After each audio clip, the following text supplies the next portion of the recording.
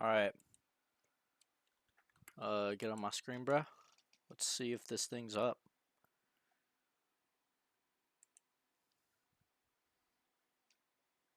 Alright, there it is. Hey, I know that guy. Alright. Hey, let's just get into it, alright? Lock in, then clock out, alright? Let's just get right into it, alright? We're doing another stream here today. Put your bitch on another bitch and hit them both. All of a sudden, he a friend when I send that bitch at the when she want attention, she describes it as a both. I forgot to mention she was mine before she yours. I have a good feeling about this Rocket League gameplay today. Yo, if this music starts getting copyrighted and getting my stream takedown, we might need to take a break on the music, alright? But for now, we're going to lock in, then we're going to clock out, alright? Let's just float around and get used to it, you know? Just float through it, you know? Alright, let's go.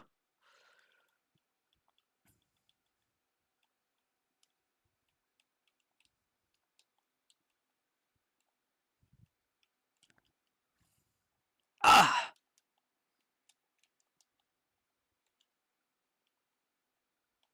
No! It's alright. I didn't mean to scream that loud. It's just the first thing. Let me crack open a beer real quick. I'm just kidding. It's like 8 a.m. That would be crazy. It's like it's flavored water, not beer. Alright. Let's go.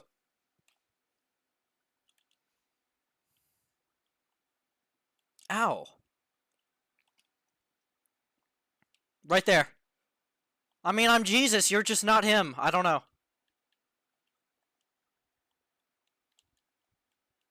Sorry, is that blasphemy? Are you not supposed to compare yourself to Jesus? I'm sorry. I might get punished for that. I must repent. I'm not Jesus. I'm Gandhi. Let's go with that. Next best thing.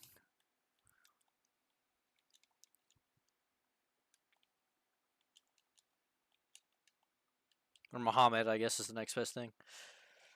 To Jesus. Maybe? I don't know.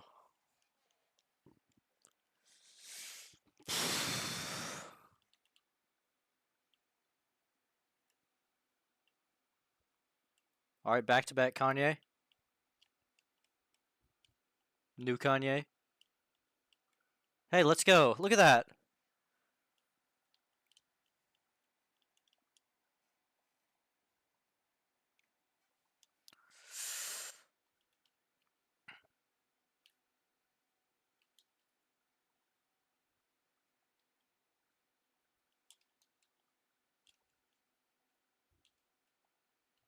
Let's go, dude! Ever since I've become Gandhi, this has been going great. I'm just scared. I'm just a little scared because I called Muhammad second best to Jesus. I don't want to be on any lists. I don't want to get involved in all that. I don't want to get in the middle of that, you know? Okay. It's alright.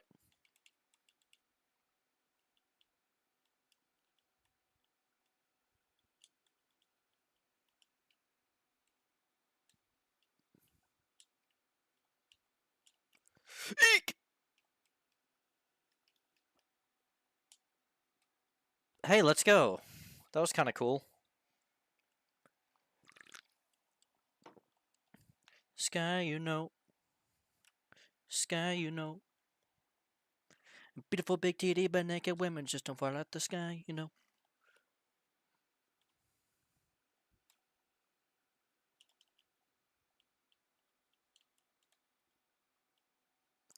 Magic John.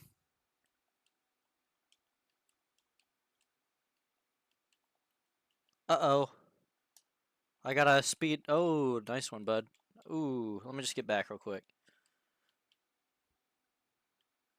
It's alright. My controller's completely scuffed. Like, my B button gets, like, stuck. It doesn't go all the way down. My My sticks drift sometimes. They like slowly look up when I'm playing Roblox, or I'm not even using my controller. It'll just slowly look up, and I have to finagle with it. It's really annoying. And sometimes all of my USB devices just get disconnected from my computer, including my headphones, which I hope doesn't happen during the stream because that would completely screw up the audio and the microphone, and it would I would just have to restart probably. And that's it. No, you. No, you.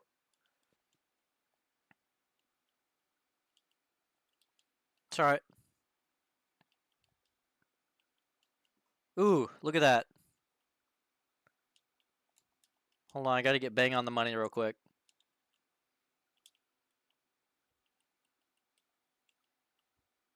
Yeah, nice try, bud. That was a little too fast for my liking. How did that even... Oh, he did a freaking bazooka. My teammate gave him a bazooka. That's crazy. It's alright.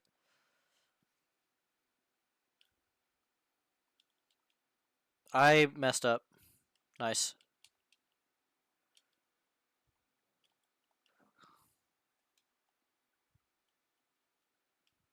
Dead.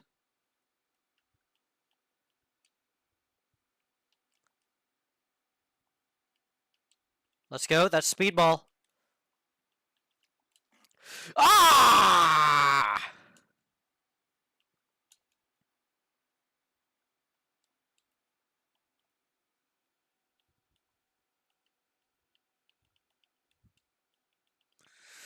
We got this. Oh, look at this. I missed.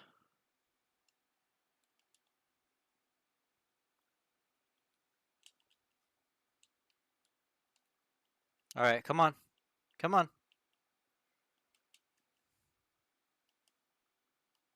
Oh, really, dude? It's alright, we're going fast. They can't compete with our speed.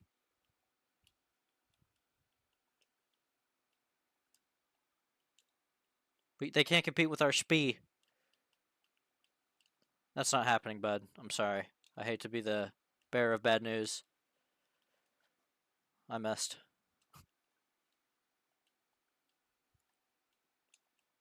Oh, my B button got stuck and I got screwed up, dude.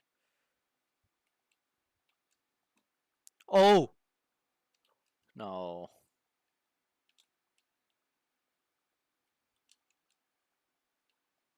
Alright, let's lock in.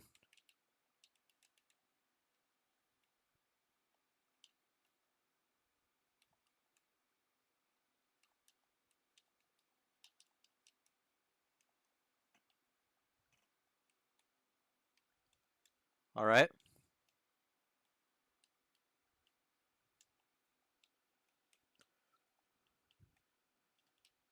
We got this, we got this, we got this. No, no, no! It's alright, it's alright, it's alright. It's okay, it's okay. Let's not freak out real quick.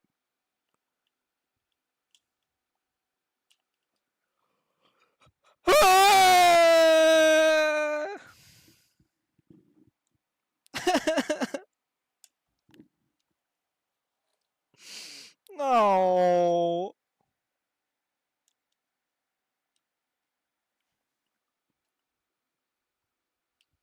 Oh, dude. Wait, no. It's alright.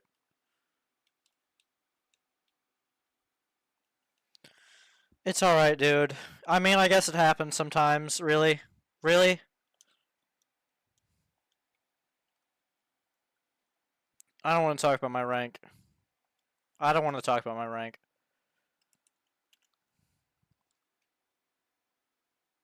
We still alive? We're still alive.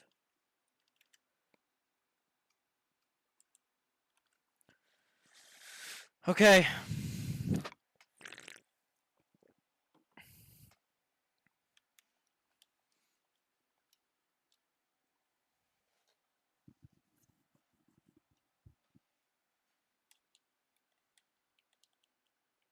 What a great song.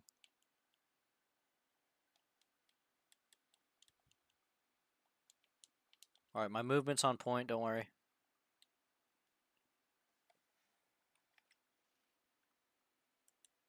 Get out of here.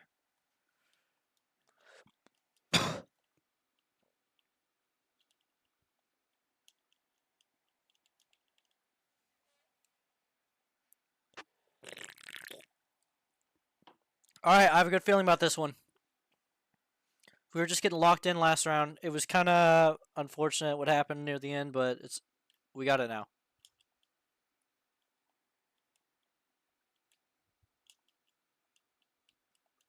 Alright. Okay, bouncy. Your boy is bouncy. I missed. Alright, watch this, watch this, watch this. Set me up, set me up. I just floated right past it. It's alright, we got it.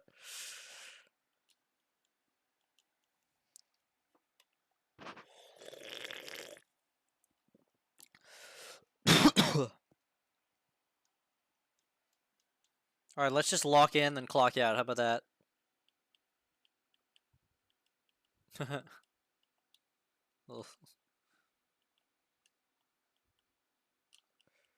Really? Get that. Nice. Okay. No! I can't hit the ball. I can't hit the ball. There's a force field around it, I think. Nope, there's not. I got it. I got it. I missed.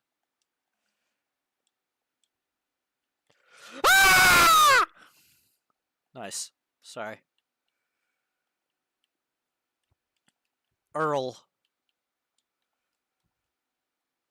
Nice. I'm dead.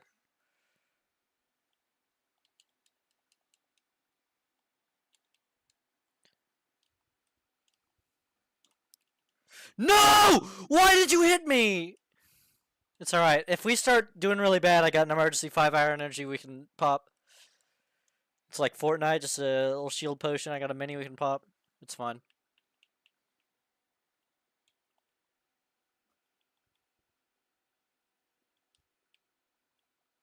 Stolen. Right there? That was too hard. I'm sorry. That's my bad. I went over. Alright, you get that, bud. You get that, bud. Oh, I'm captain. Alright. Nice. You just missed. Alright, I'm commander. Ooh, let's go. No.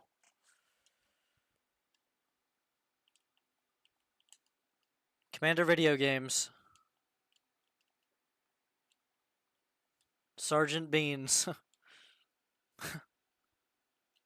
What a great guy. Uh-oh. Go! Right there. Poop.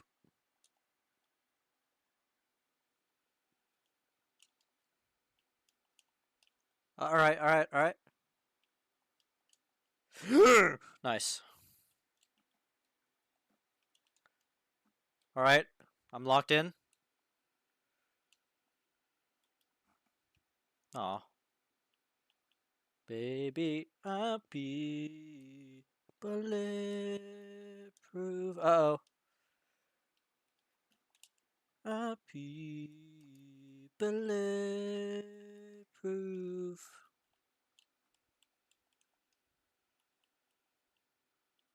Okay, I can float. Uh-oh.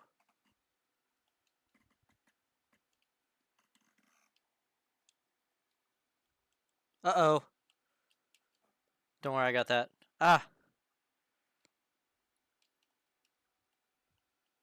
Okay. Good lineup, good lineup. I got that. Yeah, if I would have missed that, I would have cried myself to sleep every night for the rest of my life, probably. Maybe not, but I got it, so we don't have to worry about it. We don't have to worry about that timeline.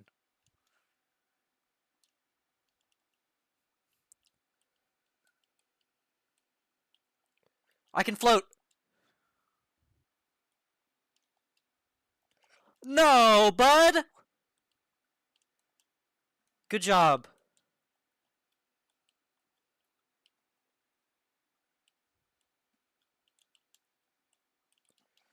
My B button is really bad. It really sucks. It's a really bad button right now. It's just not performing as it should. Like, I tap it and then it just goes off the wire, dude! That's alright.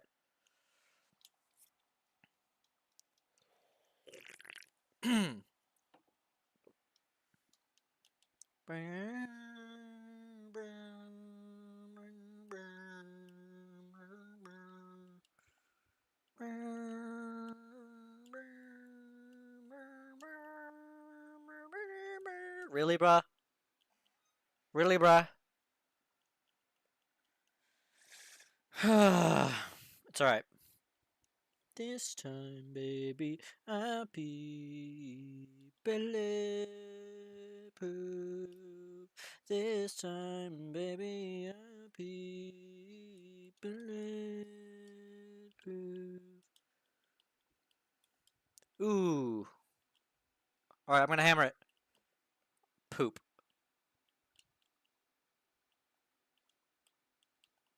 Yeah, you can't float. You can't float, but I can. I can float.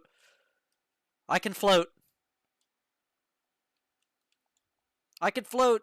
It's over.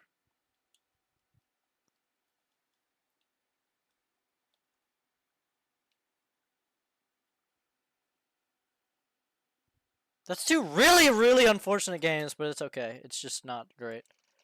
Let's just make sure we're still alive. I think that's all the information we needed. Alright, let's go. Let's keep going.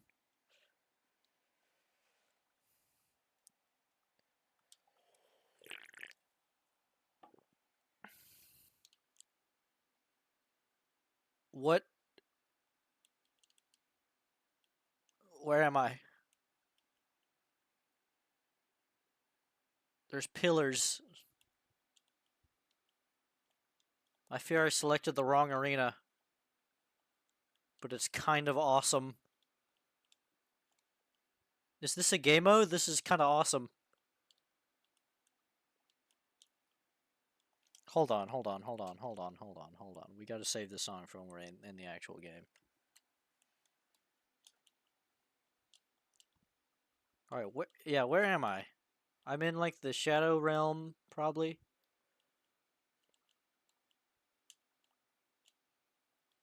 Alright, let's go. Let's go! Alright, if I lose this game, I'm popping the 5-hour energy. Maybe. We'll see. We'll see what happens. Because I'm pretty jazzed right now. Energized. Guy didn't go. I don't know why. Uh-oh. Jais is just the new slang for energized, by the way.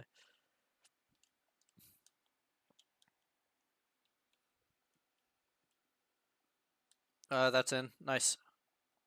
Congrats, guys. That was really cool. That was cool. That was really cool. That was a really cool shot right there.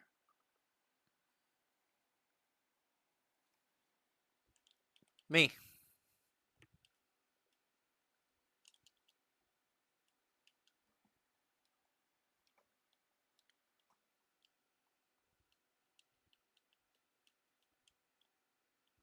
Move. Ah, you loser. Oh, I got it. Sorry, that was uncalled for. It's just he got in my way.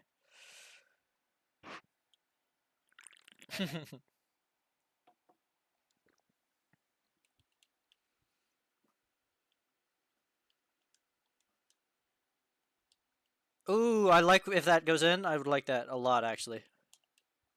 Go in. Please. That would be awesome. That would be really cool. Oh, it's unfortunate they didn't get that. That would have been really cool if they would have got that.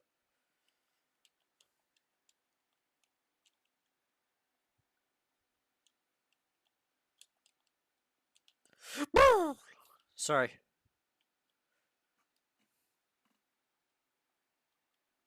Dude, I know the mathematical equations. Dude. Watch this. I hit it knowing exactly where it would land. Right there. Boom. Right there for you, bud. Right there for you, bud. I know the mathematical equations now. I've done the calculations. Uh-oh, it's over 1,000,000,000 degrees up in here. Things are heating up. I did that on purpose so that I could get a better angle. Everything's about angles and calculating the distance between them. Like right there, I knew exactly what I was doing. You just have to think about it.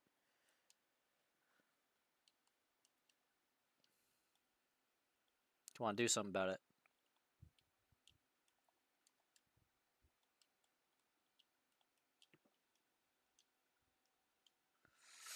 Uh-oh.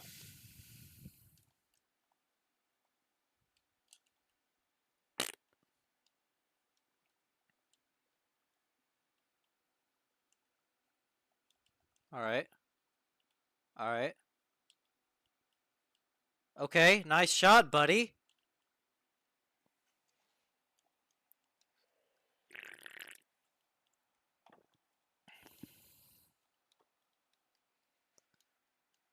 Nice little roller. Kansas City roller right there.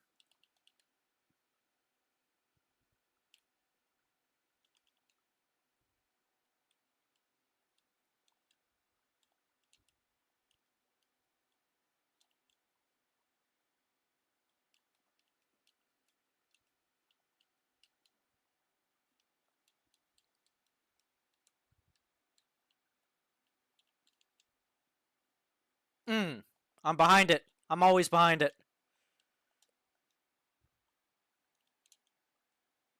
I'm always behind the scenes.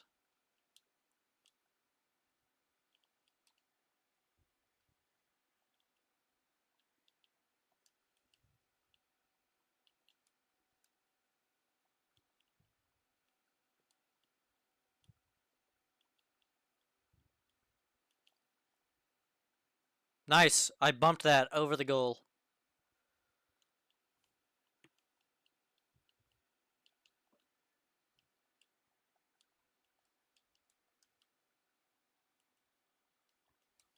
Nice. They can't even... I mean, dude, you really had to steal that from me? That's fine. I mean, I bumped it, bruh.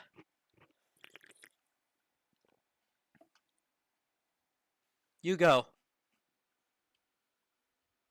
Alright. I mean, you could squirrel, I guess. That's fine. Freaking squirreling out over here, dude. I mean, I squirrel out on occasion, but... when Buddy's just harvesting nuts, I don't know what to do about it, you know? Like, harvest your nuts on your own time, dude. Not on my time. I'm not getting paid by the hour, you know what I'm saying?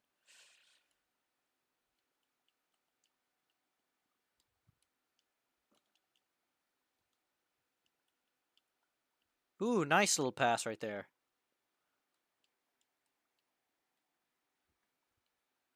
Oh, good job. They did a good job right there. That was a little congratulations.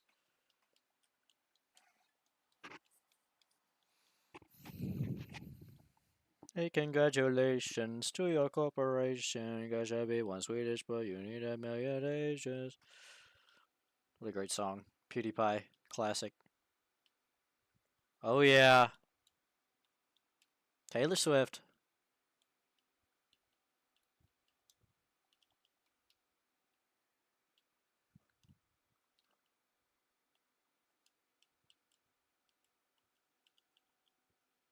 Nice.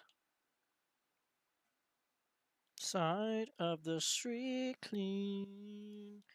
You wouldn't know what I mean.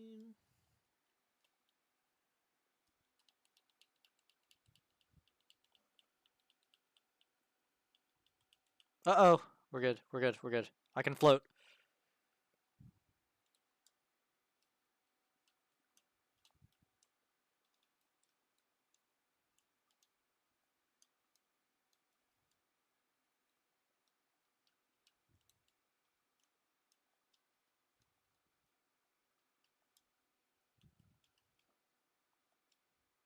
Binkerton. Binkerton. Give up, bruh. Give up. I wonder if I throw my controller at the wall if it'll fix my B button, because it's really bad. B for bad, I guess. Oh!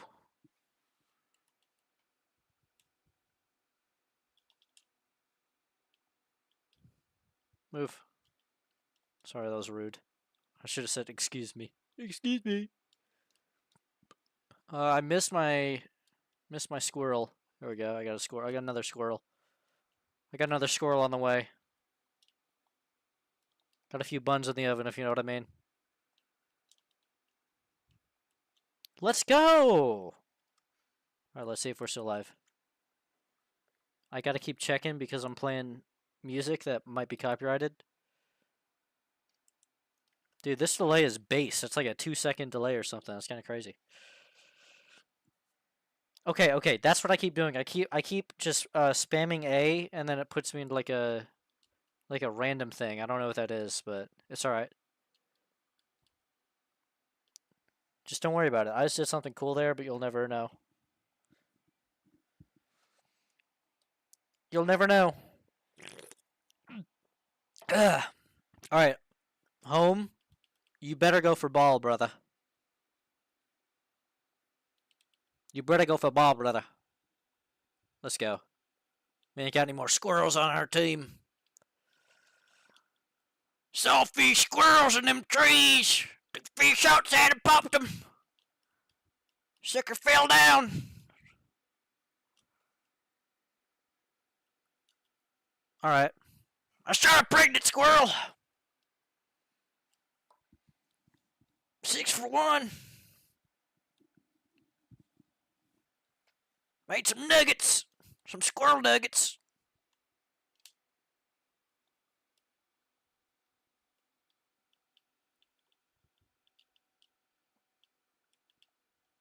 Uh-oh.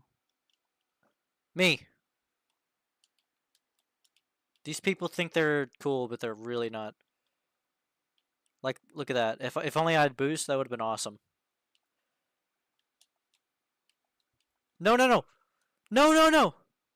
What happened? It's alright. Let's just get squirreled up. Nuts. Oh, nuts. Nice. No, it's not.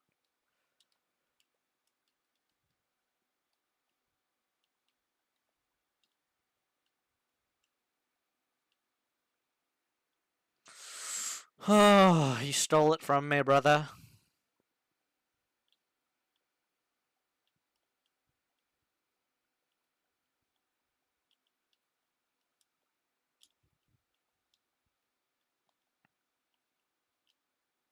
Aw, brother.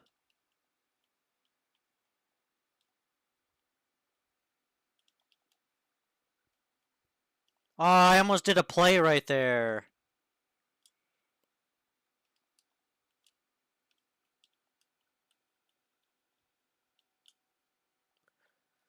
Come on, this is alright, this is alright. This is alright.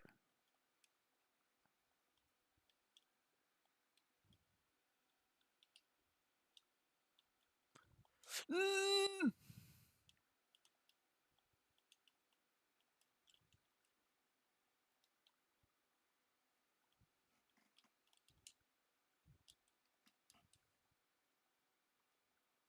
Aw. That was the end of me.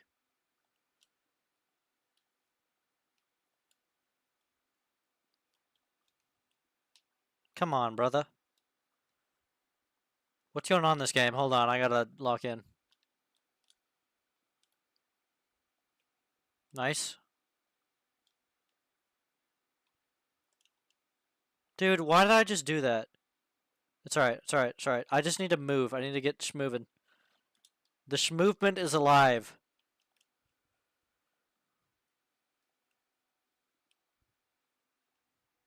I need to get schmoving.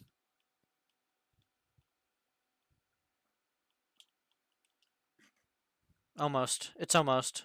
Which is nothing. Almost is literally nothing, by the way. Almost means nothing!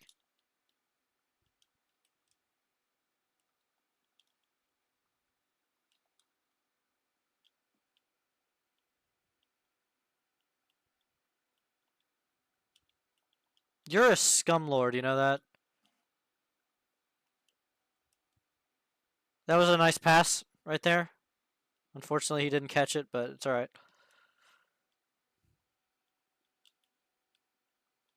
Got it. Or it just goes up there. Ooh, look at that. Look at that. I got that. Nice, dude. Now we got ourselves a game. I'm hella stocked up on NFTs right now. I'm ready.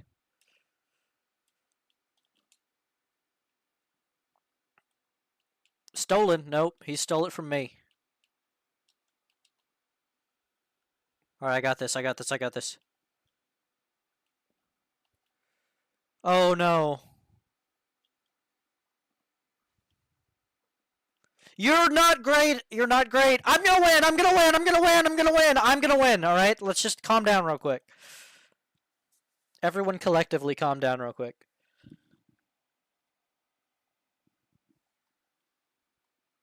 Alright, alright.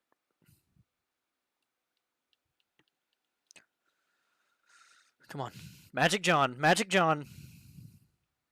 You are not a great person. I want you to know that. Okay, this is awesome.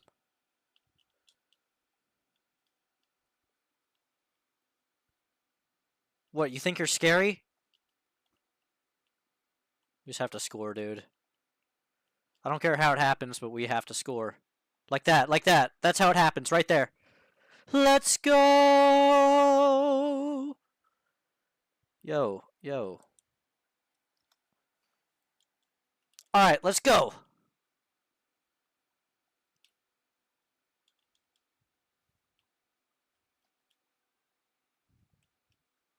Okay. Oh, nice, nice, nice! I'm God, I'm God, I'm God. I'm sorry, that's even more blasphemous, I think, but I had to say it. I'm beginning to feel like a rap god.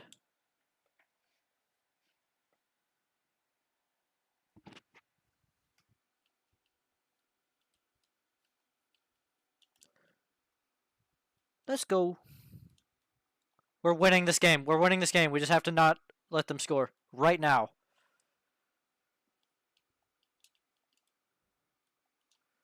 Let's go.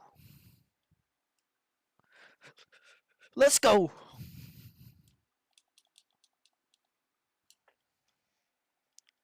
That's a game right there. That's how you win a game.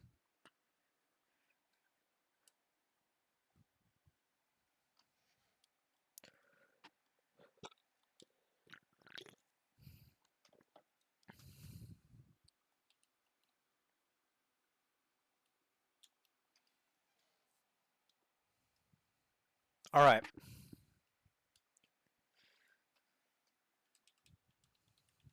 This is amazing.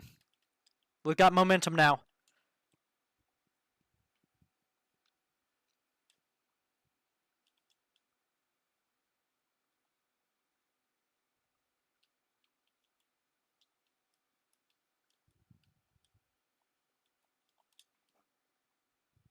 Mm-hmm.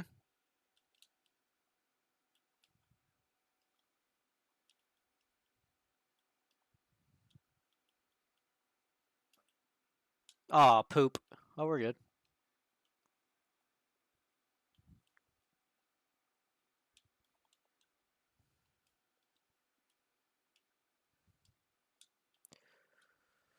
Woo!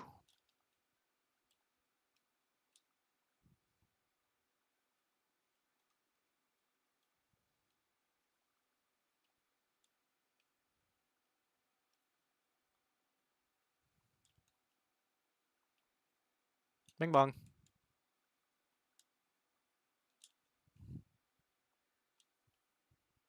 Bing bong.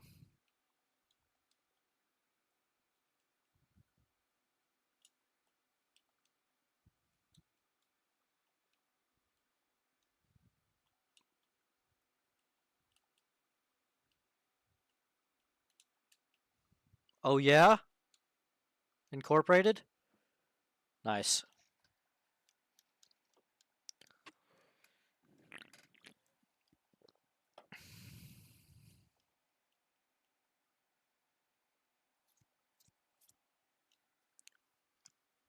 Me. Are you?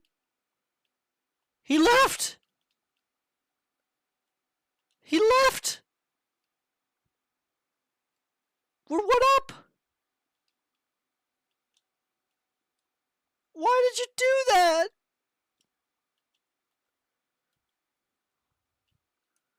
Why did you do that?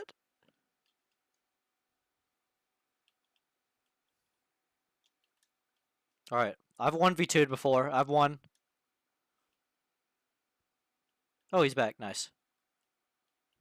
Had me scared there for a second, alright?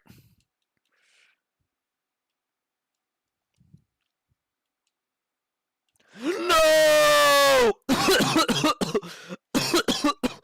I shouldn't have done that sound, dude.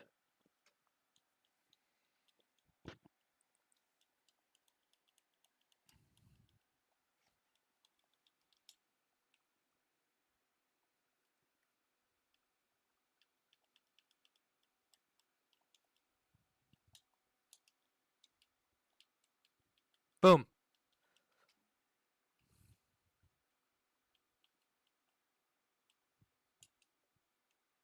You can float, you can float. Nice.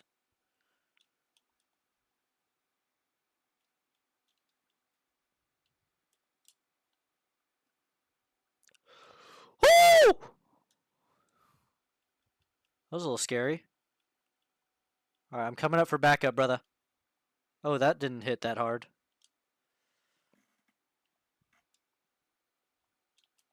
Nice.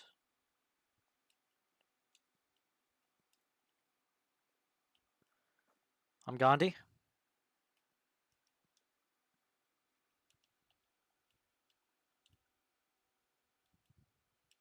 Oh, that was really close. That was a really good try, buddy. That was a really good try.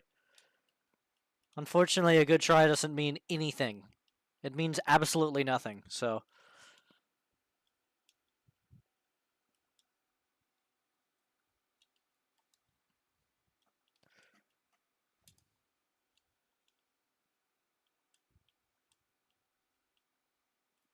Okay, I can float, I can float, I can float. Don't worry about me. Okay, it just went in. That's fine.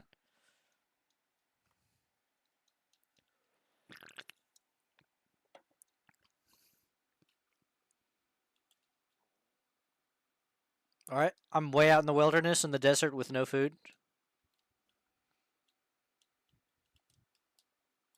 My B button is broken. My B button is broken. My B button is broken. My B button is broken. It's broken. It's not working. It's not working. It's not working. It's not working at all. Okay. I mean, that's really fun. I really like that. It's completely stuck. The B button completely just does not work. Why is... I mean, we completely lost that point because the B button wouldn't work. That's awesome, though.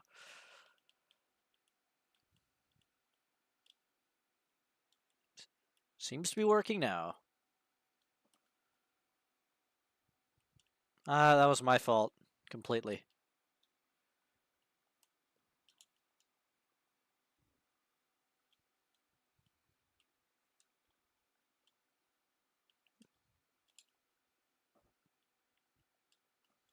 Nice. Okay, little Binkerton right there. Let's go. Let's go!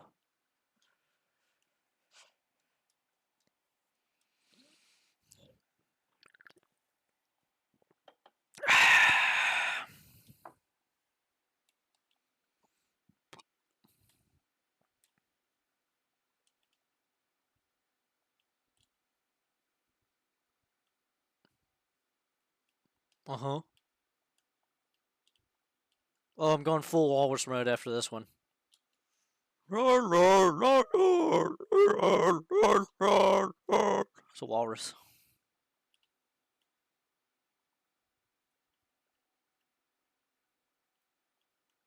Don't you worry about me. Let's go! How? Let's go! I am the brick wall! I am the brick wall! Okay, I wasn't there. The brick wall was no longer standing. That's really, really cool that they did that, though. That's really cool. I mean, what a play right there. That was fantastic. What a great job you did. I wasn't there. I would have got it, though.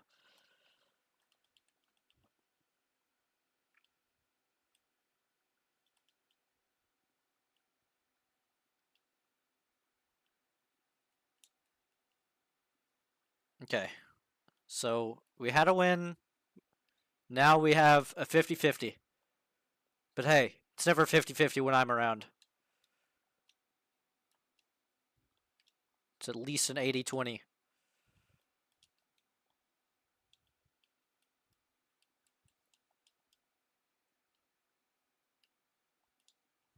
Uh-oh.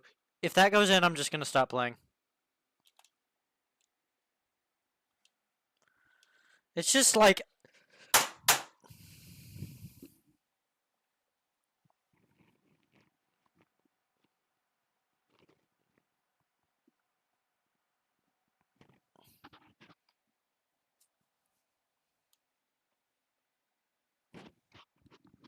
I'm dosing up, I don't care.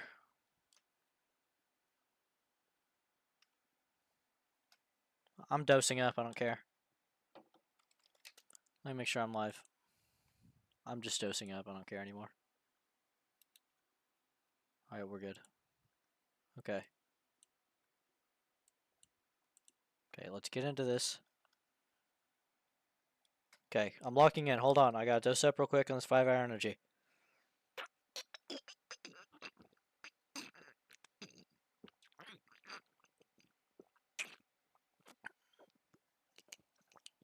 Ah! Ah!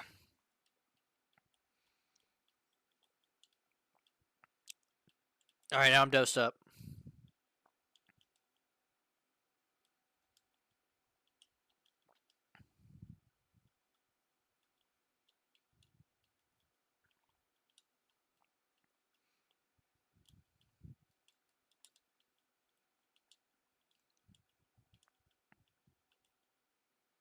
I can float.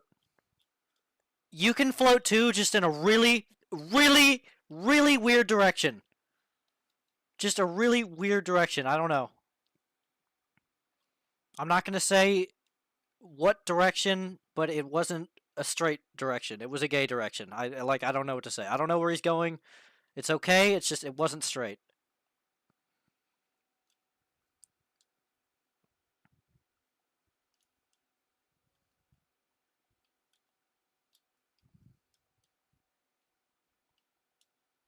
All right, I can do this.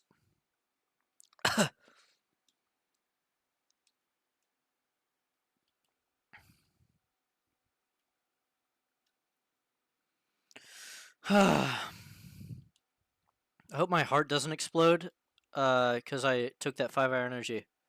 Because I've always been scared to do like Monster and Red Bull and stuff, because I think people's heart explodes sometimes, rarely. That would be kind of unfortunate. Some kid in my neighborhood died. His heart exploded. I don't know if that's what happened, but his heart stopped working. I don't know if it exploded, but it's pretty sad.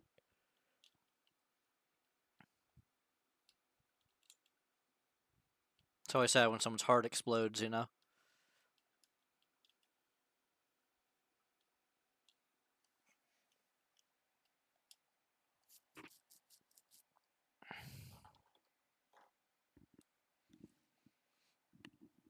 I thought it was an old person originally because my mom told me it was a senior. A senior died of a heart attack. And I thought she meant like a senior citizen, but she meant a senior in high school. So at first I was like, oh, that kind of happens, right? But then I was like, whoa, senior in high school, that's terrible. I mean, it would be terrible if it was an old person as well, but I mean, that's kind of expected. That's kind of like a given. At some point, it's just going to stop working, right? Just hopefully not in high school, you know? That's really unfortunate.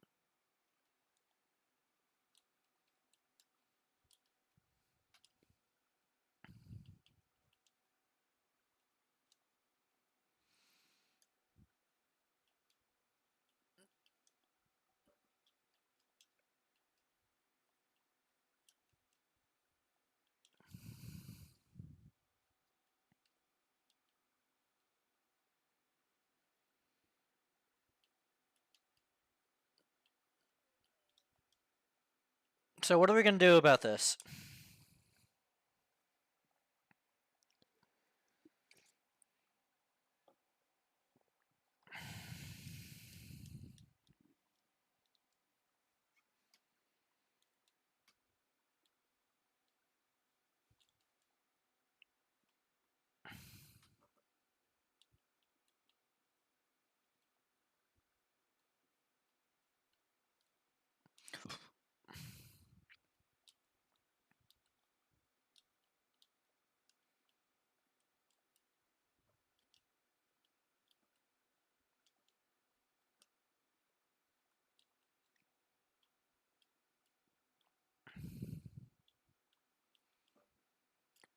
Dude, I juiced up, but it's not working.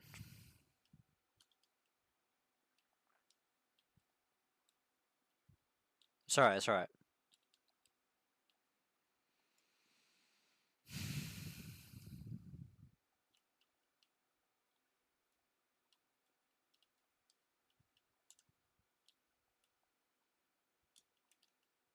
If that goes in, I'm just gonna cry.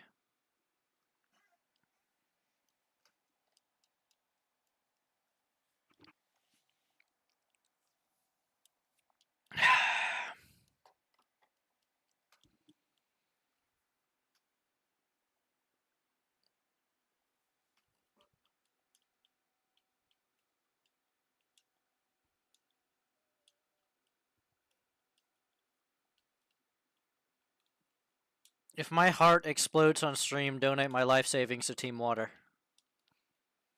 And make sure I go viral. Put my story out there. This stream, if my heart explodes, put this stream out there. Donate it to Team Water. And make sure I go viral. Make sure XQC watches me. That would be awesome. Only if my heart explodes, though.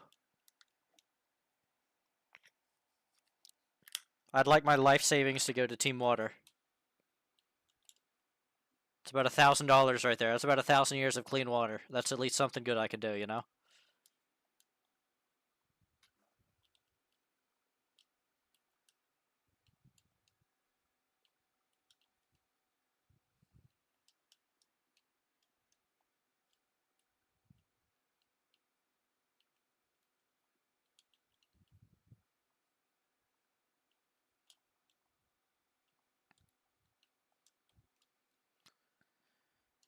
Come on, right here. Okay. I mean, a Vietnamese man took a shit in my mashed potatoes. I don't know what to say. Let's just move on to the next game. How about that?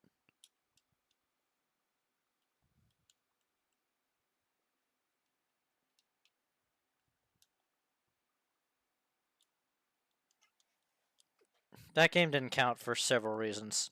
Alright.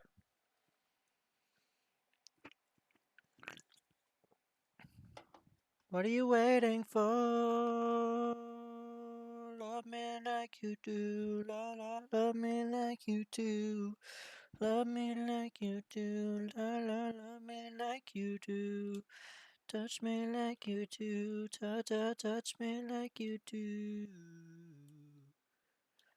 What are you waiting for?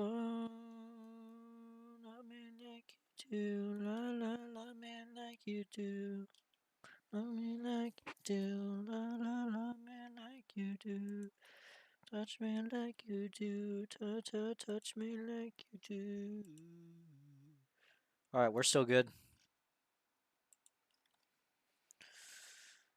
Alright, let's go, bud.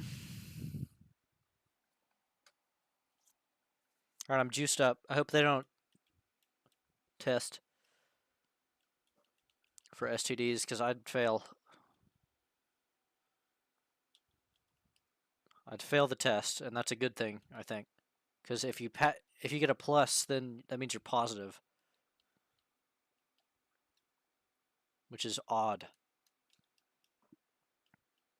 Your phone was broken, just forgot to charge it. Oh, outfit you're wearing, God, I hope it's ironic. Didn't you just say you finished? Didn't know we started. It's all just so familiar, baby. What do you call it? Stupid. Or is it slow? Maybe it's useless. But there's a cuter word for it. I know. I can float. Barely. I can barely float. I'm like a little deflated balloon up in here, brother.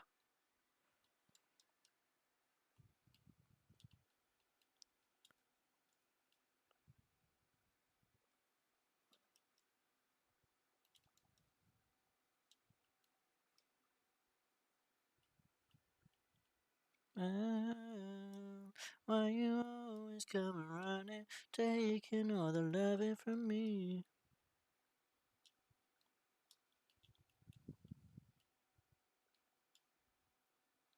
Why so sexy, you're so timid, I'm so right, but you're so long. If I'm not there, it won't get done. I choose to blame your mom. Man, child, why you always come? Oh, I was gonna float there.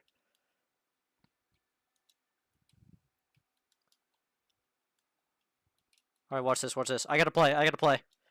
Oh, he hit me. He hit me twice. That kind of screws me up.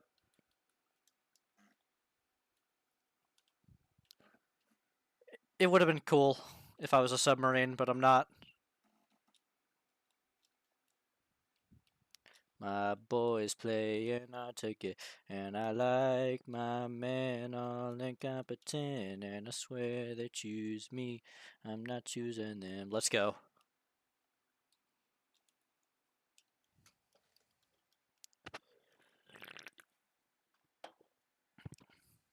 I fear I'm locked in.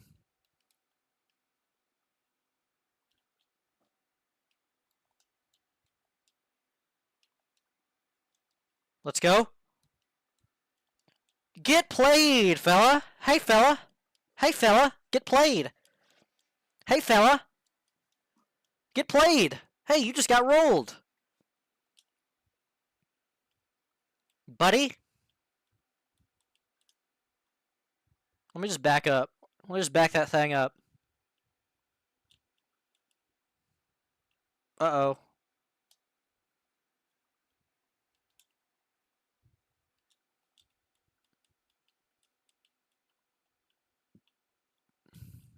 It's alright.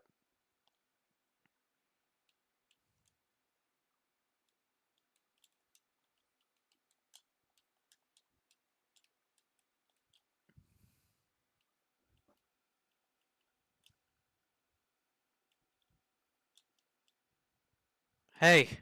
Here's what it is, cuss.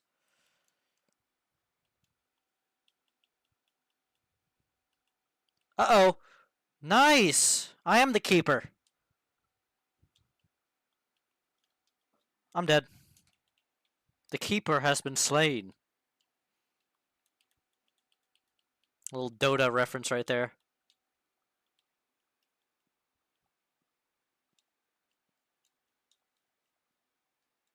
Name ever, first name greatest. Like a sprained ankle, boy, I ain't nothing to play with.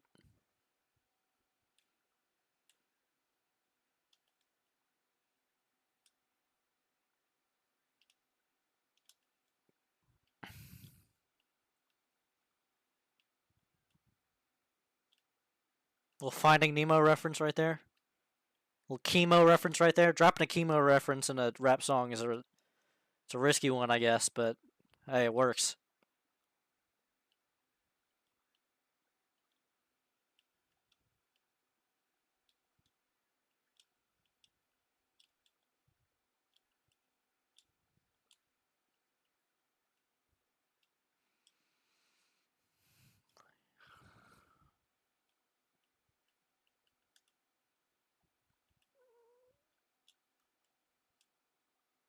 Hey, they're politely getting rolled right now, by the way. Politely, they're getting rolled.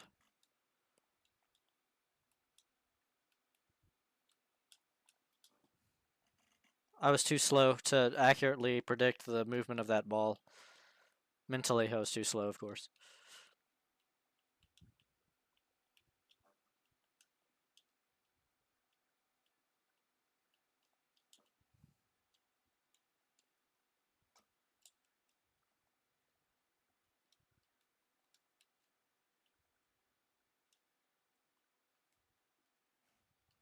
That's an interesting line, Kanye.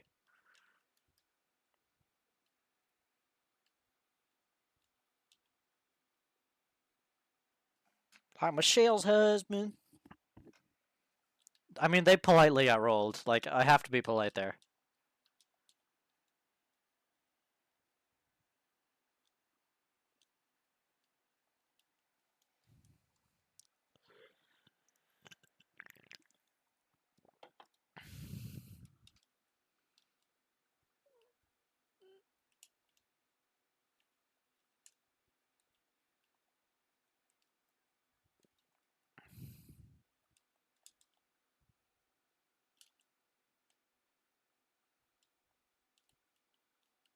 Let's win the next game. How about that?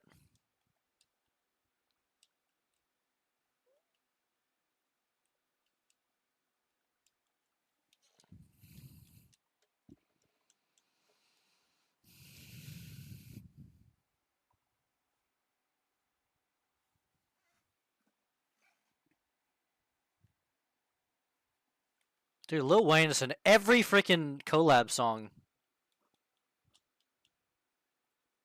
I think Eminem's in the song as well. That's kind of crazy.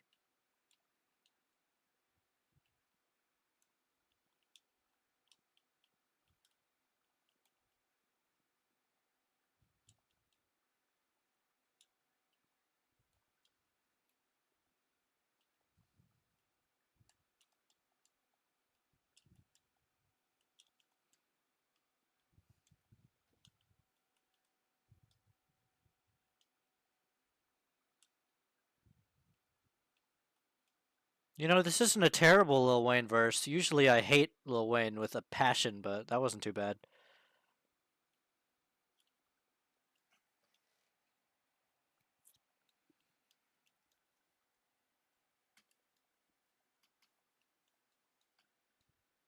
That's nice little goal right there.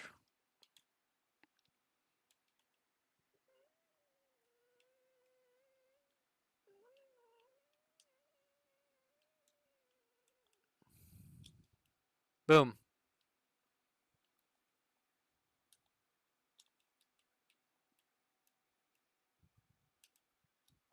Rip Bozo. Nice.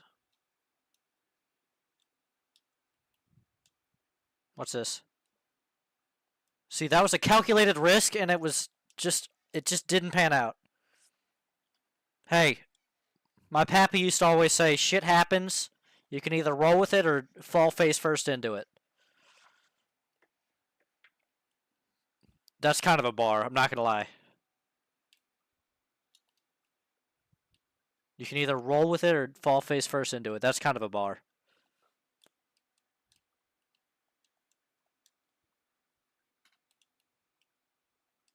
Uh.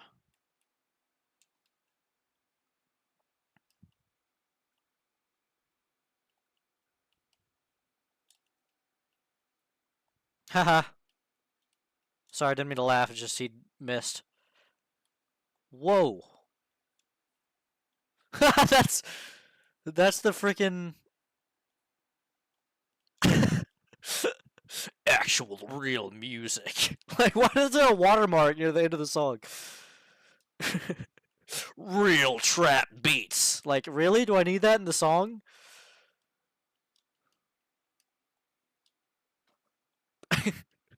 Real trap music.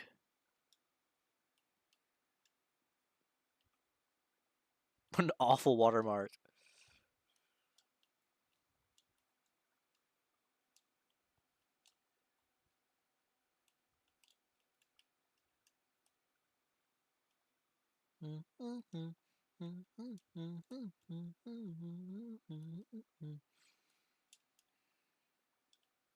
Poop.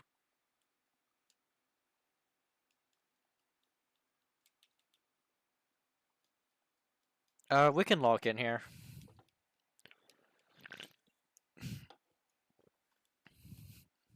Real trap music.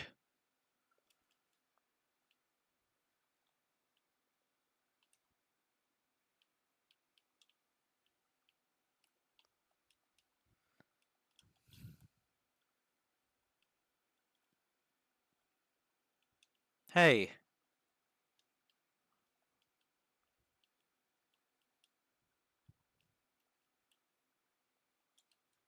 Hmm. Alright, we have to win this game. Hold on, hold on, hold on.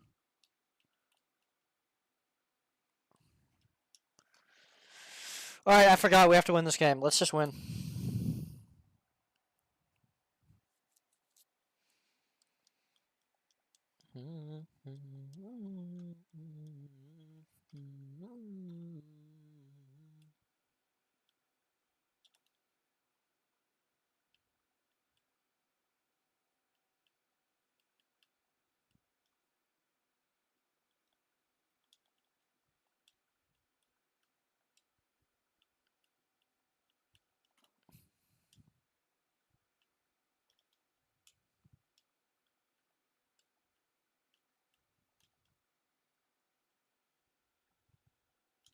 Hey.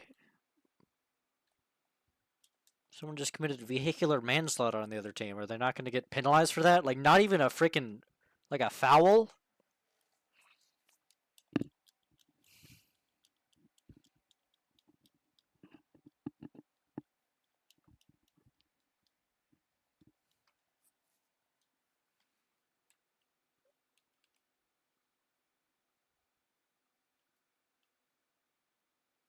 Dude, Travis Scott is great at, like, he gets some auto-tune on his voice, and he waits until he's, like, just about to go to sleep.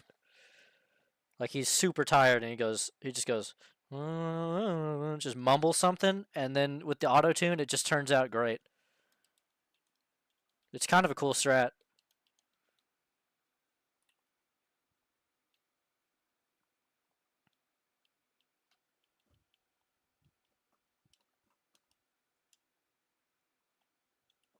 Uh-oh.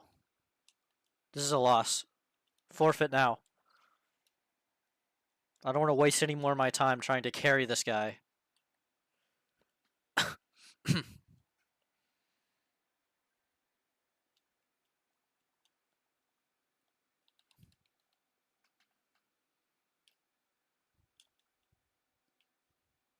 Oh, I'm floating.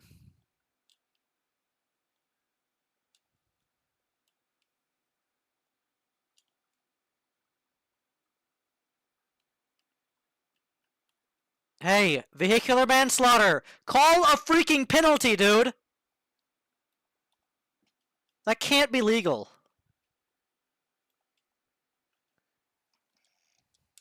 Forfeit, dude! Why do they keep me in here? Alright, there we go. Nice. Alright, let's just win the next game. Hey. It is what it is, Gus. Alright, alright, alright. Hold on, we gotta lock in real quick.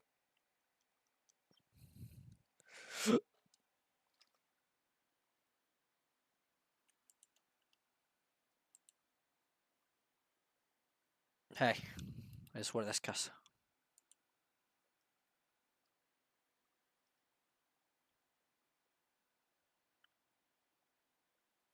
Dude.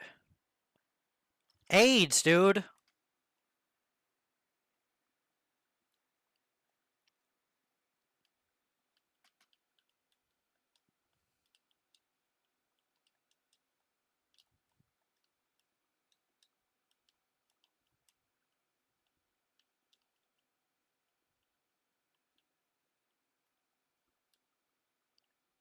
That's a high ball right there. What's this? What's this? Alright, just get over it. Hold on, I have to go fast real quick. Uh-oh.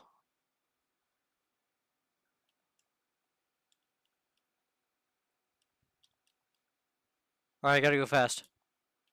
Call me Sonic the Hedgehog! Let's go? No.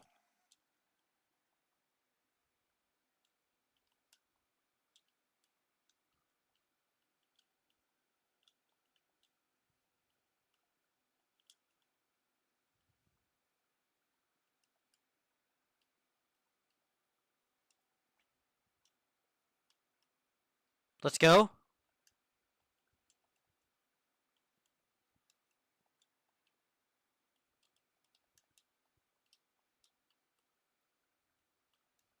Boom.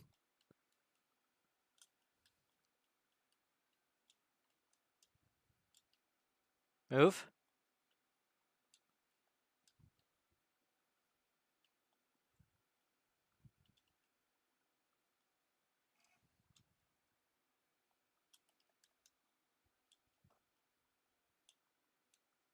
Big shout out to... Who do I shout out here to get me a win? I'm trying to think of the fattest person I could think of. I don't... Big Gay Al. Shout out to Big Gay Al. Whatever happened to that guy? I hope he didn't die. Maybe he was offensive and they took him out. I don't know. I wasn't offended personally. I thought Big Gay Al was a great guy.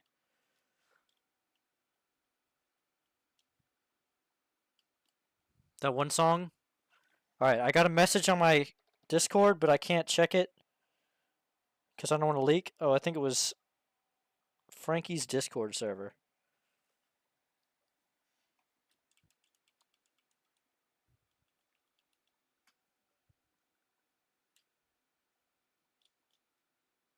Alright.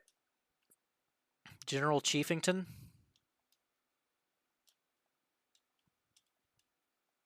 Pass it. Nice.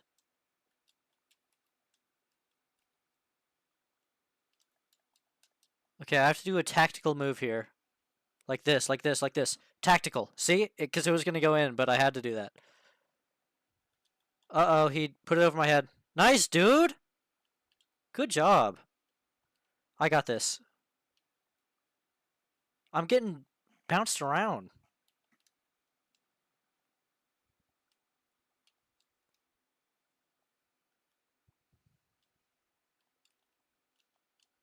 Okay. Hey, I can float too. It was just sitting there. Alright, watch this, watch this. I tapped it a little bit. Hashtag tap that. Okay, you miss, but I never miss, so it's alright. I never miss. No! Literally! I can float! I can float! My floating is just a little slow. I'm a little weighed down right now. Uh oh, my B button! My B button! My B button. We'll just see what happens.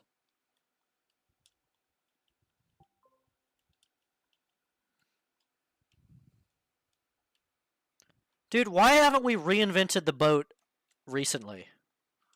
Like, we reinvented that a couple times, right? Originally, it was the, classic, like, wooden log. Little hollowed out wooden log, you just throw it in the water. Shit floats, you know what I'm saying? And then we had the bigger wooden fellas, where it wasn't just a log, it was like crafted, expert craftsmanship. And then we had like sails, the cloth sails, the wind catches that. That's pretty good, but inefficient. We had like oars where you row with these little wooden planks. Uh-oh. And then eventually we had steamboats, which that was cool. Because I think you just put coal in there and then it heats up super much, and then you have some sort of fulcrum to make it convert to power somehow, probably with some sort of wheel or a pulley, some combination of the three. Right? And then eventually, after the steamboat, I guess we had... Because, like, was the Titanic a steamboat? I don't think so, but it was a long time ago. Eventually, we had, like, fuel, like gas-powered boats or something. And I guess that's what we have now. Do we have electronic boats? We gotta have... someone's had to have made an electronic boat. The next evolution of boats is for sure the hydro boat, which it's going to be a boat that's powered by water. So it's like it converts the water, I guess oxygen in the water or something. I'm just going to leave the game. It converts the water into power. So like as it's going, it'll collect the water and then it'll have some sort of hydro pump or something. Because this is a real theoretical, real theoretical. It's real. It's not theoretical, is what I mean. It's a real thing. You can convert water into energy, right? Because I mean, what the hell is a dam, right? That converts water into energy because that's just pressure, but that's a lot of pressure. So I think that's a little different. But I think hydro. I think they can. Because I saw in a Mr. Beast video, someone had a hydro car. Where it converted it converted the oxygen in the water into power or something. So I think that's something to think about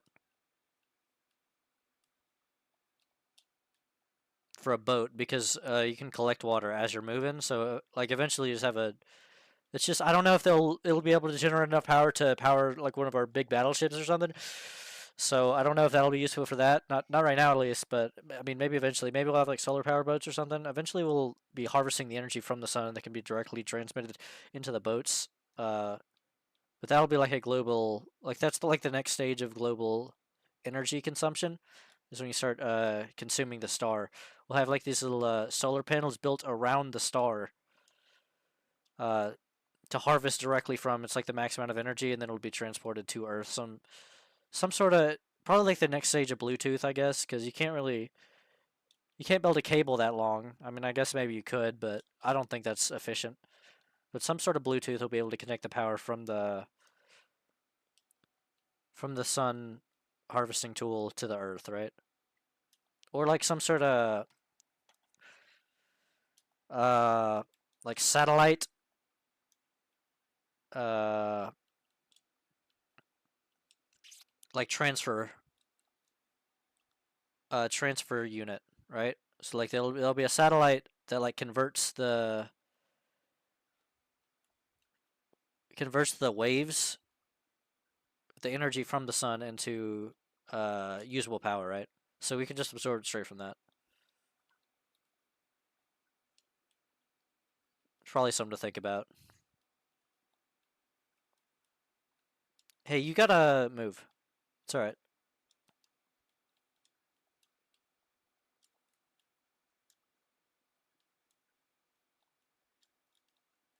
Really, dude?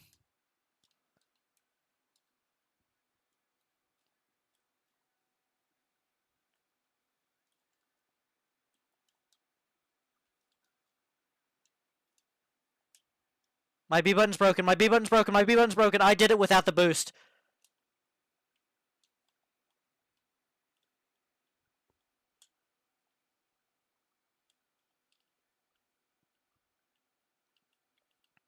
Alright, let's see if he can float. I can float for sure. I can float for sure, buddy! You're an illegitimate ruler. The gods shall curse you. You are an illegitimate ruler. I'm favored in the eyes of the Lord.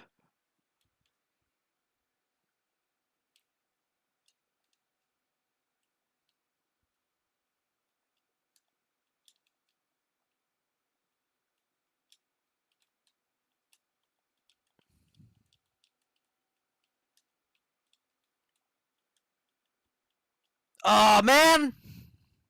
I pooped myself midair. That's why I couldn't get to it in time because I had to clean it up. And eventually, that's what cost us. Was the diaper being emptied.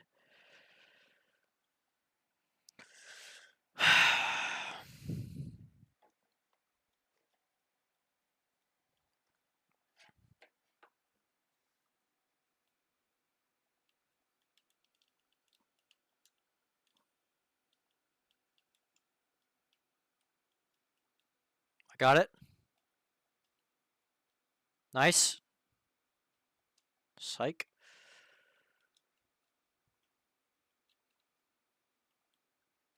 Yeah, that's not good. That's not going in. That wasn't very great. You want to see a play? This is a play.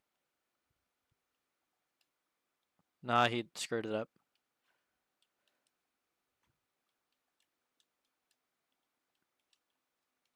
Watch that. Watch that. See where that goes.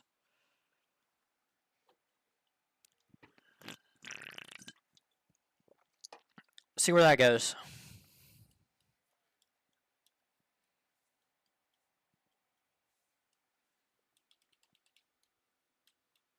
Let's go.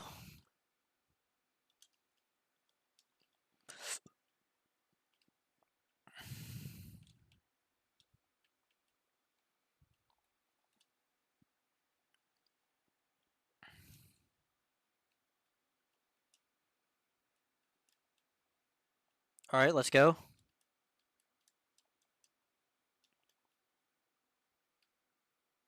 Hey, I'll take it.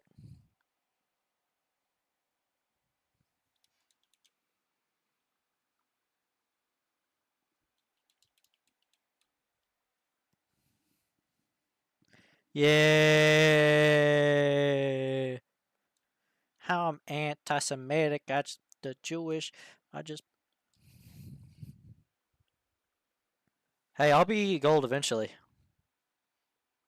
Hold on, I just gotta look at this real quick. All right, we're good. I just muted the tab. It's all right. Let me just make sure this is still working. Hey, look at that. We're still rolling strong. Still going strong.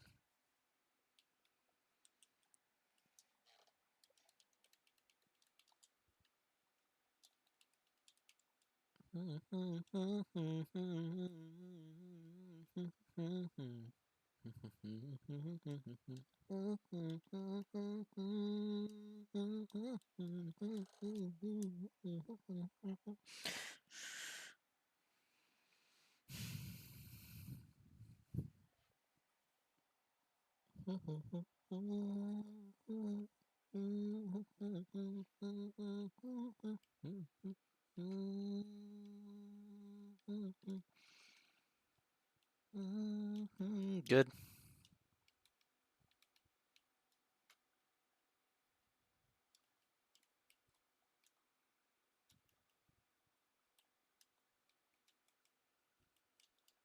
GG.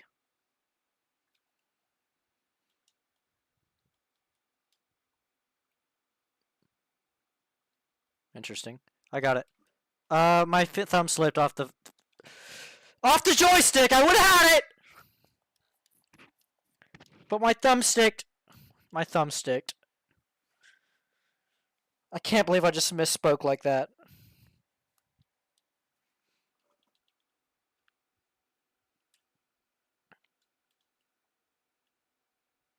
A little high there.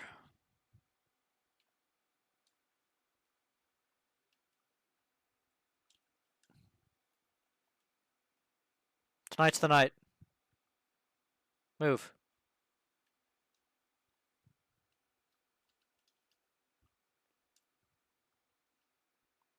Just go in. Just go in. Let's just be done with this game. Christ.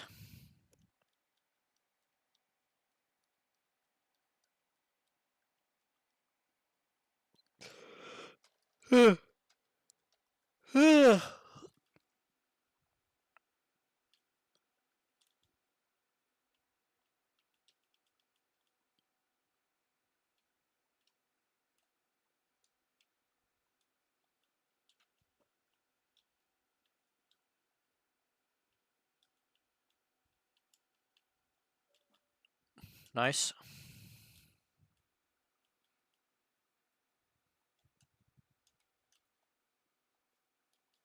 Nice.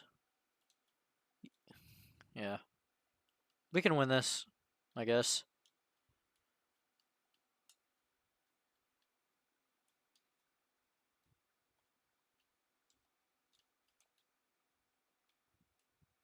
Really? Surrender.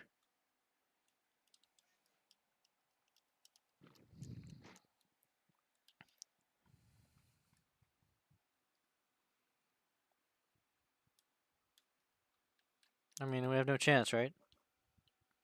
You know, if we win, I'll donate. I'll donate nothing. I'm gonna be honest. I was gonna say I'll donate like $20 to Team Water or something, but I'm not gonna do that. So I'm not even gonna lie. But we're not gonna win, so it doesn't matter.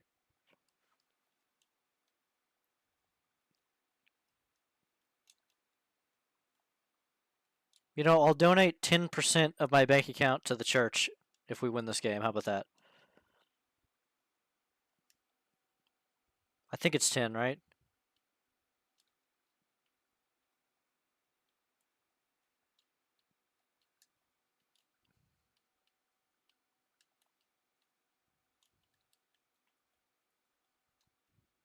Alright, this game is for the Catholic Church.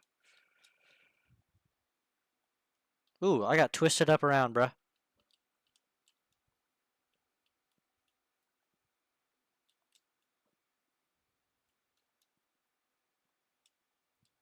Hold on, I was kind of dribbling for a second. Hold on. No. I thought I had God on my side for a second. Let's see. We'll see.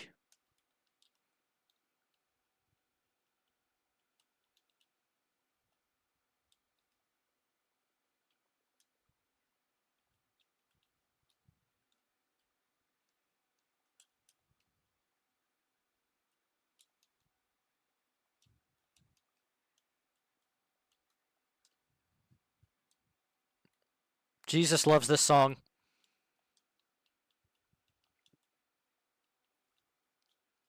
Nah.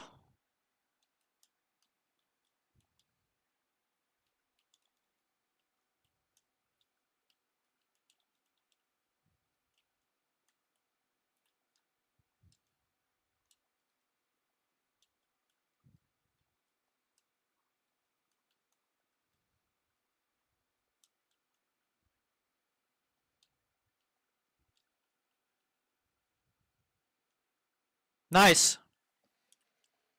Don't worry, God is on our side. We might be able to pull this back.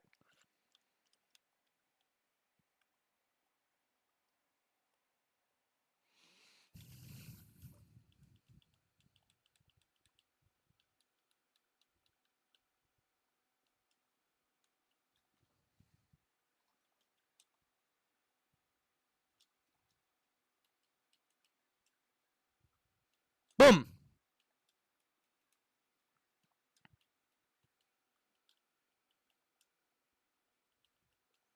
Dude!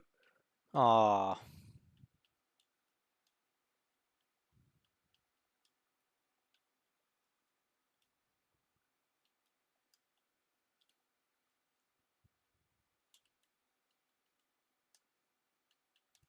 Come on. Come on, we can't lose. Father Nelson is going to be disappointed. Let's go.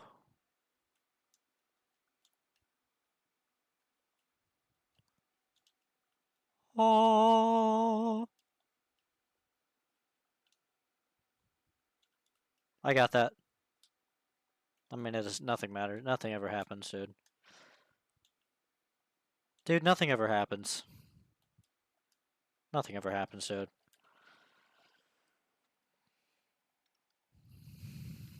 Nothing ever happens, dude. Alright, we gotta do a quick reset, alright?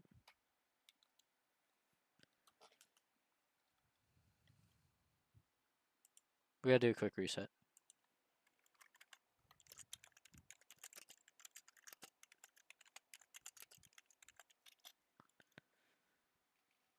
Alright, let's do a quick reset real quick.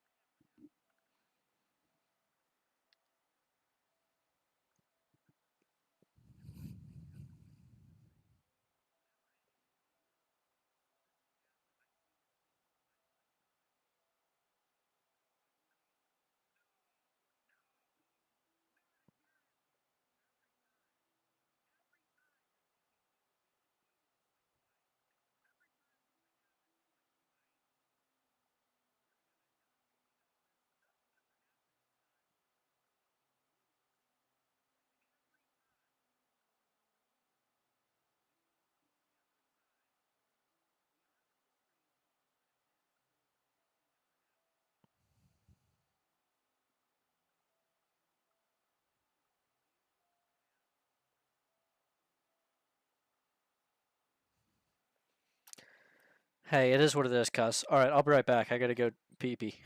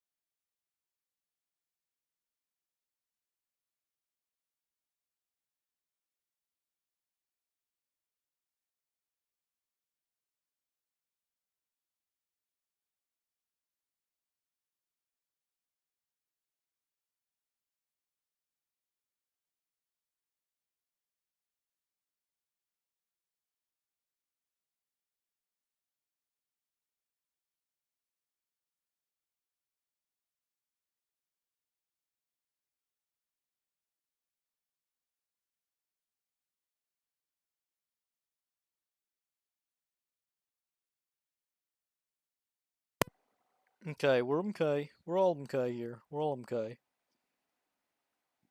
Alright, let's see. Okay, it's 9:57. I gotta eat a banana and some almonds at 10, and that's, let's do the math here. 7, 8, 9, 10. That's 3 minutes. So I gotta eat a banana and almonds in 3 minutes. Let's see if we can get a Mr. Queef. I forgot his name for a second because I actually thought it was Mr. Queef. Mr. Beast. Let's see if we can get a Mr. Beast video up and running, because we'll see what happens, you know.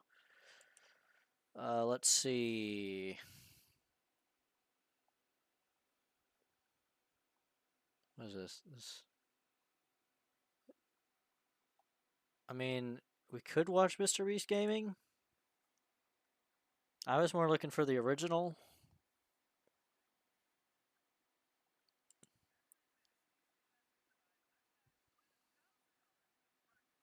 No, it's gay. It's all right. It's just I'm not gay, so I don't. Mr. Beast. What was the prison video? Let's just look. Where's his main channel? All right.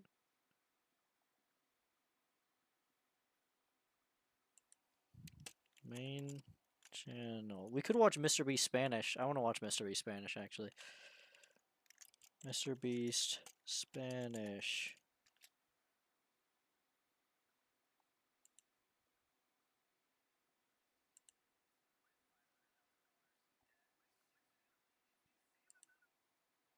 English or Spanish? I mean, this works. I was watching this video. I didn't get too far into it.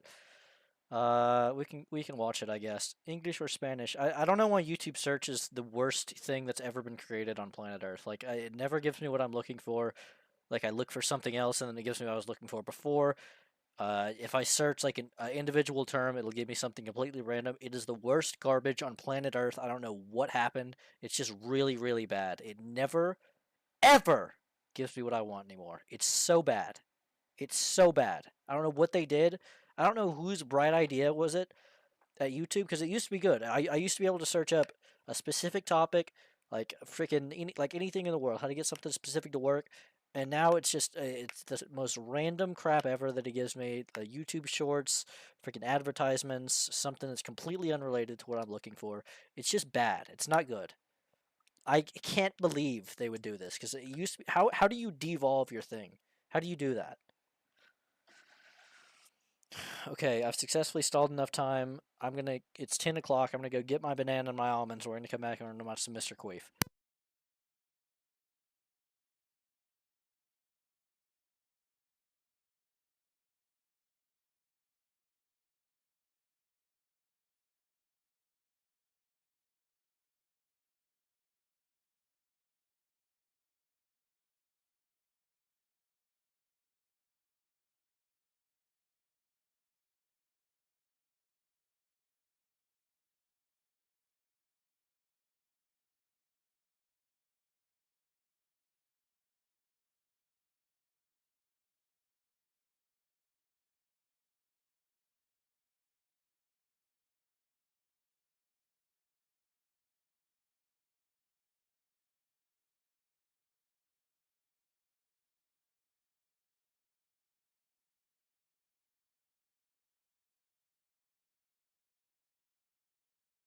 All right, let's get it going.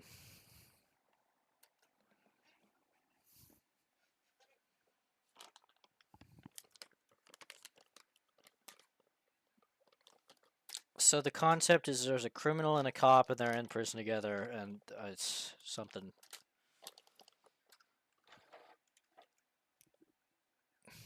Lenny.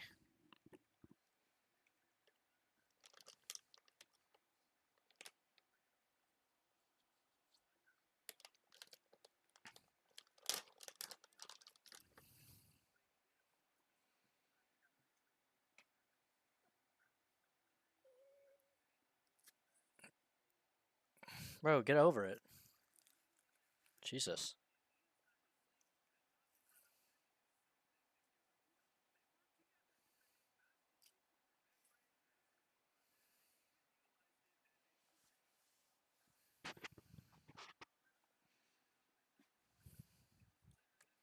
Yo, this guy looks like an accountant.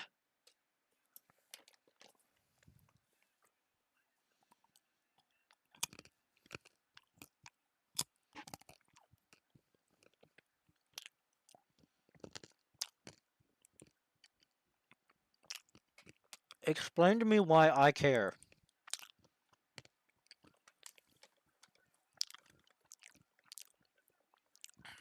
That's kind of funny.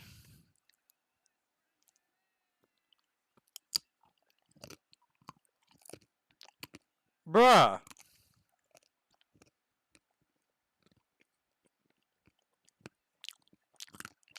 I mean, if you're sleeping like that, bruh.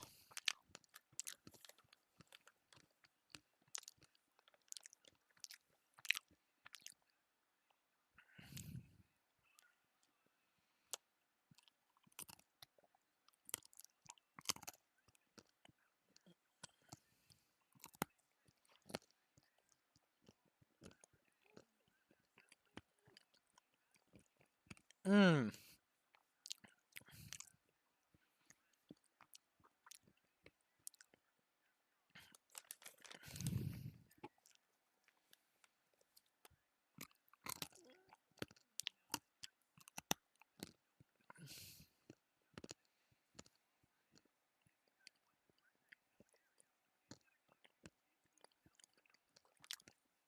Get out! Get out!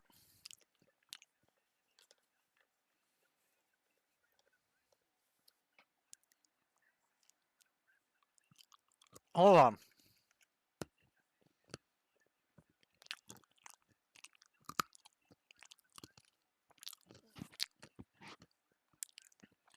That's a good twist. That's a good concept. Usually these videos get stale and boring. That's a good twist, because if one person has an advantage, the other person doesn't, that creates tension. And he always wants to create tension with these videos, but it never really happens. Like, he has to, like, edit the conversations to make them look more confrontational than they actually are. He's the arbiter of chaos. He wants chaos.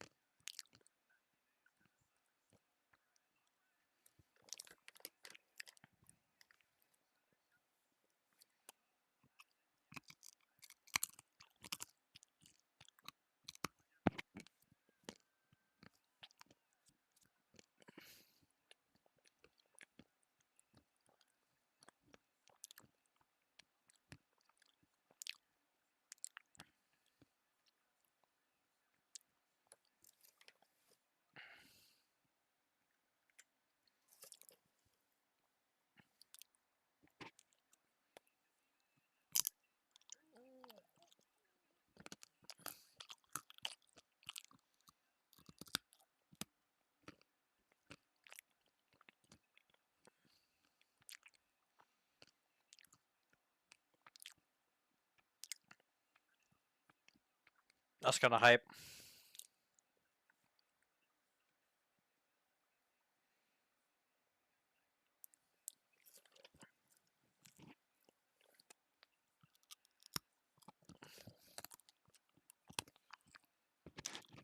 Ugh.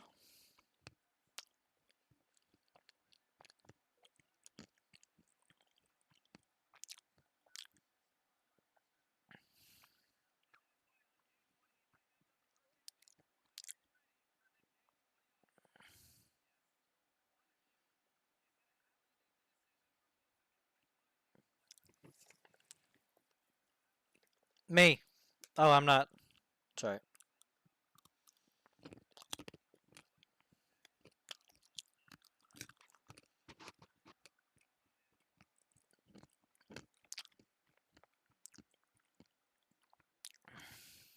Alright, whatever, bud.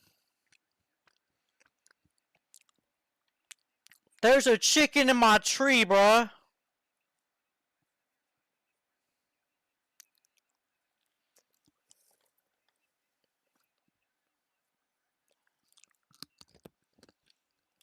Wait.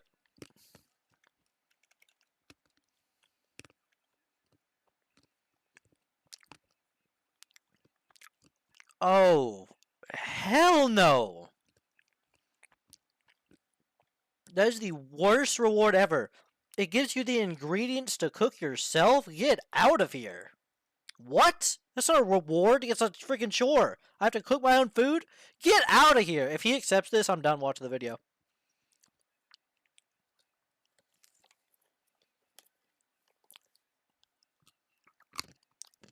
Yeah, if you're Gordon Ramsay, Jesus Christ.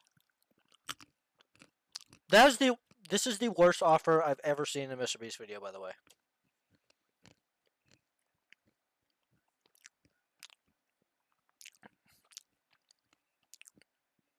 This guy's...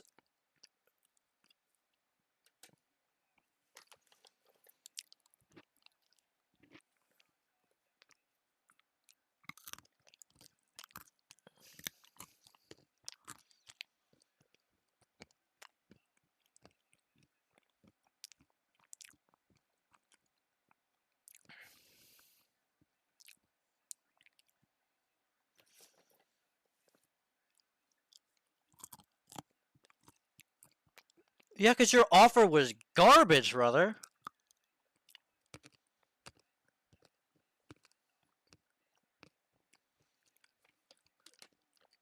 Oh.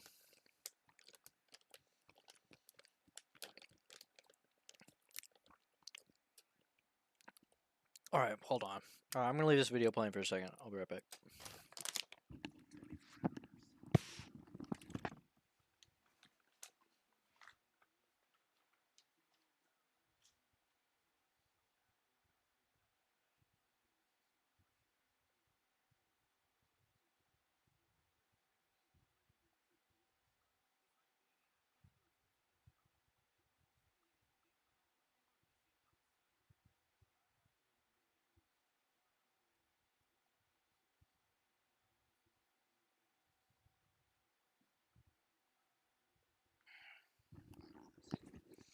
Alright, what's going on here?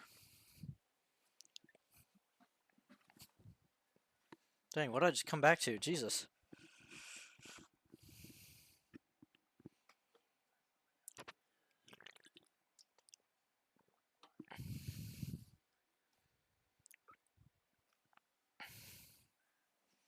Hey, it is what it is, cuz. Alright, I'm done eating, so I guess we're done watching this video. Maybe we'll finish it later. I don't know. We'll see what Jimmy Beast got in store for us, you know? Alright, we're gonna go back to Rocket League. YouTube. Okay, alright.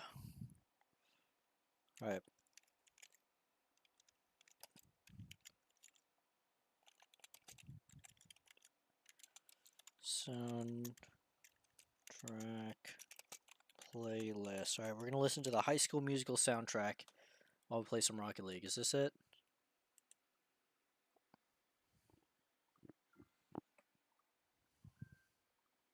Jamal Beast. Alright, this seems right. Alright, let's lock in, then clock out.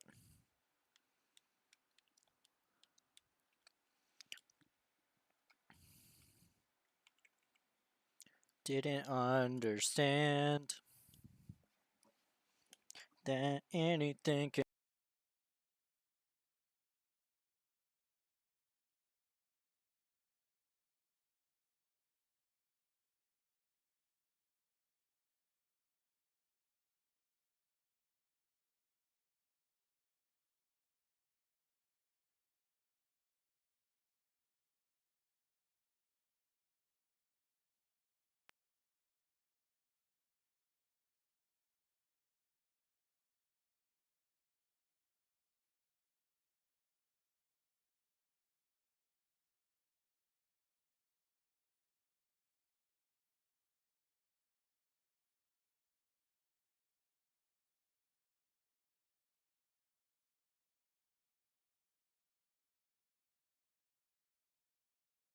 MC. MC, make another hit.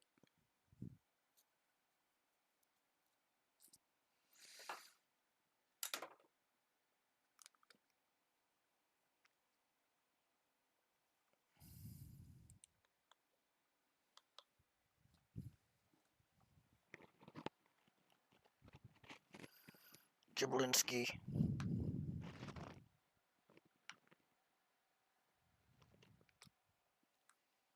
Jablinski Gaming. What's Jablin's Jables? Jablinski Games here. What's a funny little video we could watch to... Here, let's see if YouTube search works. I'm going to type in the full script of the video. Not to be racist or anything, but Asian people... Not to be racist or anything, but Asian people. Okay, that's a weird edit. That's not what I wanted, dude. I want the original. Not to be racist or anything, but Asian people. There we go. That's a funny little one to lock in. All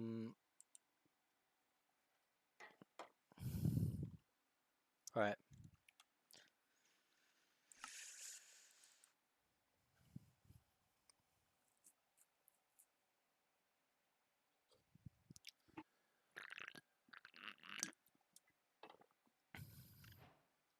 Nighttime. I can type really fast. What's this? I'm gonna type a full sentence. Let me just scrap that idea. Alright, what are we doing today? What are we working on? Alright, so I've been building a little bit recently. I built this massive freaking school. Kind of epic. Built this park. Little cafe. Look at this. There's this mod where you can get custom images. So I'm putting these custom, like you can import images from online. So I've been having ChatGPT make me images, and then I've been importing them into the game, like this little chalkboard right here, like this computer with the freaking Palmwave High School background. I mean, jeez, AI. I mean, come on, right? Like, give me the freaking, made me a custom logo for the school. Are you kidding me? Freaking desktop background made it all. That's crazy. Then we got the hallways. That's the classrooms. We got the little cafeteria here. That's where the folks eat. Those were the, I was gonna say slaves, but I think they're like called kitchen merchants or something. That's where the kitchen merchants cook. Look at this little skylight here. A little staircase, and then look at this. We got an elevator for the wheelchair kids because they can't use the stairs. I don't know if they can fit the wheelchair through that door though.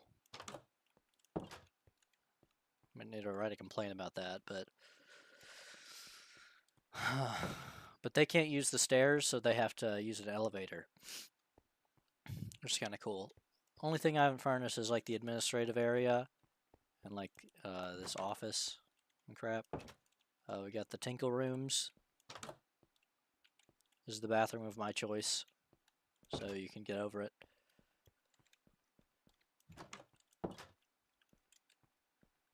And then there's a bistro right here. I still need to make a custom logo for that bistro right there, Mr. Bistro. You got Mr. Beatington's laboratory right here. It's a studio that Badger or Mr. Memington or Mr. Beatington or Captain Video Games or Random Gamer made. Let's just stick with Mr. Beatington for now. And then look at this is the best part.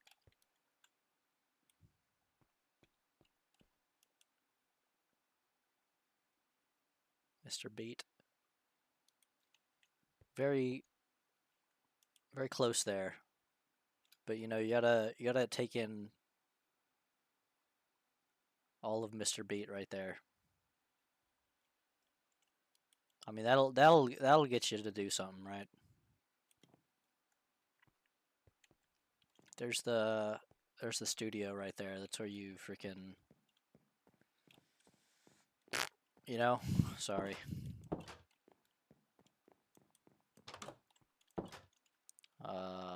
So there's Mr. Beat, and here's Mr. Bistro. Sorry, I messed up my word there. Mr. Bistro right here. Wait, Mr. Bistro. It's kind of a cool name because it's kind of like Mr. Beast, but it's a bistro. Mr. Bistro. Maybe we should call this place Mr. Bistro. Maybe I'll have a logo called Mr. Bistro. Look at that. I got a. Oh, here's the coolest part. So you got this building, and you notice there's some vents in some places into the sky, if you will. Ooh, I need to do something real quick. So, wait, did I already do this? I don't know. We'll see. So I gotta collect this. I gotta collect its skin. I have to collect the skins and sell them for profit. Where do I put this ladder? I gotta put a ladder up here so that there's roof access. Roof access. I mean, it's just not. There's no middle. There's no middle ground these days. What about right here? Just tucked away in the corner. No one has to know about it. We are a little secret. What's going on here? Just cut into the nice... See, that's... How do we get around that? Like that? Probably. You know what? I think they can figure it out from there.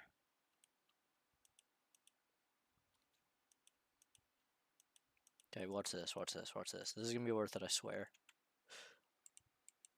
I'm going to bring my monitor, I swear. Doesn't look awful. So you can climb up this ladder at night, alright? And then you can come over here into this ventilation system. And you can hop in, bruh. And then you can crouch. You can get that on your head, chop your head off, and then you can sneak around in the freaking vents like Among Us.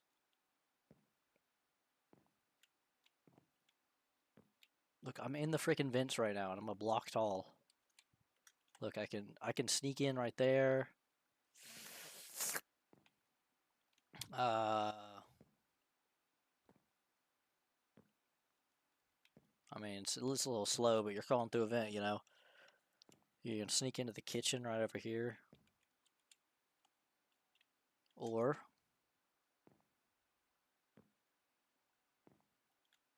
you go over here, you can sneak into the bathrooms. Now, which one is the men's bathroom? I have to remember.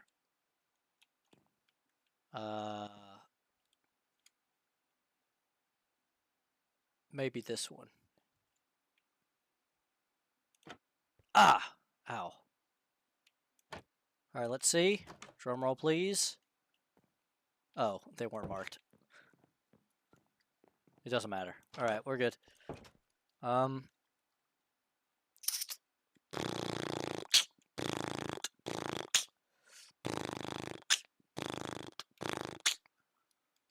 We got this police station here. Gas station, a lot of stations. I just built this. There's none inside yet. Whatever. Hey. That's what it is, guys. We got this electrical unit right here with full-on electric paneling. And then over here we have a...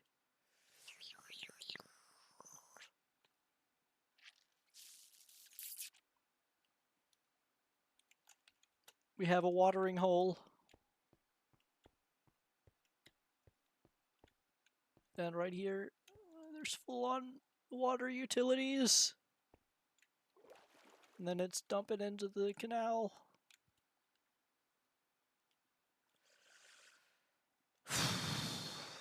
Then this park right here, it's great. It's a great place. Okay. I'm kind of just flying around because I'm trying to think of something that I can build. Sort of cafe. I was going to put a TV there, but I didn't put an image yet. Alright, let's... You want some schnitzel? Schnitzel! Mommy, mommy, I want a schnitzel stick. I gotta watch that video. Hold on, wait a second. Was my screen recording that entire time? I don't know, because Minecraft gets a little tough sometimes, and it doesn't record the screen. It's a little tough sometimes, and it doesn't record the screen. I heard that. Let's go back a little bit. Yeah, it was black the whole time. Yeah. Yeah, it was black the entire time. Just, I don't know why you'd make a game that just doesn't work. It was just black the whole time, so no one saw anything. So that was a complete waste of my entire time. That's awesome. Oh my god! Okay, I have to specifically do the MC, dude. Jesus. Okay, let me test it. Christ, brother. Ugh! That just frustrates me, you know? Because I really tried. I really tried to make a compelling little tour of what was going on. Now let's see if you can see it.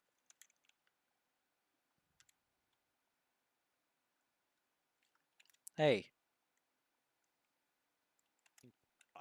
That just frustrates me, you know? It just frustrates me, that's true. Yeah, you can see it now, that's great.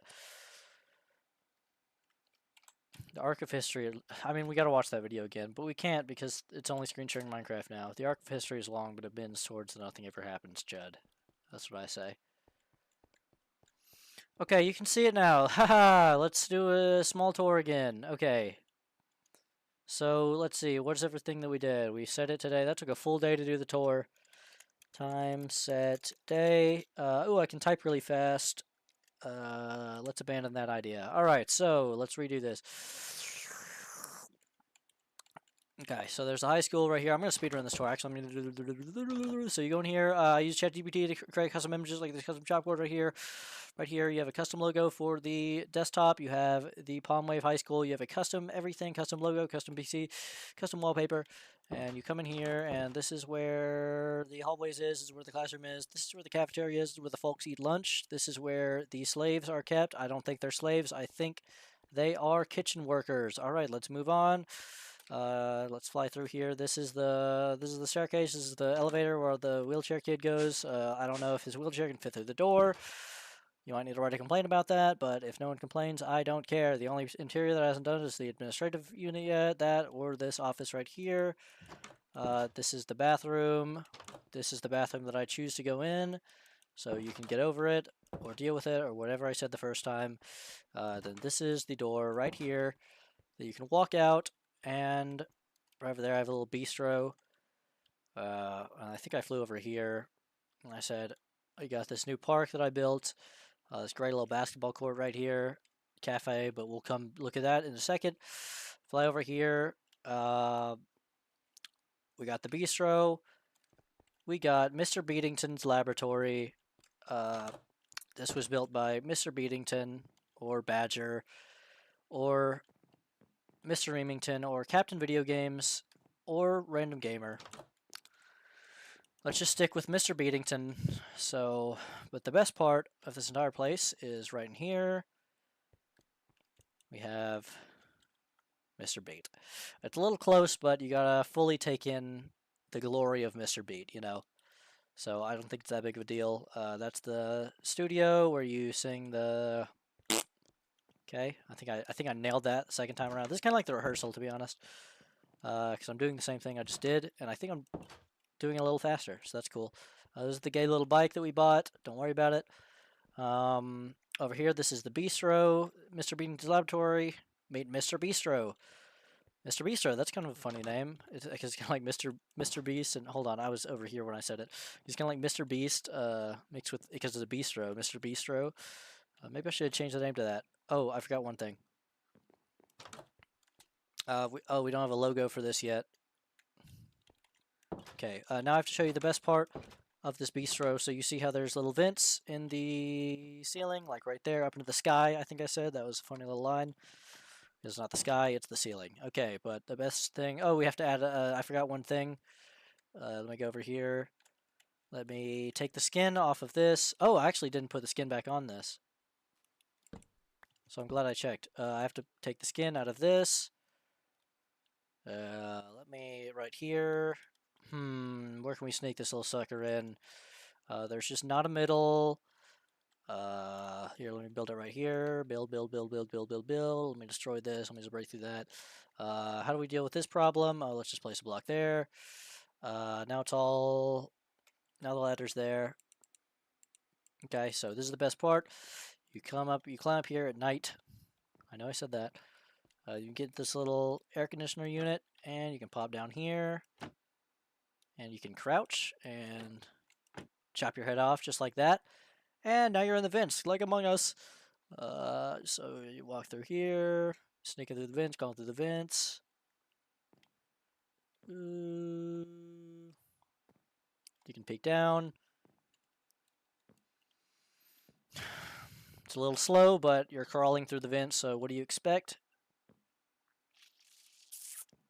Over there is the kitchen. I'm actually not going to go down there this time. Then right here, you have the bathrooms. I got to remember which is which. Let's take a shot in the dark here, right here. All right, let's see if I was in the male bathroom. Oh, they're not marked. Okay, I already knew that because I already did it earlier. So I had to fake surprise. I had to act surprised. Fly over here. We got the police station. That's not what it is. The police station. And we got the gas station. I just built this. There's no interior yet. Got the gas. Then back here, we have the electrical utility with a full electrical panel. And watch this. Fly over here. What did I say? What did I say? Lagoon, water.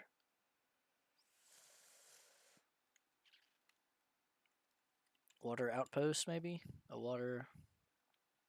What was it? What was the word I used?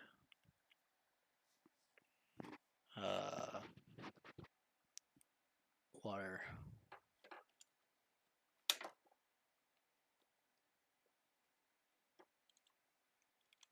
Let's pause. Let's pause real quick. I figure out the word I used. A lagoon? I might have said lagoon. If I said lagoon, I earn $1,000. I might have said lagoon. Okay, I just said that. Look at that. I gotta. Ooh, here's the cool. Okay, hold on. Ooh, I need to do something real quick. I'm watching the original tour that I did because I figured out a word that I said that I can't remember. What's going on here? What's going on here? Okay, that's when I was building the ladder, I think. This one. Get this electrical unit right here with full-on electric paneling. Dude, I said it! I said it right, dude. I swear, these tours are identical. Like, I got the beats down. Mr. Beat, I got the beats down solid. This is actually the rehearsal, dude. This is crazy. Here we have if I said lagoon, I earn $1 million. I'm serious. Right here. We have a watering hole. Watering hole. Dang it! I didn't say lagoon. I said watering hole. Alright, whatever. I'm going insane. Okay. Okay, alright, let's try that again.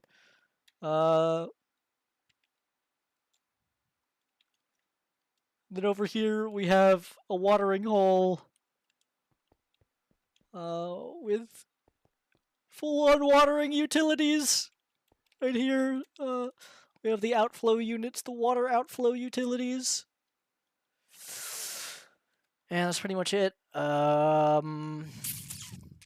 Let me show you this park a little bit. You got the basketball court right here. You can walk. Actually, the first tour I didn't do a walk along. I didn't walk through the park. I just flew right into the cafe. But you can fly into the cafe. I forgot to show the logo. I forgot this part. You have a specialty logo with a mod that you can import custom images. I forgot to do that the second tour. I'm sorry, but I'm doing it now because I did that at the beginning the first time, so it kind of slipped my memory. You can import custom images. So we have a cafe here, and gotta hit this beat. Oh, there was supposed to be a TV there, but I forgot to put image in. Schnitzel! Mommy, I want a schnitzel stick. Says the friendly schnitzel man. Bro, I gotta... Wait. Was it recording that entire time? It might have just been a black screen that entire time because Minecraft... I gotta go back and look because Minecraft doesn't record sometimes. I gotta go back and look and see if it's a black screen. Let's see. See if it's a black screen. And... Wait. It wasn't. Because I redid it with it showing. I mean, that was amazing. That was cinema. That was the rehearsal. That was cinema. That was amazing. I did the same thing. I hit every beat, I think. If there was a beat I missed, then strike me down. I don't know. Oh, I forgot to say one thing. Yeah, I'm just kind of flying around doing this tour because I'm thinking about what to build. I was right here when I said it. When I was flying in. Before I enter the cafe for the second time. Or for the first, whatever. Oh! One thing I didn't show in the first go-around. There's a little bus stop right here. I think it's a little neato. Eventually I'm going to have a little map right here of the city when it's complete so that you can see the bus routes. I mean, I don't know what just happened, but it was amazing. I just did a tour twice. I just took a DNA test. Turns out I'm 100% baller. Balling! Orlando fried chicken. That's not what it's called. Belgian fried chicken. This guy. Let's see if this horse is still here.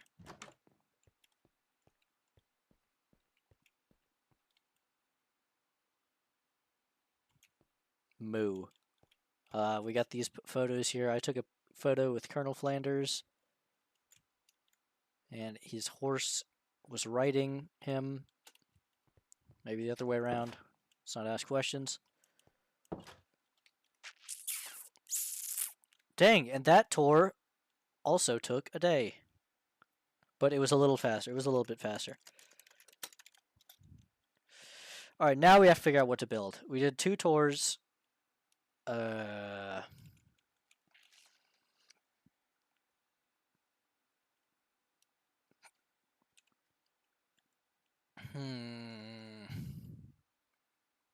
Jesus loves me, this I know, for the Bible tells me so. We could build a church. Maybe. Where would we build a church? Out in the hood? There's not much space out here, actually. Oh, you gotta meet this guy. It's my boy. What did I land on? Mud? It's my boy. Ofu Skate. Right here. You can buy some goods and some services from him, if you will. He's a great guy. He's watching on his... My brother used to break in our house, steal the TV. But now, he's dead. He's watching Courage the Cowardly Dog, if you will. This... Have I shown this on live stream yet? Who knows? But it's a resort. It's crazy. It's good. This is probably one of the best things I built in Minecraft. One of the biggest, for sure. Fully interior. Got a pool out here. Got a bar. Got Asian food. Restaurant right here. Full kitchen, full everything. There's all sorts of rooms in here.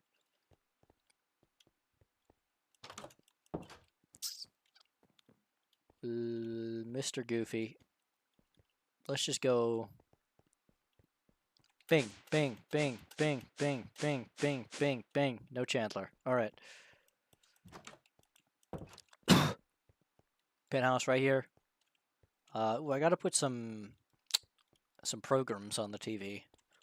Does anyone know what programs are? They're the...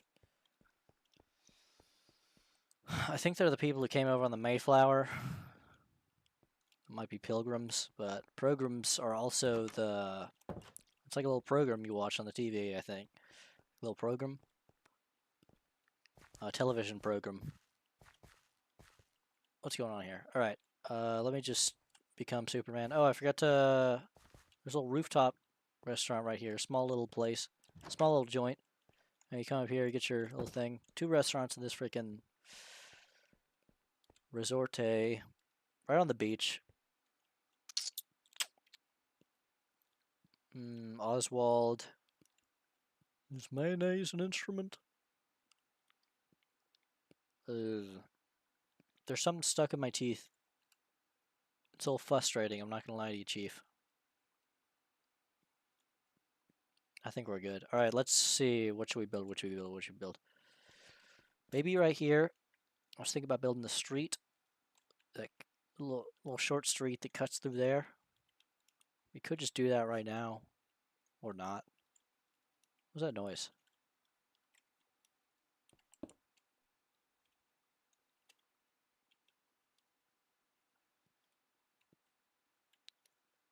The Crocodile King is somewhere loose in this world, by the way. I don't know where he is. Oh, I have to show you the 4 guardians, of course. Well, the 3 guardians now, because the Crocodile King got loose.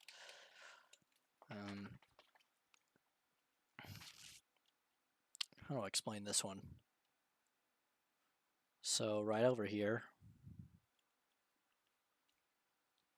This is the altar, or the shrine. One of them. That is the apparatus. Whoa. That is the apparatus right there. It's also a grave to Mr. Remington, I think. This is Mr. Beat. These are the 3 guardians. El Tigre, Big Fuzzy, the Wise One, and the Crocodile King is no longer here. We don't know where he escaped to. That fella right over there might have something to do with it. This is the line. Someone broke them out of the line.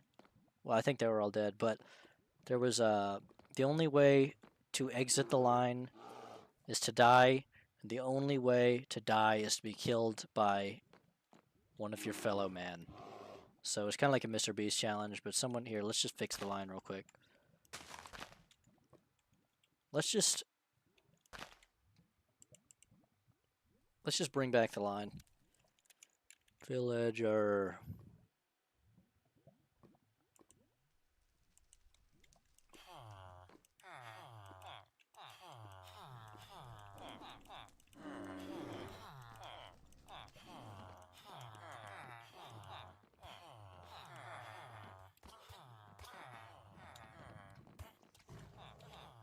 They call me Mr. Beast.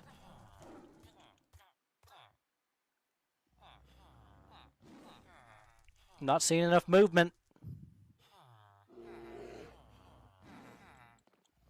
Alright.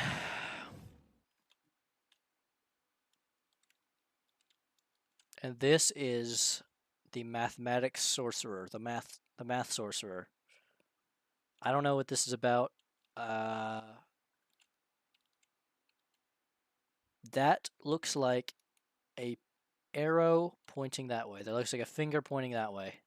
Hold on.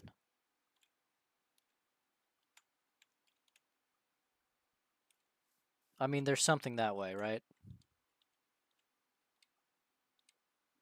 This can't just be random holes in the ground, right?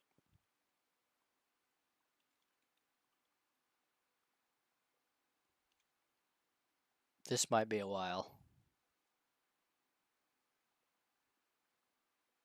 Let's go on a journey through all time. I hope it's not under the ocean, because that would suck. Kind of like a submarine. Time that changes all the time. It's time to go to time. The world will end soon. Like the world, not like the apocalypse is coming or something, but like like the ocean doesn't go forever. It eventually cuts off into this. The flatlands. I don't want to get lost. How far are we going here? I mean, it's pointing to something, right? Let's not be crazy here. It is pointing to something.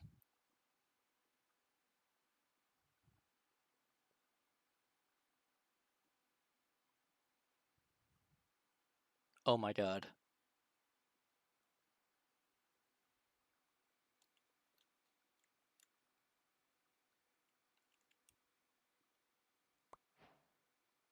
Oh my god. I'm not reading all that. There's something here. You're short. Okay, hold on. I have to make an arrow back so I know my way home.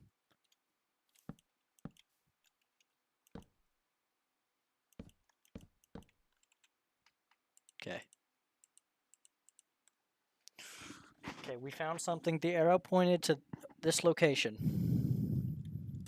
So now we have to search around, do some investigative reporting, and figure out what there is here. Okay, so there's a lot of folks here. Bread and stuff.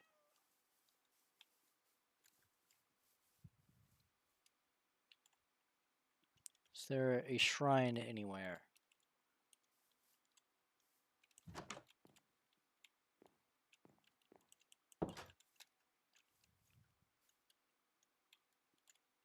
I mean, it couldn't have been just random holes in the ground. That doesn't happen.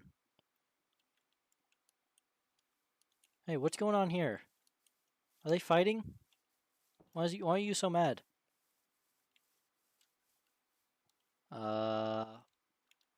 If I don't find anything, I might blow this place up.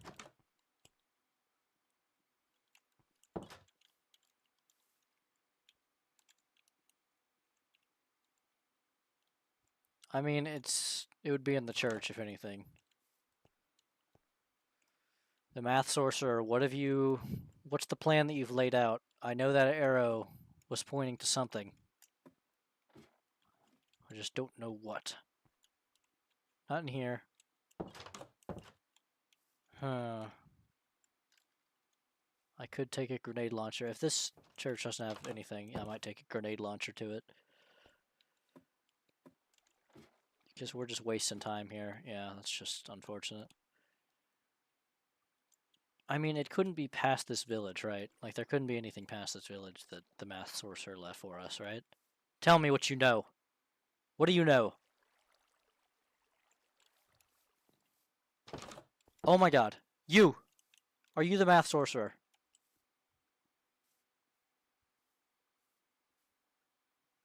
I don't trust those eyes. Okay. Starting to think there's not anything here. These flowers are a little suspicious. This fella's cute. Hey, buddy.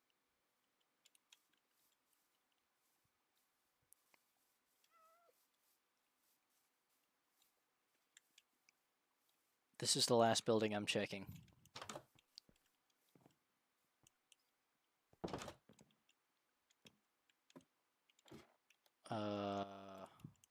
Well, there's nothing there. Well, that was a big waste of time. I don't know why there was an arrow pointing this direction. Maybe I missed something. It's just... when the math sorcerer is around, who knows what happens, right? Now we gotta fly back home, disappointed that we didn't find anything. Oh.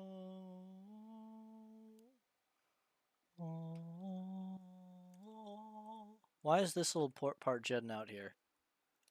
Judd. Like, that seems unnatural. I mean, all this seems unnatural, to be fair. Flat Earth is real. I don't know. I don't know what to tell you. The Earth is flat, the Earth ain't round. Just look at your feet, they're on the ground. The Earth is flat, the Earth ain't round. Just take a look around.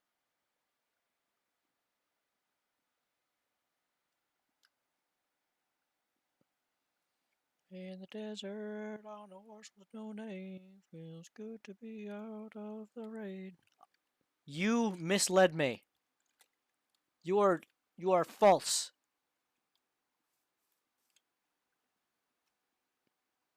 I could take him out right now, but I'm not going to.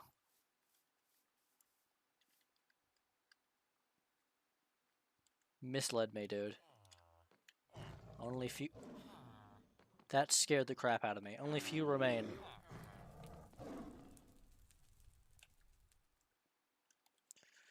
Let's see, what now? Oh, we have to build something. I forgot about that part. What time is it? Okay, at 12, I gotta eat a Chick-fil-A breakfast burrito. But it's not 12 yet.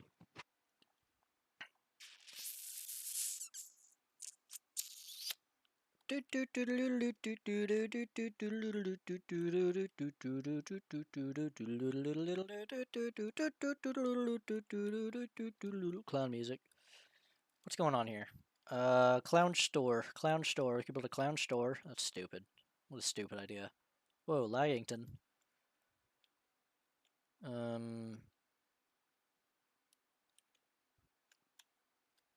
Whatever I build, it must be electrifying.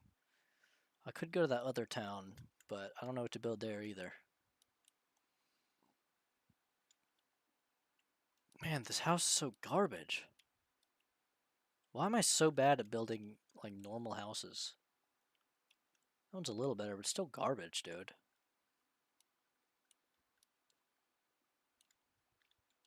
Like, there's no soul in this thing.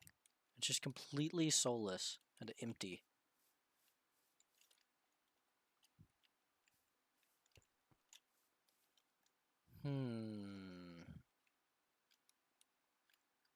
Could try to build... I do want to, like, build some more townhouses here. Next to the town hall. Nice little area for a few townhouses, just like over there and that little... Let's look for inspiration with the other... with the...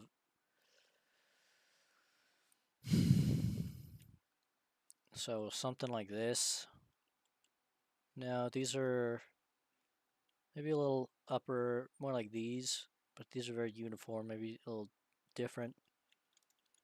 A day in the life of a homeowner. So you come in, you get the... I took the walk to Poland. This is a small backyard, but hey, that's all you need, really. A place to pee. Well, you could use the bathroom as well, but... Oh, I forgot got my shower design. Looks like this. That's kind of cool. That's pretty nifty, I would say. Uh-oh, I still have the old toilet seats. I have new toilet seats, and they're better. Uh-oh, I need liquid. Sorry, I need to stop freaking out. What did I just do? Why did I grab this?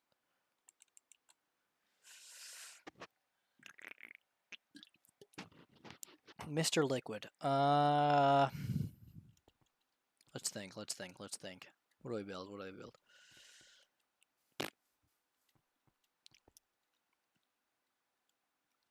let's just go somewhere and start building and see what happens, right? Right here.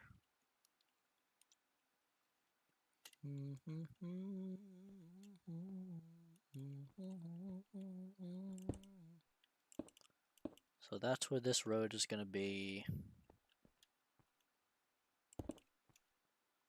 And right there. Wait. I flubbed it.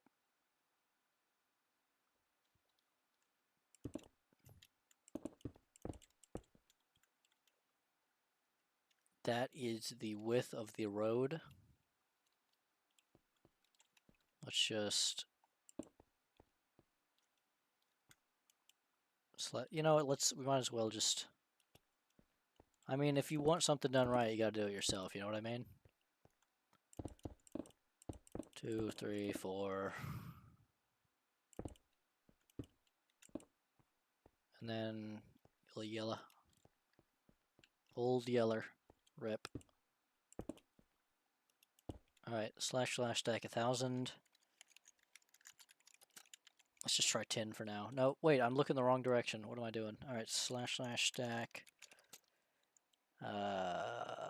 25. Okay. So now we can have, honestly, we could probably fit 2 little suckers here.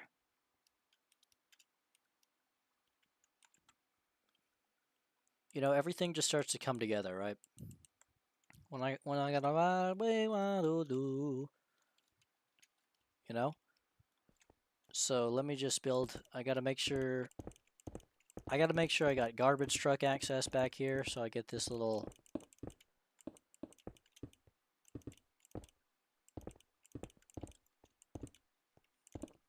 sucker so the garbage trucks can access.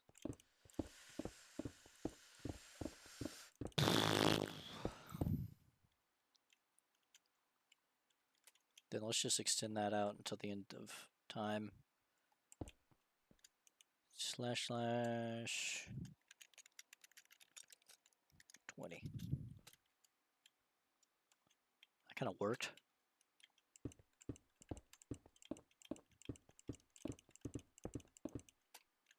Okay, so now we got access the garbage truck right there, and then we can put another back to a building right here. Put a dumpster back there. That'll be so chillin'. But what do we do?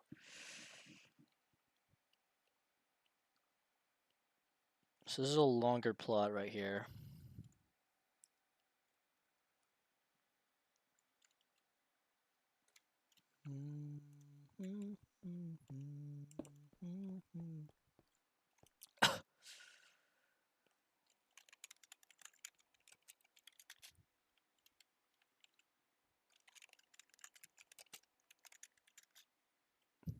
Sure. I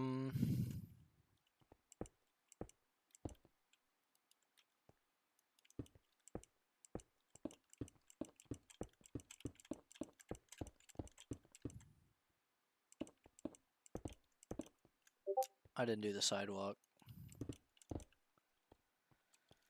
I just got a Discord notification. I'm gonna check it on my phone so I don't leak.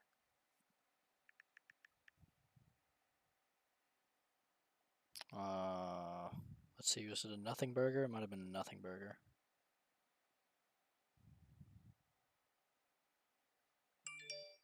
Oh, it was a notification for Asmongold going live.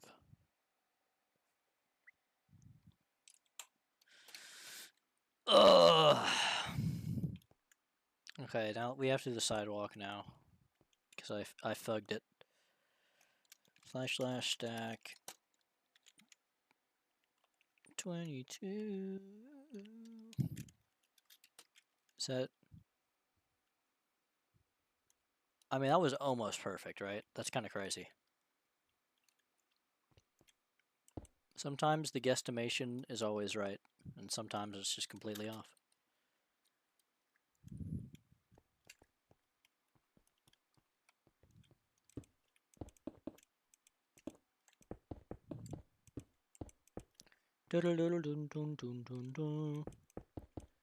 Everybody was kung fu fighting. Hua. Do-do-do-do-do-do-do. It's not the lyrics. Okay, so now we have this. High class real estate right next to the bay. Okay, enough of these notifications. Still Asmongold going live. I got 3 notifications for that.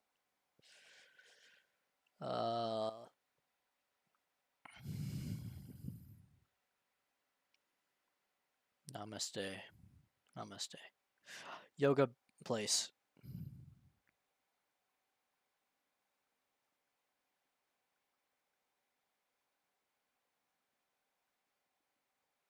No. A fish market. A fish market. A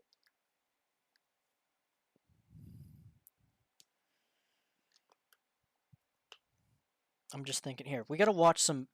I gotta switch the. We gotta switch the thing back if we watch a video.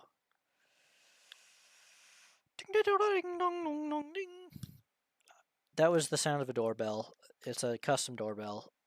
Wow. It's the sound of a custom doorbell that I got. It's kind of cool. Ding dong ding dong ding dong ding. It's really cool. Wow. So it's becoming night now. Okay, we gotta watch a video on something. A fish market. I feel like if I watch a video on a fish market, it's gonna be really gross. Let's see, it's next to a bistro. It's next to the freaking town hall. What goes between the bistro and a town hall?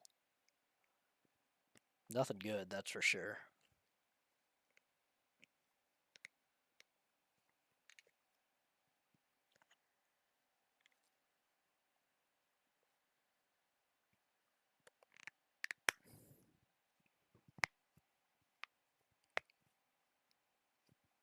A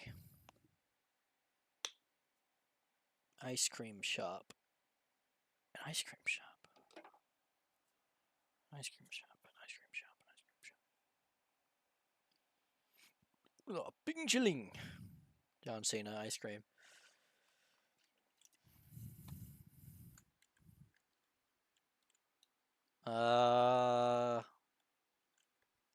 Ice cream shop. I don't know. This could be a fun little area, right? Take the fam out. Freaking get some ice cream. Get a nice juicy steak, right? Oh, there is. I have a small ice cream shop with an ice cream cone somewhere by the ocean. Let me just look at the color themes. It's a really small outlet, but we can just look at it. Just look at it. All right, what's an ice cream shop that I could? What's a video I could watch about an ice cream?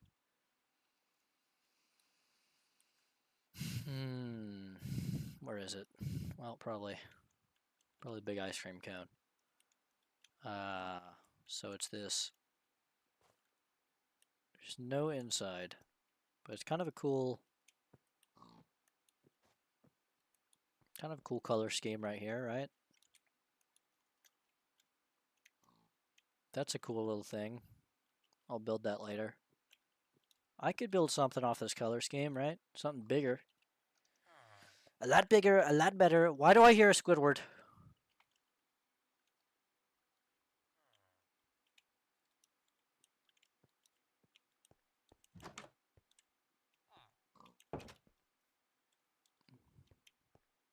I'll let him live for now. Alright. He escaped the line, by the way. That's the only reason he's there. He'll be hunted down eventually.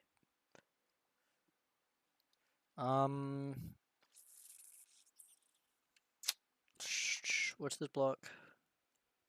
Okay.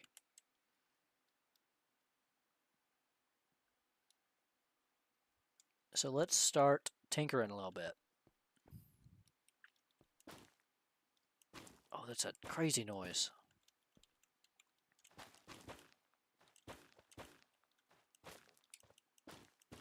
Okay, so I want it to go like that, and then have a little alcove back here.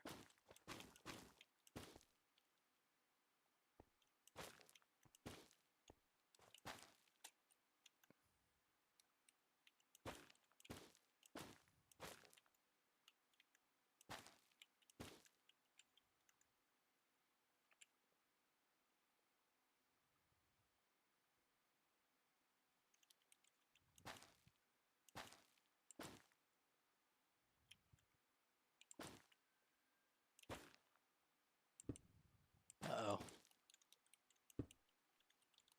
Dude. Alright, how does this work?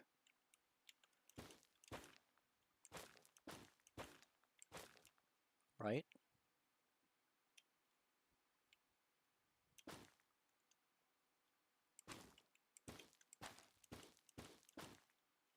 I'm fumbling.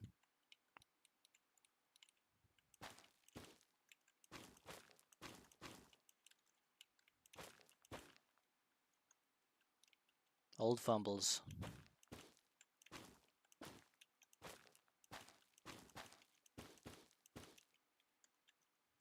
Right? But that kind of throws off everything.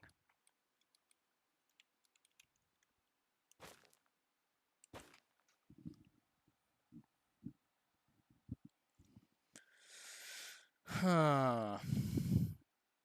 Door right here. We're building the back first, which is interesting. If I were to commit to these pillars, it would have to be a lot.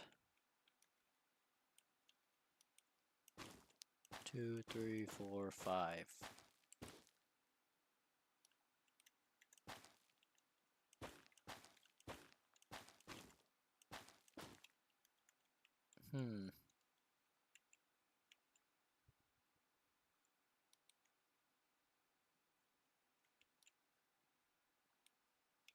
I could have... Dude, this is... Let's just try again.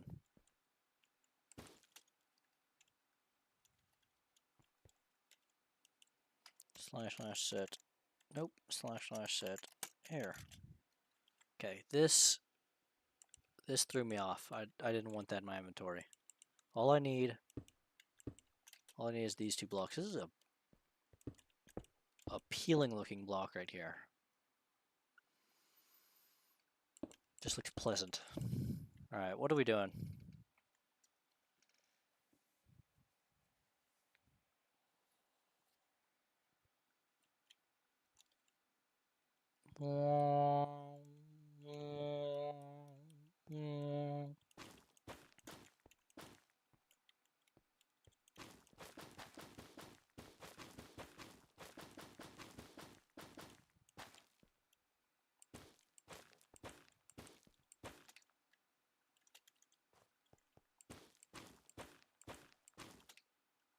Okay.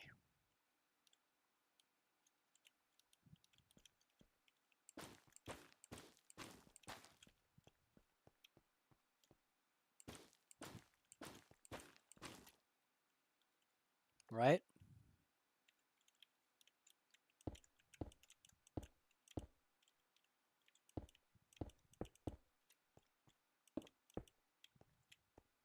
Right? Hey, something's happening here.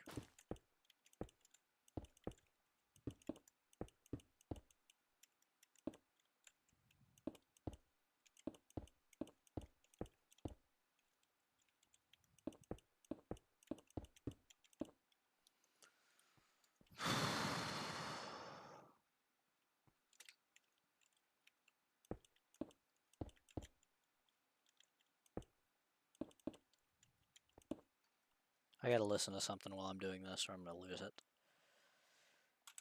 Alright, what do I listen to? Well, let me just make sure I'm still live real quick.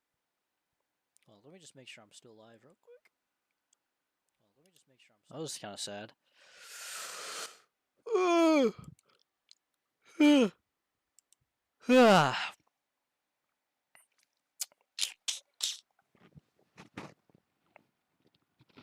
Tisk, tisk, tisk. What does that mean, tisk?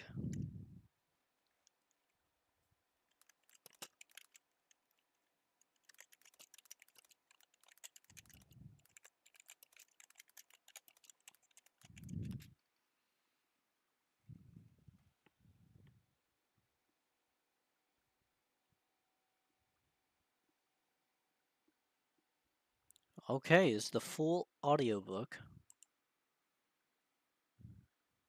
Can we not watch it? Law 1.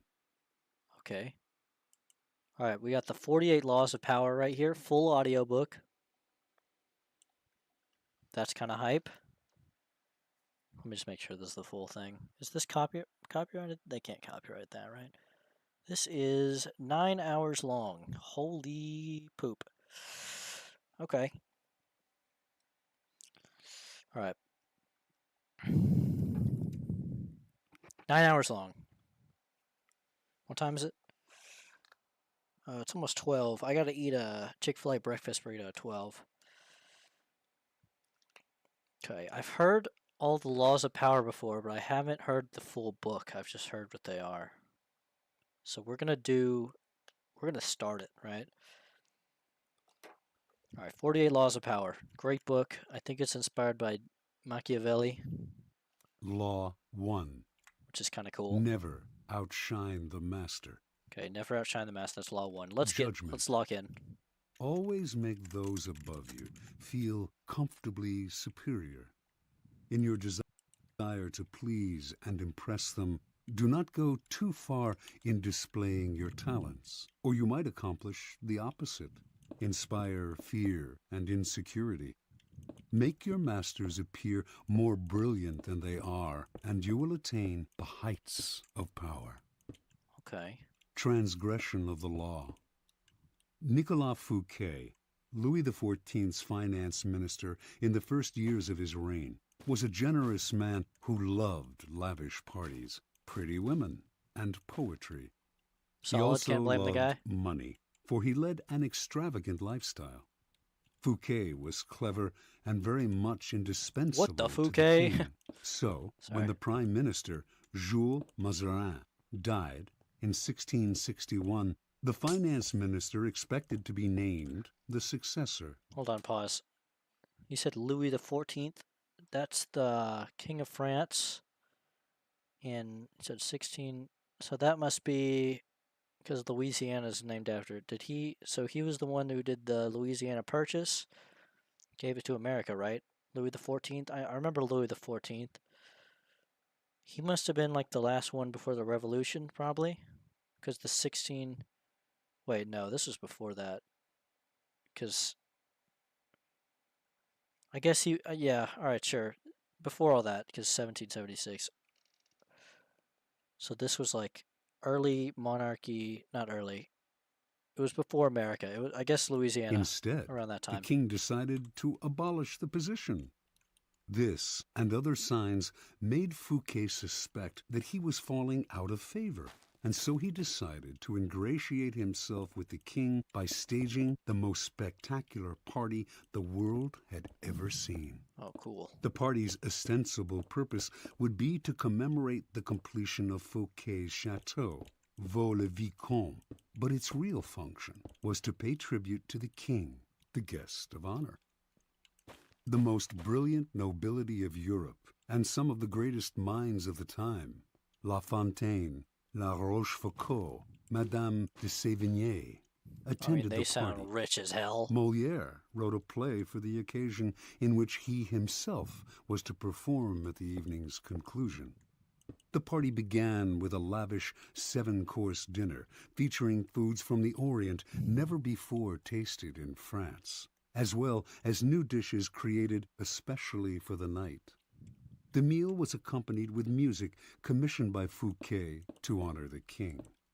After dinner, there was a promenade through the chateau's gardens. The grounds and fountains of Vaux-le-Vicomte were to be the inspiration for Versailles. Fouquet personally accompanied the young king through the geometrically aligned arrangements of shrubbery and flower beds. Arriving at the garden's canals, they witnessed a fireworks display which was followed by the performance of Moliere's play. The party ran well into the night, and everyone agreed it was the most amazing affair they had ever attended. Whoa. The next day, That's high praise. Fouquet was arrested by the king's head musketeer, D'Artagnan. Dang, bruh. 3 months later, he went on trial for stealing from the country's treasury. Actually, most of the stealing he was accused of, he had done on the king's behalf and with the king's permission. Fouquet Sus. was found guilty and sent to the most isolated prison in France, high in the Pyrenees Mountains, where he spent the last 20 years of his life in solitary confinement. That's tough, dude. Interpretation. Louis XIV, the Sun King, was a proud and arrogant man who wanted to be the center of attention at all times. He could not countenance being outdone in lavishness by anyone, and certainly not his finance minister.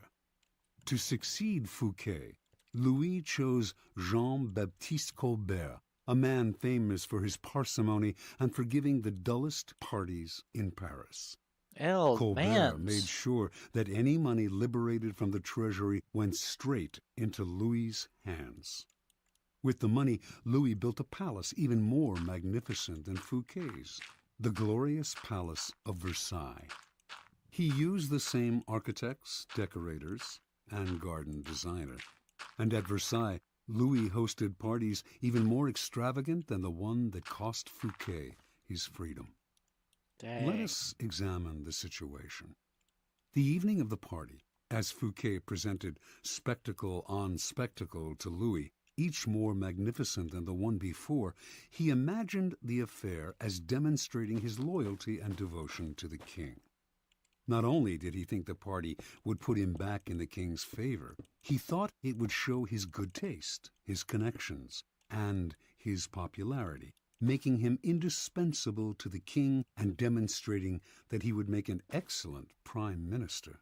But now he's Instead, dead. however, each new spectacle, each appreciative smile bestowed by the guests on Fouquet, made it seem to Louis that his own friends and subjects were more charmed by the finance minister than by the king himself, and that That is Fouquet tough. was actually flaunting his wealth and power.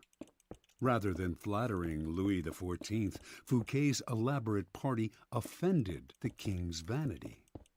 Louis would not admit this to anyone, of course. Instead, he found a convenient excuse to rid himself of a man who had inadvertently made him feel insecure. Such is the fate, in some form or other, of all those who unbalance the master's sense of self, poke holes in his vanity, or make him doubt his preeminence. Don't do that. Observance of the law. In the early 1600s, the Italian astronomer and mathematician Galileo found himself in a precarious position. He depended on the generosity of great rulers to support his research, and so, like all Renaissance scientists, he would sometimes make gifts of his inventions and discoveries to the leading patrons of the time. Once, for instance, he presented a military compass he had invented to the Duke of Gonzaga. Then, he dedicated a book explaining the use of the compass to the Medicis. Both rulers were grateful, and through them, Galileo was able to find more students to teach. No matter how great the discovery, however, his patrons usually paid him with gifts, not cash. This made for a life of constant insecurity and dependence. There must be an easier way, he thought.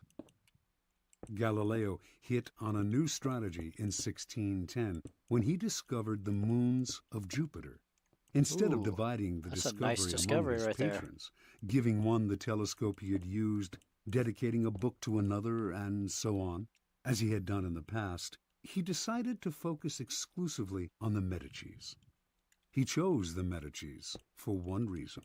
Shortly after Cosimo I had established the Medici dynasty in 1540, he had made Jupiter, the mightiest of the gods, the the Medici symbol, a symbol of a power that went beyond politics and banking, one linked to ancient Rome and its divinities.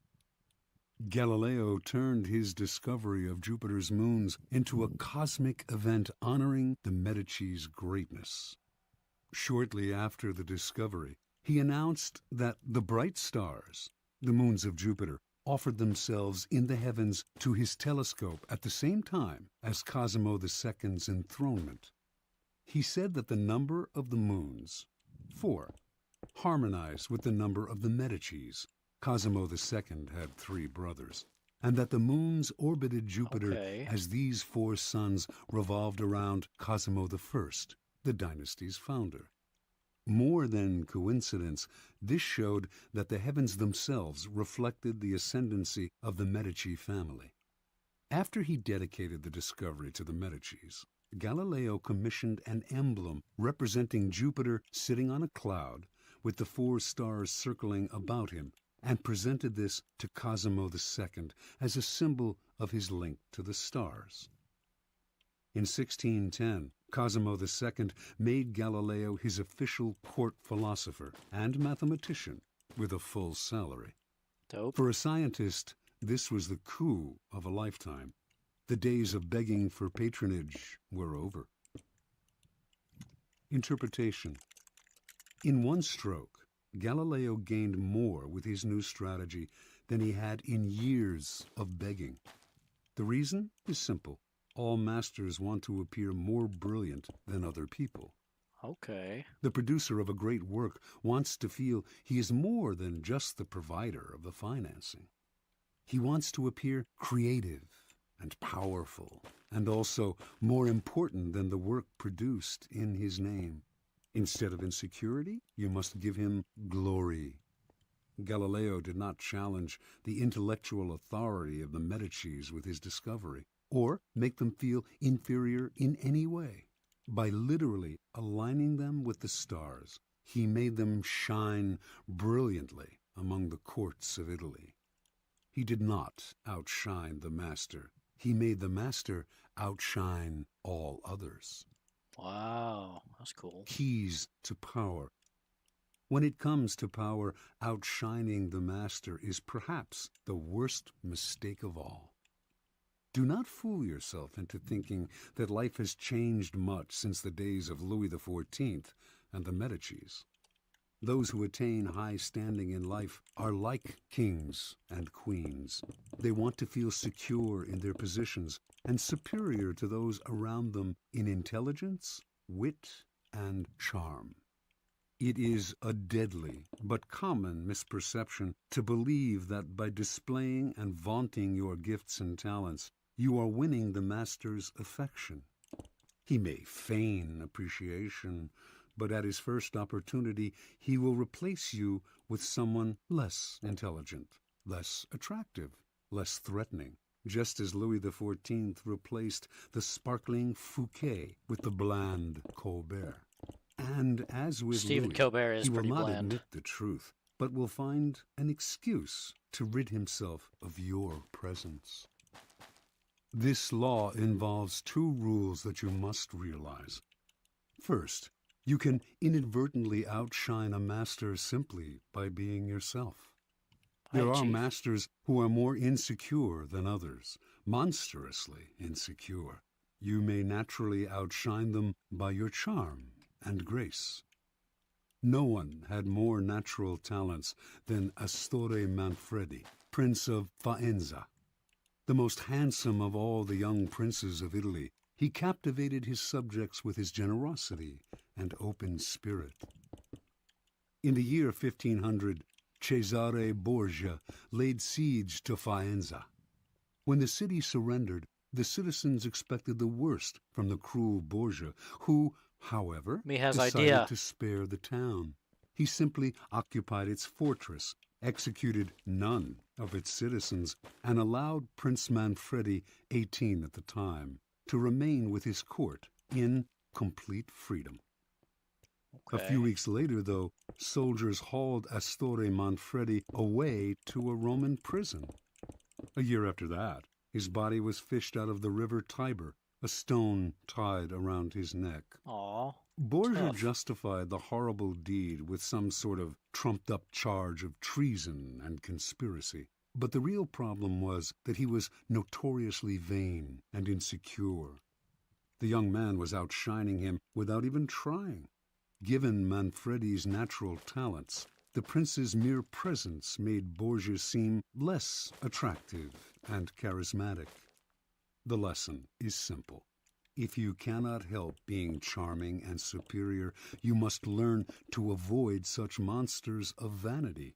Either that, or find don't a know way if I'll have a to problem mute with that. your good qualities when in the company of a Cesare Borgia.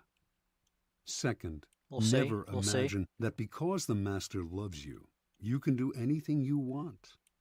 Entire books could be written about favorites who fell out of favor by taking their status for granted, for daring to outshine.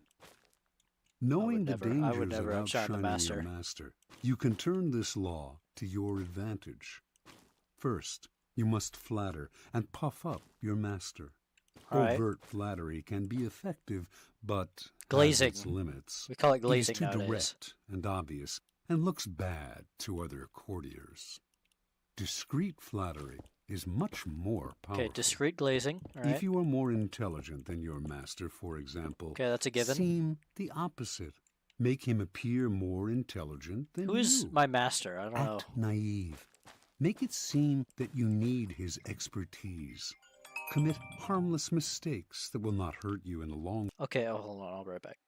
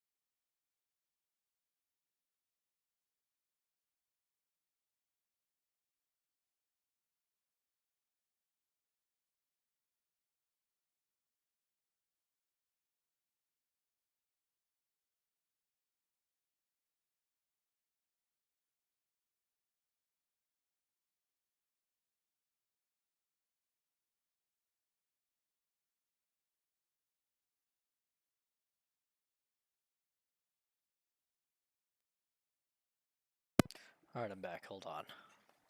Okay. Station is a phone, just annoying. Let's check that we haven't been taken off the airwaves. Let's check that we haven't been taken off the airwaves. I think we're good. The ops. them shine brilliantly among We're all good here. Let's see. Is almost 12? Is almost 12. That is a fact. So we might take a Mr. Beast break for a second. I'm gonna go warm up a burrito. I'll be right back.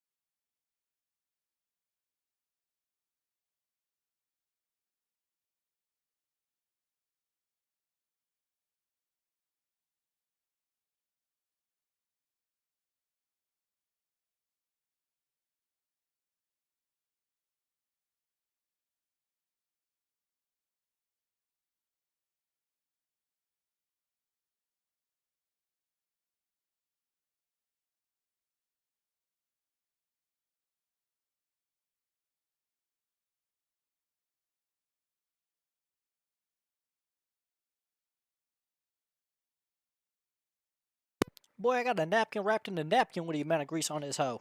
Alright. I'm gonna need to change this. I'm gonna need to change the screen to account for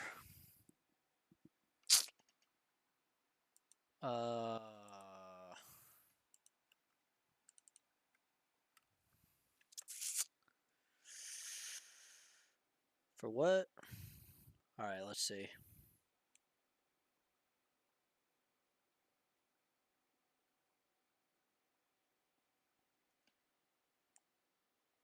Face cam? I don't even have a face cam plugged in, bruh. But that's the other thing, right? Oh, that ain't right. Something ain't right.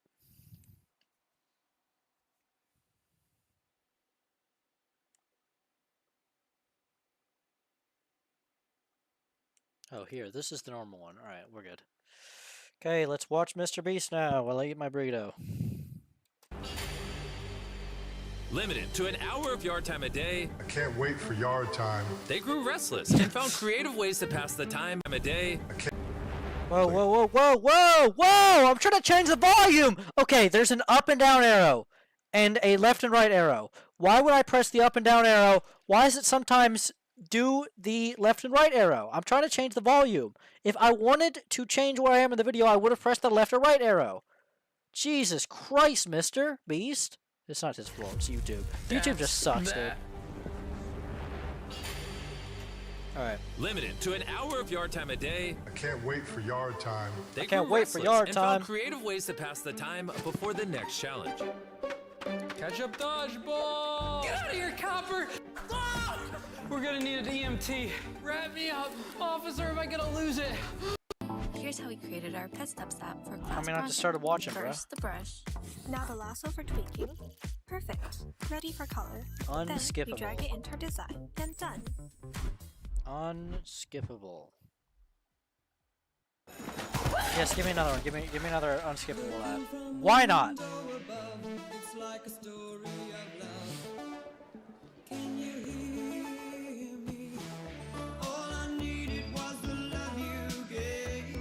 I'm losing breath.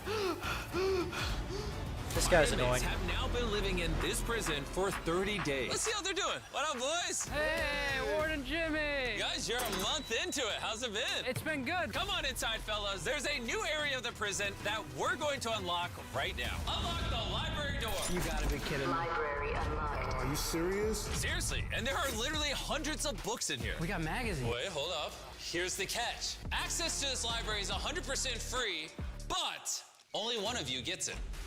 Bruh. For the next 70 You days, gotta be kidding me. one of you will get to go in here for an hour and read. The other will not. Oh, for an hour every day?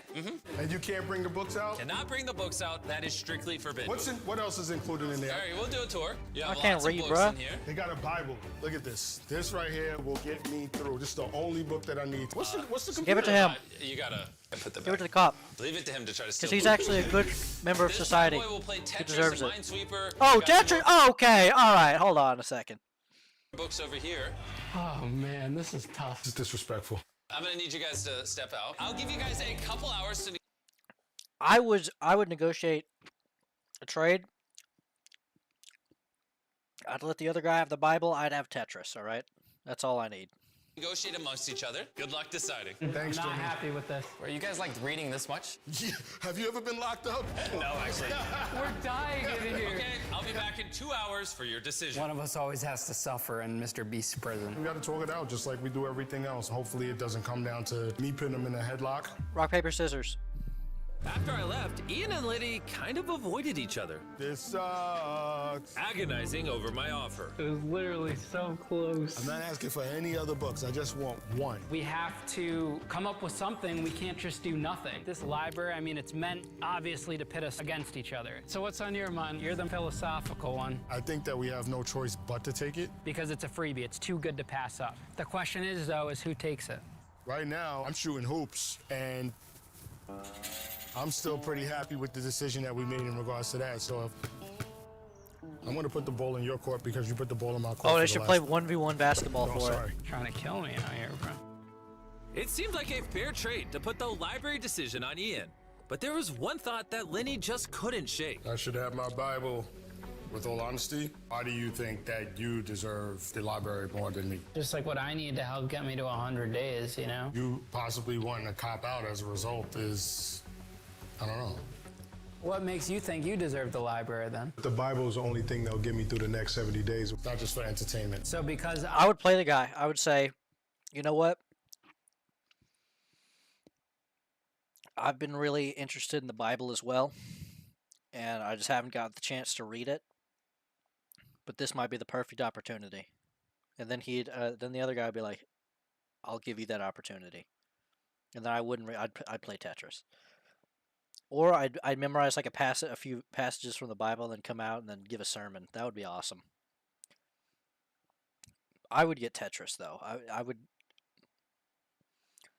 I would love that. I'm not religious, it's an issue. Whoa, I didn't say that. I just feel like you're changing up on me out of the blue for no reason right now. Then we just go with no books. If that's the way it's gotta be, bro. All right. It's whatever, bro. It's just really making me second guess. Honestly, this whole thing's getting ridiculous. Hey, it is what it is, Cass. Too bad you don't have a book to distract you. I think we're ready for the warden at this point, guys. It looked like this cop and criminal might have landed back at square one. But nonetheless, their time was up. All right, I'm ready for your decision. Is it you, or is it you that is getting library time every day for the next 70 days? Jimmy, the thing is, The cop. Give it looks to the like cop. I'm gonna be getting that library time. Really? You are? Yep. You're giving it to him? I was a little concerned. It's been a hard last couple hours. Why did you give it to him? When it came down to the yard, I said yes. without hesitation, he was cool. Losing 25,000. That's the only thing that he's wanted, so I had to do him the justice. You're lucky. He's a good man, he's a good cop. I didn't expect that from a cop. I was wrong. I feel like that wasn't necessary. He just gave you a library. This guy's kind of a thug, low key. All right, I'm done with my burrito.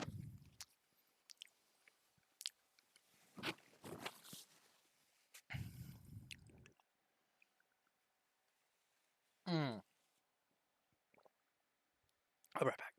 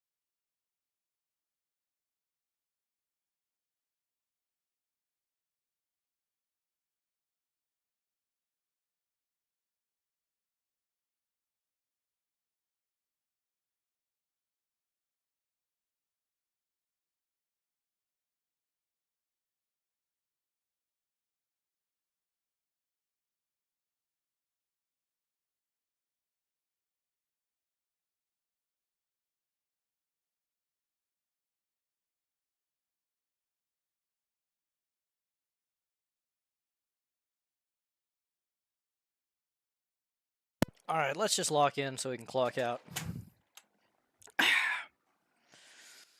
Jamal Beast. Okay. All right, let's get back to the book.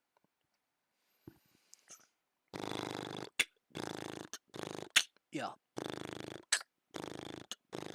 Yeah. Run, but will give you the chance to ask for his help. Masters adore such requests. Hold on. Let's go back a little bit. Sit. Make him appear more intelligent than you. Act naive. Make it seem that you need his expertise. Commit harmless mistakes that will not hurt you in the long run, but will give you the chance to ask for his help. Masters adore such requests. A master who cannot bestow on you the gifts of his experience may direct rancor and ill will at you instead. If your ideas are more creative than your master's, ascribe them to him in as public a manner as possible. Make it clear. Hold on, I'm trying to think of an example of that. It's where you implant the idea in someone's head. It's kind of like Inception. You make them think it's their idea. Who is... Oh, is that one movie? What a Woman Wants, I think was what it was called. Where he could like read people's minds. And he stole her idea because he read her mind. He literally read her mind and then he stole the idea. And then at the end he came clean. He's like, I can read your mind. Is that what happened? He said I can read your mind and I stole your idea. She's because the whole time she was like, wait, I was just thinking that, but he said it, so he must have thought it first. That's not really the same thing. That's what it reminded me of. Clear that your advice is merely an echo of his advice. Or he her. must appear as the sun around which everyone revolves, radiating power and brilliance, the center like, of attention. Maybe. Right? If you are thrust into the position of entertaining him, a display Or her, of your right? limited means may win you his sympathy. Any attempt to impress him with your grace and generosity can prove fatal. Learn from Fouquet or pay the price. In all of these cases, it is not a weakness to disguise your strengths if, in the end, they lead to power. By letting others outshine you, you remain in control instead of being a victim of their insecurity. This will all come in handy the day you decide to rise above your inferior status. If, like Galileo, you can make your master shine even more in the eyes of others, then you are a godsend, and you will be instantly promoted. Oh, we got jammers cutting in here. Law 2. Law 2. We're already on to Law 2. Never put too much trust in friends. Okay, never put too much trust in friends, all right? Law 2. Never put too much trust in friends. Learn how to use enemies. Learn how to use enemies. Judgment. All right. Be wary of friends. They will betray you more quickly, for they are easily aroused to envy. They also become spoiled and tyrannical. But hire a former enemy, and he will be more loyal than a friend, because he has more to prove. In fact, you have more to fear from friends than from enemies. Because you don't expect it. If you have no enemies, find a way to make them. Oh, that Jesus. All right, I can Transgression of the law. Bitch. In the mid-9th century A.D., a young man named Michael III assumed the throne of the Byzantine Empire. His mother, the Empress Theodora, had been banished to a nunnery, and her lover, Theoctistus, had been murdered.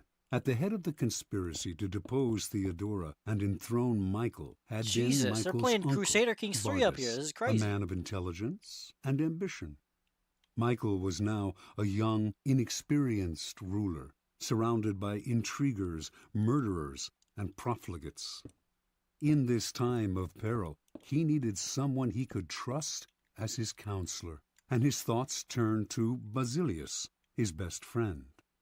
Basilius had no experience whatsoever in government and politics. In fact, he was the head of the royal stables, but he had proven his love and gratitude time and again. They had met a few years before, when Michael had been visiting the stables just as a wild horse got loose. Basilius, a young groom from peasant Macedonian stock, had saved Michael's life. The groom's strength and courage had impressed Michael, who immediately raised Basilius from the obscurity of being a horse trainer to the position of head of the stables. He loaded his friend with gifts and favors, and they became inseparable. Basilius was sent to the finest school in Byzantium, and the crude peasant became a cultured and sophisticated courtier. Now Michael was emperor, and in need of someone loyal. Who could he better trust with the post of chamberlain and chief counselor than a young man who owed him everything? Basilius could be trained for the job, and Michael loved him like a brother. Ignoring the advice of those who recommended the much more qualified Bardas, Michael chose his friend.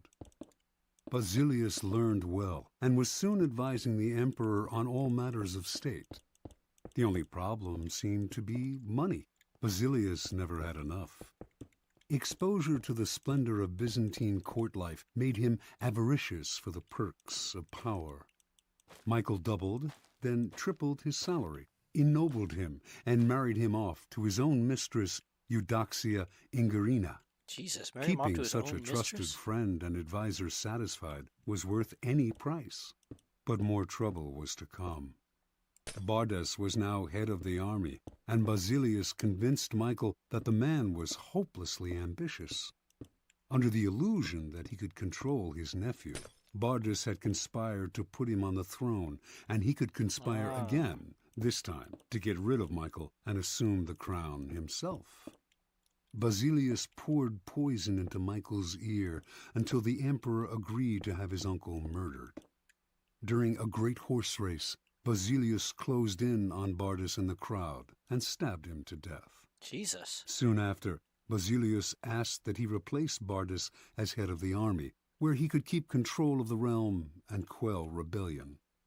This was granted. Now Basilius's power and wealth only grew, and a few years later, Michael, in financial straits from his own extravagance, asked him to pay back some of the money he had borrowed over the years. To Michael's shock and astonishment, Basilius refused, with a look of such impudence that the emperor suddenly realized his predicament. The former stable boy had more money, more allies in the army and senate, and in the end, more power than the emperor himself. Jesus. A few weeks later, after a night of heavy drinking, Michael awoke to find himself surrounded by soldiers. Basilius watched as they stabbed the emperor to death. Then, after proclaiming himself emperor, he rode his horse through the streets of Byzantium, brandishing the head of his former benefactor and best friend at the end of a That's long a rags fight. to riches story, bro. Jesus. Interpretation. The stable boy. Michael staked his future on the sense of gratitude he thought Basilius must feel for him. Surely, Basilius would serve him best. He owed the emperor his wealth, his education, and his position. It was only on the fateful day when the emperor saw that impudent smile on Basilius's face that he realized his deadly mistake. He had created a monster. He had allowed a man to see power up close, a man who then wanted more, who asked for anything and got it, who felt encumbered by the charity he had received, and simply did what many people do in such a situation.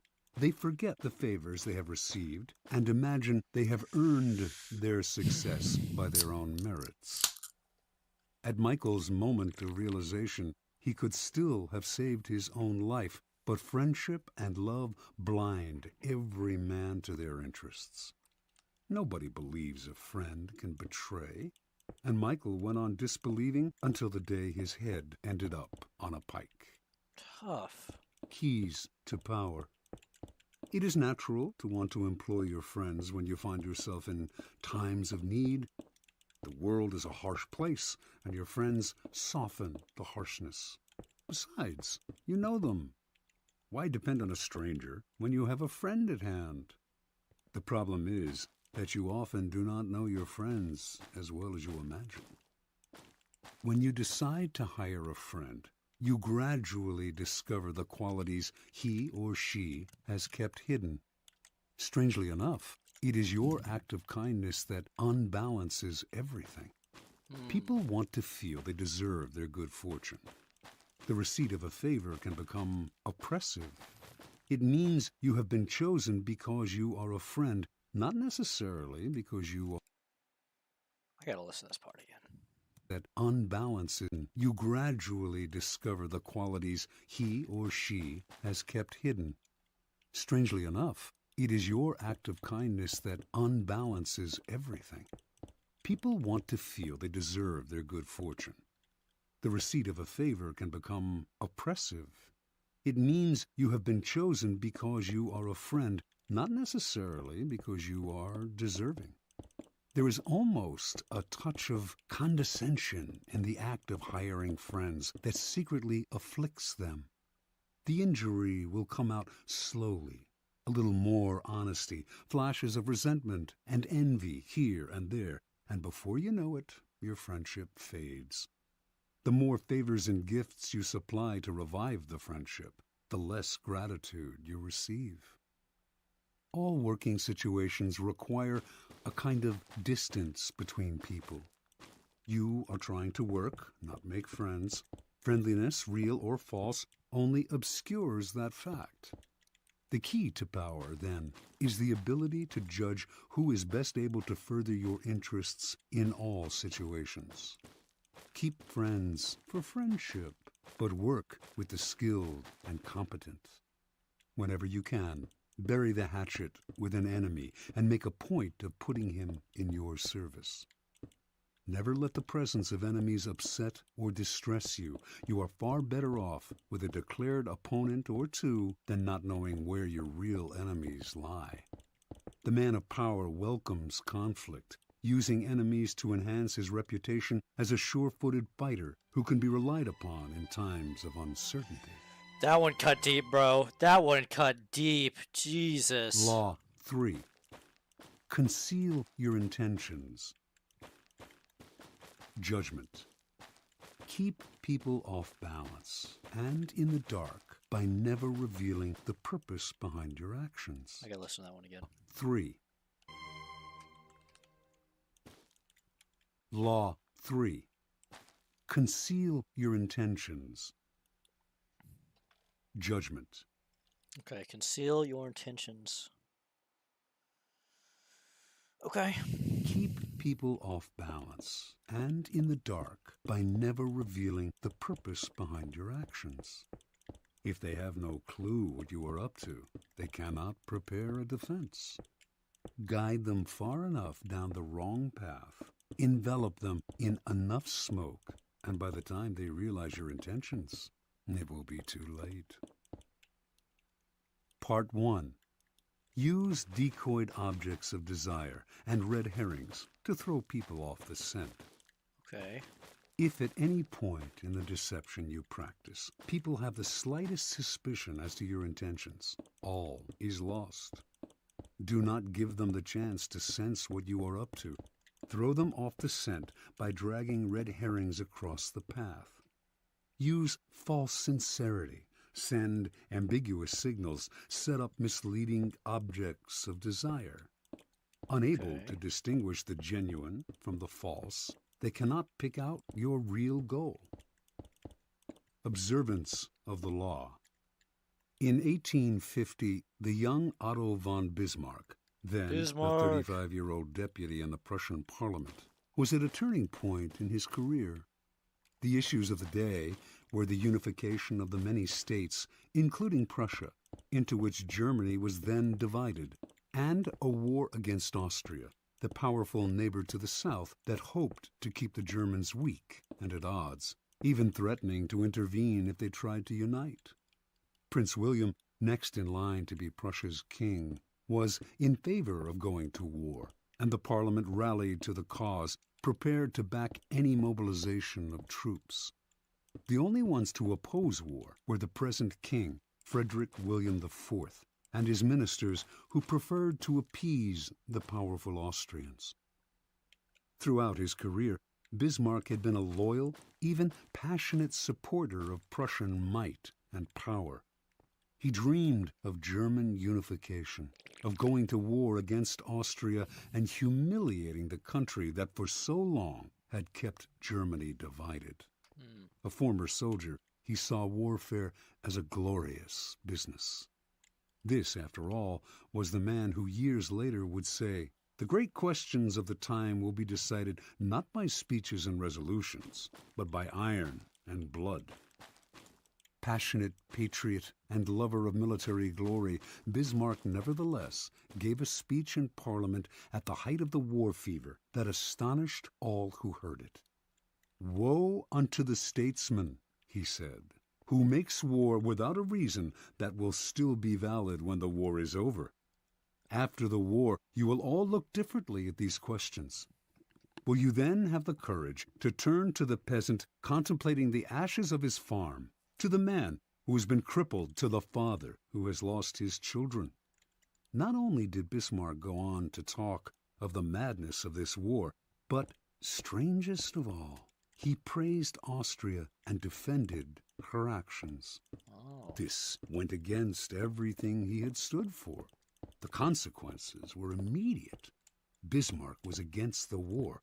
What could this possibly mean? Other deputies were confused, and several of them changed their votes. Eventually, the king and his ministers won out, and war was averted.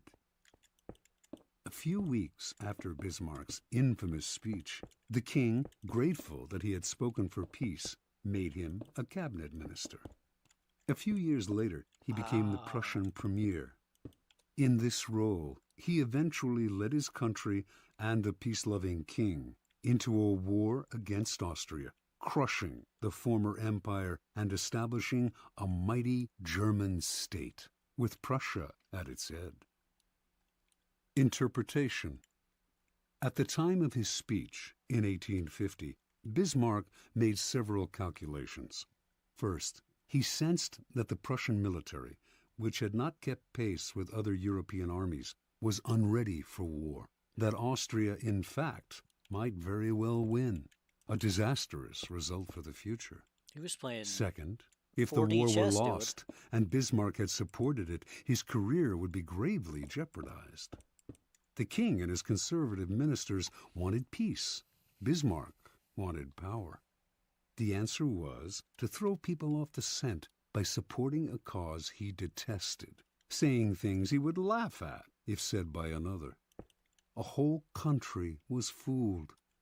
It was because of Bismarck's speech that He's the the king frickin' made him a playmaker, minister, yo. a position from which he quickly rose to be prime minister, attaining the power to strengthen the Prussian military and accomplish what he had wanted all along: the humiliation of Austria and the unification of Germany under Prussia's leadership. Through insincerity and misleading signals, he deceived everyone, concealed his purpose, and attained everything he wanted. Such is the power of hiding your intentions. Keys to power. Most people are open books. They say what they feel, blurt out their opinions at every opportunity, and constantly reveal their plans and intentions. They do this for several reasons. First, it is easy and natural to always want to talk about one's feelings and plans for the future. It takes effort to control your tongue and monitor what you reveal. Second, many believe that by being honest and open, they are winning people's hearts and showing their good nature. They are greatly deluded. Honesty is actually a blunt instrument which bloodies more than it cuts. Your honesty is likely to offend people. It is much more prudent to tailor your words, telling people what they want to hear, rather than the coarse and ugly truth of what you feel or think. More important, by being unabashedly open, you make yourself so predictable and familiar that it is almost impossible to respect or fear you, and power will not accrue to a person who cannot inspire such emotions. If you yearn for power, quickly lay honesty aside and train yourself in the art of concealing your intentions. Master the art, and you will always have the upper hand. Basic to an ability to conceal one's intentions is a simple truth about human nature. Our first instinct is to always trust appearances. We cannot go around doubting the reality of what we see and hear. Constantly imagining that appearances concealed something else would exhaust and terrify us. This fact makes it relatively easy to conceal one's intentions. Simply dangle an object you seem to desire, a goal you seem to aim for, in front of people's eyes, and they will take the appearance for reality. Once their eyes focus on the decoy, they will fail to notice what you are really up to. You can use this tactic in the following manner. Hide your intentions not by closing up, with the risk of appearing secretive and making people suspicious, but by talking endlessly about your desires and goals, just not your real ones. You will kill 3 birds with 1 stone. You appear friendly, open, and trusting, you conceal your intentions, and you send your rivals on time-consuming goose chases. Another powerful tool in throwing people off the scent is false sincerity. People easily mistake sincerity for honesty. Remember, their first instinct is to trust appearances, and since they value honesty and want to believe in the honesty of those around them, they will rarely doubt you or see through your act. Seeming to believe what you say gives your words great weight. To make your false sincerity an effective weapon in concealing your intentions, espouse a belief in honesty and forthrightness as important social values. Do this as publicly as possible. Emphasize your position on this subject by occasionally divulging some heartfelt thought, though only one that is actually meaningless or irrelevant, of course. Napoleon's minister Talleyrand was a master at taking people into his confidence by revealing some apparent secret. This feigned confidence, a decoy, would then elicit a real confidence on the other person's part. Remember, the best deceivers do everything they can to cloak their roguish qualities. They cultivate an air of honesty in one area to disguise their dishonesty in others. Honesty is merely another decoy in their arsenal of weapons. Part 2. Use smokescreens to disguise your actions. Deception is always the best strategy, but the best deceptions require a screen of smoke to distract people's attention from your real purpose. The bland exterior, like the unreadable poker face, is often the perfect smokescreen, hiding your intentions behind the comfortable and familiar. If you lead the sucker down a familiar path, he won't catch on when you lead him into a trap. Observance of the law.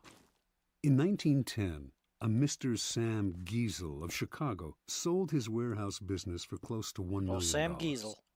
He settled down to semi-retirement and the managing of his many properties, but deep inside, he itched for the old days of deal-making. One day, a young man named Joseph Weil visited his office, wanting to buy an apartment he had up for sale. Giesel explained the terms. The price was $8,000, but he only required a down payment of $2,000. Weil said he would sleep on it, but he came back the following day and offered to pay the full $8,000 in cash if Giesel could wait a couple of days until a deal Weil was working on came through. Even in semi-retirement, a clever businessman like Giesel was curious as to how Weil would be able to come up with so much cash, roughly $150,000 today, so quickly. Weil seemed reluctant to say and quickly changed the subject, but Giesel was persistent. Finally, after assurances of confidentiality, Weil told Giesel the following story. Weil's uncle was the secretary to a coterie of multimillionaire financiers. These wealthy gentlemen had purchased a hunting lodge in Michigan 10 years ago at a cheap price. They had not used the lodge for a few years, so they had decided to sell it and had asked Weil's uncle to get whatever he could for it. For reasons, good reasons, of his own, the uncle had been nursing a grudge against the millionaires for years. This was his chance to get back at them. He would sell the property for $35,000 to a setup man, whom it was Weil's job to find. The financiers were too wealthy to worry about this low price. The setup man would then turn around and sell the property again for its real price, around $155,000. The uncle, Weil, and the third man would split the profits from this second sale. Good little scam right there. It was all legal and for a good cause, the uncle's just retribution. Giesel had heard enough. He wanted to be the setup buyer.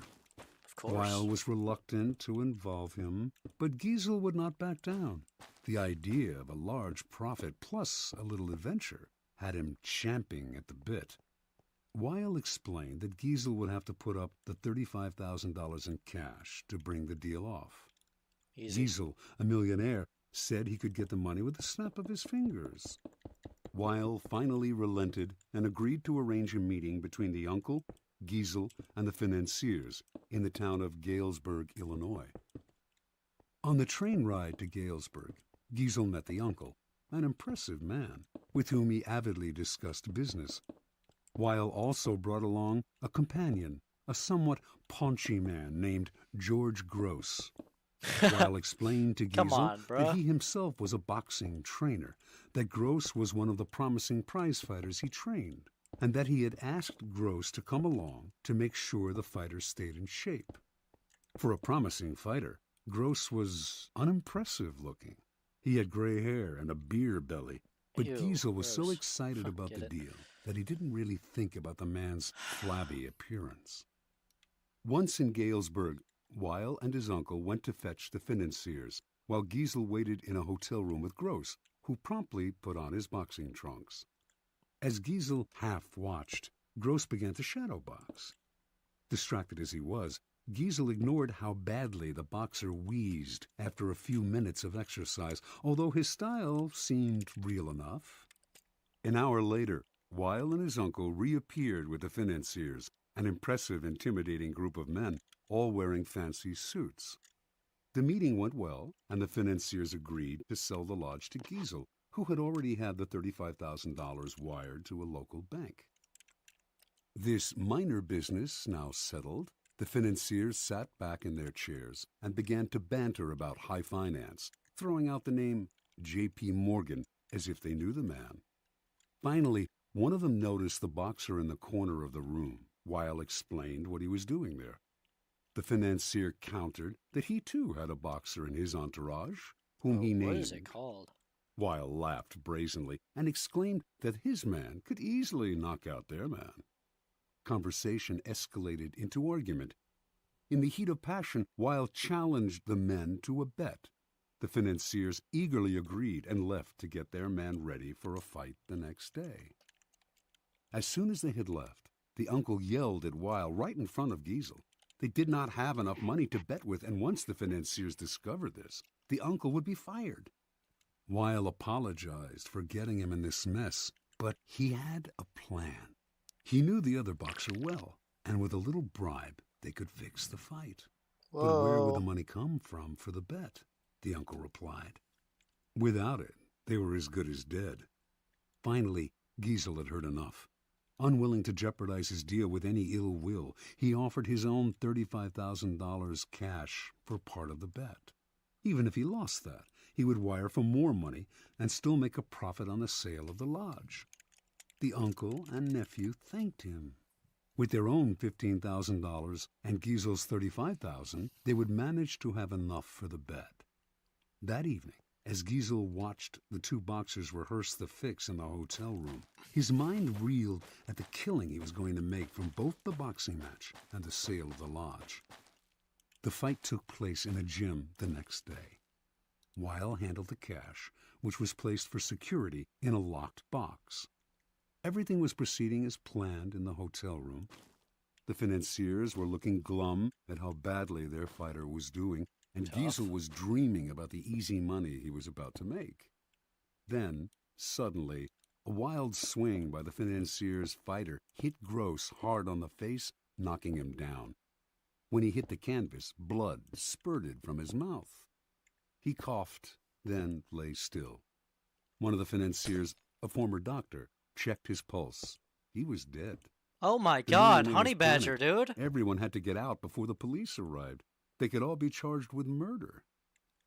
Terrified, Giesel hightailed it out of the gym and back to Chicago, leaving behind his $35,000, which he was only too glad to forget, for it seemed a small price to pay to avoid being implicated in a crime. He never wanted to see Weil or any of the others again. After Giesel scurried out, Gross stood up under his own steam.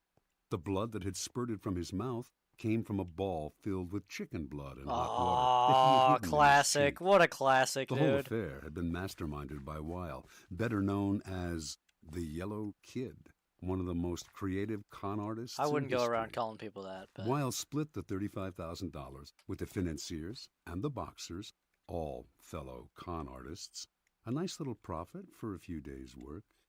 Jesus. Interpretation. The Yellow Kid had staked out Giesel as the perfect sucker long before he set up the con. He knew the boxing match scam would be the perfect ruse to separate Giesel from his money quickly and definitively. But he also knew that if he had begun by trying to interest Giesel in the boxing match, he would have failed miserably. That is so he high had to level, conceal dude. his Jesus intentions Christ. and switch attention, create a smokescreen, in this case, the sale of the lodge. On the train ride and in the hotel room, Giesel's mind had been completely occupied with the pending deal, the easy money, the chance to hobnob with wealthy men. He had failed to notice that Gross was out of shape and middle-aged at best. Such is the distracting power of a smokescreen. Engrossed in the business deal, Giesel's attention was easily diverted to the boxing match, Like a but magician. only at a point when it was already too late for him to notice the details that would have given Gross away. The match, after all, now depended on a bribe rather than on the boxer's physical condition. And Giesel was so distracted at the end by the illusion of the boxer's death that he completely forgot about his money. Learn from the Yellow Kid. The familiar, inconspicuous front is the perfect smokescreen. Approach your mark with an idea that seems ordinary enough. A business deal, financial intrigue. The sucker's mind is distracted, his suspicions allayed. That is when you gently guide him onto the second path, square. the slippery slope down which he slides helplessly into your trap. Keys to power. If you believe that the deceivers are colorful folk who mislead with elaborate lies and tall tales, you are greatly mistaken. The best deceivers utilize a bland and inconspicuous front that calls no attention to themselves. They know that extravagant words and gestures immediately raise suspicion. Instead, they envelop their mark in the familiar, the banal, the harmless. The simplest form of smokescreen is facial expression. Behind a bland, unreadable exterior, all sorts of mayhem can be planned without detection. This is a weapon that the most powerful men in history have learned to perfect. It was said that no one could read Franklin D. Roosevelt's face. Baron James Rothschild made a lifelong practice of disguising his real thoughts behind bland smiles and nondescript looks. Stendhal wrote of Talleyrand, "Never was a face less of a barometer." As one poker manual explains it, while playing his hand, the good player is seldom an actor. Instead, he practices a bland behavior that minimizes readable patterns, frustrates and confuses opponents, permits greater concentration. An adaptable concept, the smokescreen can be practiced on a number of levels, all playing on the psychological principles of distraction and misdirection. One of the most effective smokescreens is the noble gesture. People want to believe apparently noble gestures are genuine, for the belief is pleasant. They rarely notice how deceptive these gestures can be. Another effective smokescreen is the pattern, the establishment of a series of actions that seduce the victim into believing you will continue in the same way. The pattern plays on the psychology of anticipation. Our behavior conforms to patterns, or so we like to think. In 1878, the American robber baron Jay Gould created a company that began to threaten the monopoly of the telegraph company Western Union. The directors of Western Union decided to buy Gould's company up. They had to spend a hefty sum, but they figured they had managed to rid themselves of an irritating competitor. A few months later, though, Gould was at it again, complaining he had been treated unfairly. He started up a second company to compete with Western Union and its new acquisition. The same thing happened again. Western Union bought him out to shut him up. Soon the pattern began for the third time. But now Gould went for the juggler. He suddenly staged a bloody takeover struggle and managed to gain complete control of Western Union. He had established a pattern that had tricked the company's directors into thinking his goal was to be bought out at a handsome rate. Once they paid him off, they relaxed and failed to notice that he was actually playing for higher stakes. The pattern is powerful in that it deceives the other person into expecting the opposite of what you are really doing. Remember, it takes patience and humility to dull your brilliant colors, to put on the mask of the inconspicuous. Do not despair at having to wear such a bland mask. It is often your unreadability that draws people to you and makes you appear a person of power. Law 4. Always say less than necessary. Judgment. When you are trying to impress people with words, the more you say, the more common you appear, and the less in control. Even if you're saying something banal, it will seem original if you make it vague, open-ended, and sphinx-like. Powerful people impress and intimidate by saying less. The more you say, the more likely you are to say something foolish. Observance of the law. In the court of Louis XIV, nobles and ministers would spend days and nights debating issues of state. They would confer, argue, make and break alliances, and argue again until finally the critical moment arrived. Two of them would be chosen to represent the different sides to Louis himself, who would decide what should be done. After these persons were chosen, everyone would argue some more. How should the issues be phrased?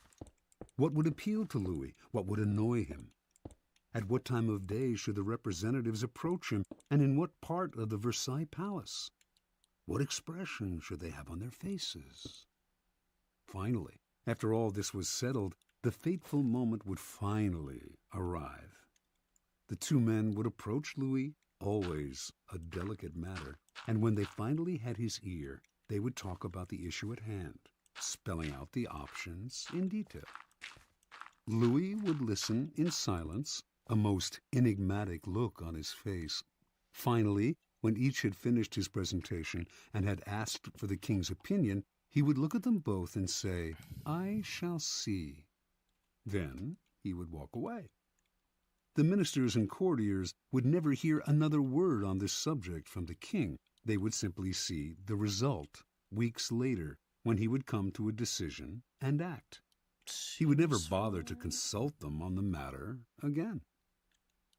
Interpretation. Louis XIV was a man of very few words. His most famous remark is, "L'État, c'est moi." The state is me. Nothing could be more pithy, yet more eloquent. His infamous "I shall see" was one of several extremely short phrases that he would apply to all manner. That's what we call it. Hold on.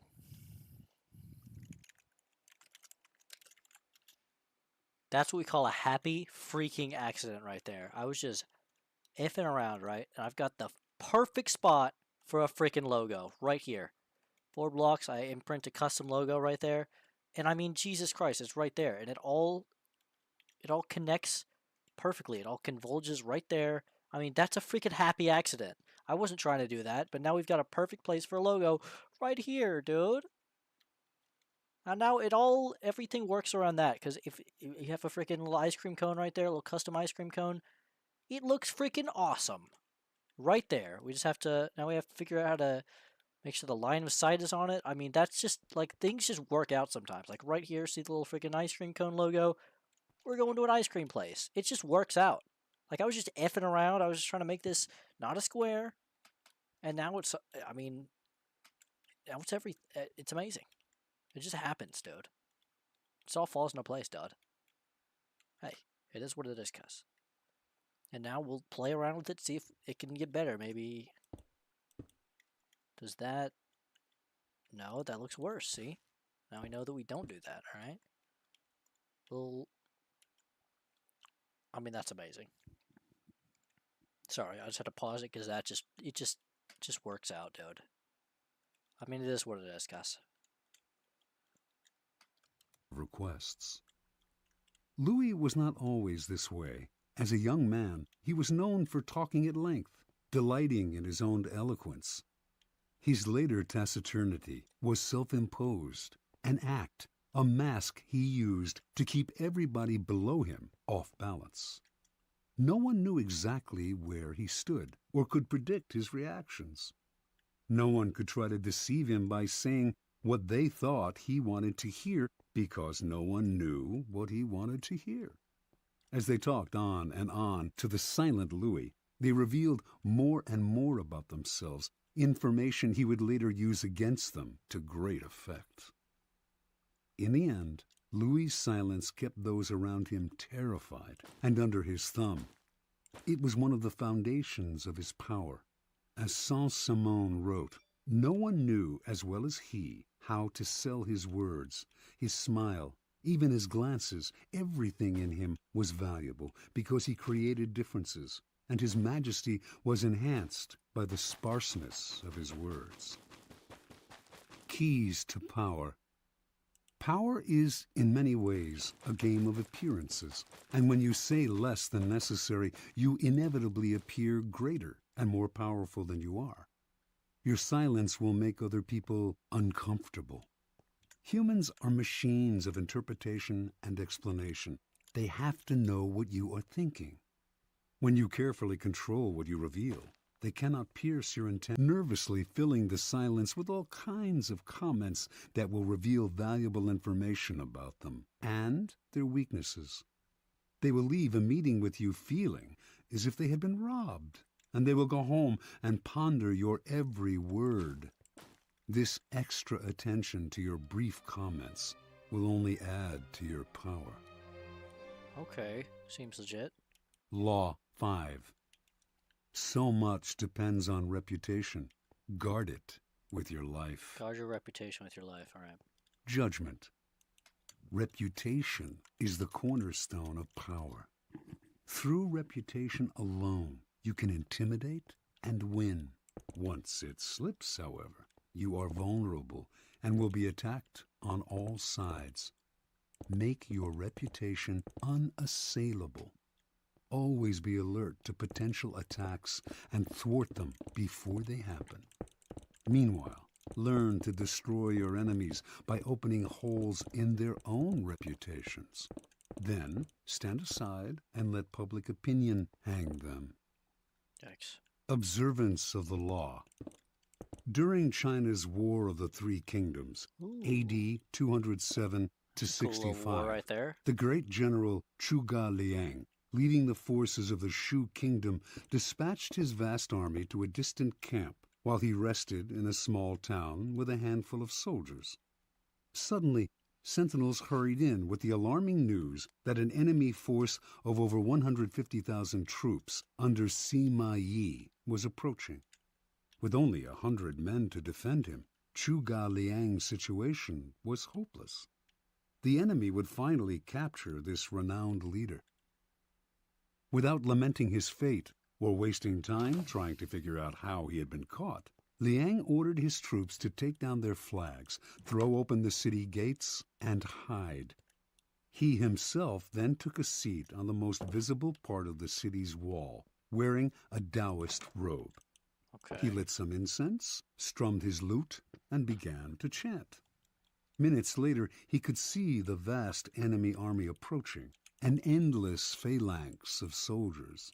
Pretending not to notice them, he continued to sing and play the lute. Soon the army stood at the town gates. At its head was Sima Yi, who instantly recognized the man on the wall. Even so, as his soldiers itched to enter the unguarded town through its open gates, Sima Yi hesitated, held them back, and studied Liang on the wall. Then he ordered an immediate and speedy retreat. Oh, wow. Interpretation. Zhuge Liang was commonly known as the Sleeping Dragon. His exploits in the War of the Three Kingdoms were legendary. Once a man claiming to be a disaffected enemy lieutenant came to his camp offering help and information. Liang instantly recognized the situation as a setup. This man was a false deserter and should be beheaded. At the last minute, though, as the axe was about to fall, Liang stopped the execution and offered to spare the man's life if he agreed to become a double agent. Grateful and terrified, the man agreed and began supplying false information to the enemy. Liang won battle after battle. The sleeping dragon carefully cultivated his reputation of being the cleverest man in China, one pretty who awesome. always had a trick up his sleeve. As powerful as any weapon, this reputation struck fear into his enemy. Sima Yi had fought against Zhuge Liang dozens of times and knew him well. When he came on the empty city, with Liang praying on the wall, he was stunned. The Taoist robes, the chanting, the incense, this had to be a game of intimidation. The man was obviously taunting him, daring him to walk into a trap. The game was so obvious that for one moment it crossed Yi's mind that Liang actually was alone and desperate.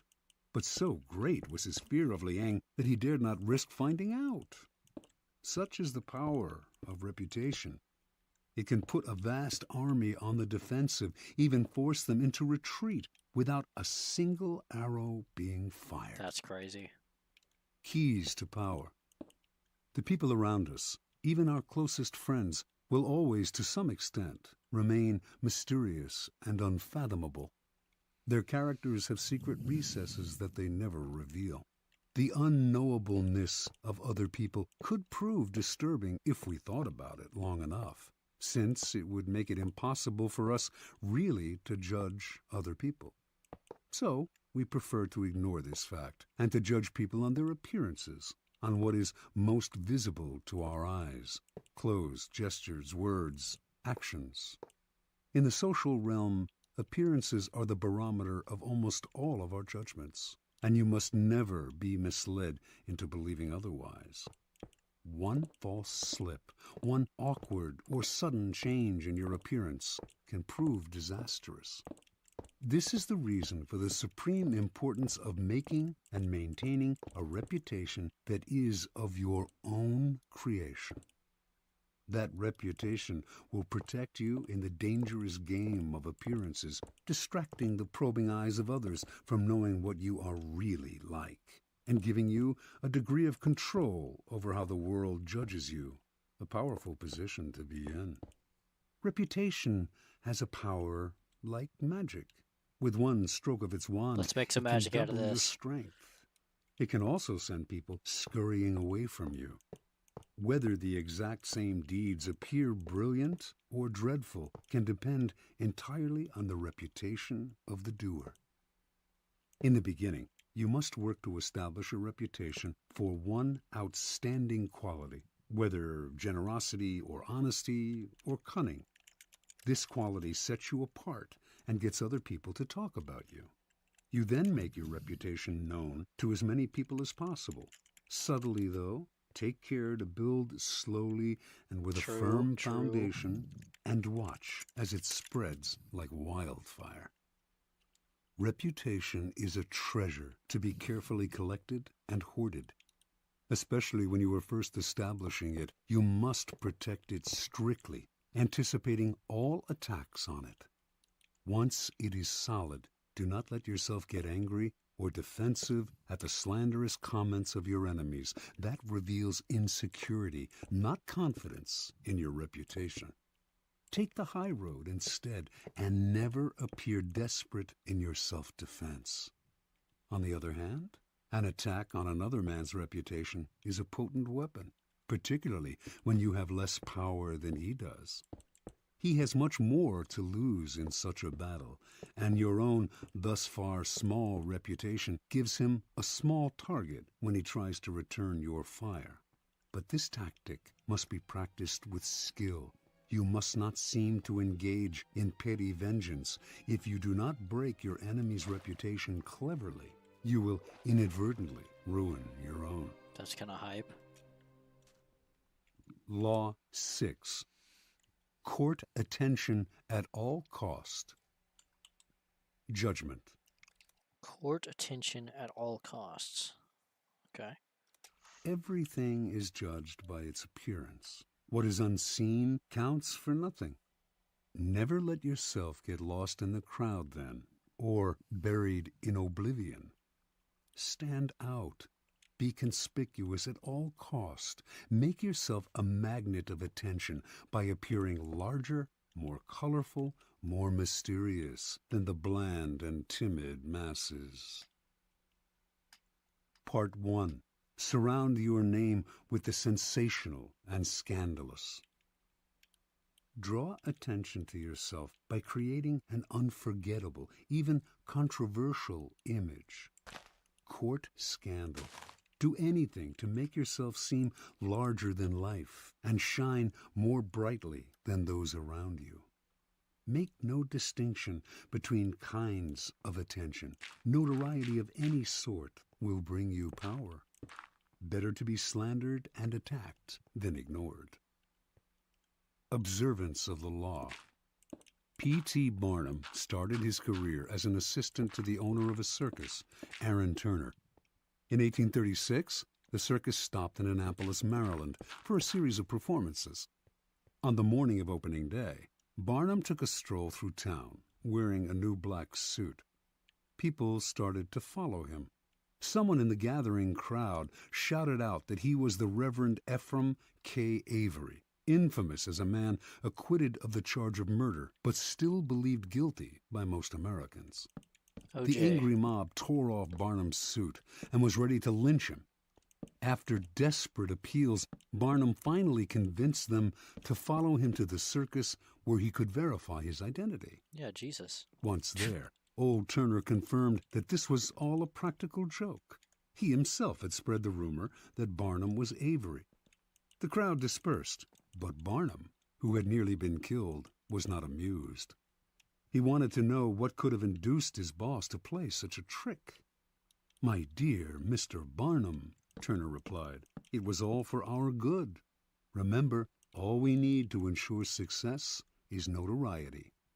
And indeed, everyone in town was talking about the joke, and the circus was... What's that? What's the quote? All publicity is good publicity. That's what that means. Packed that night, and every night it stayed in Annapolis. Barnum had learned a lesson he would never forget. Barnum's first big venture of his own was for the American Museum, a collection of curiosities located in New York. One day, a beggar approached Barnum in the street. Instead of giving him money, Barnum decided to employ him. Taking him back to the museum, he gave the man 5 bricks and told him to make a slow circuit of several blocks. At certain points, he was to lay down a brick on the sidewalk, always keeping 1 brick in hand. On the return journey, he was to replace each brick on the street with the one he held.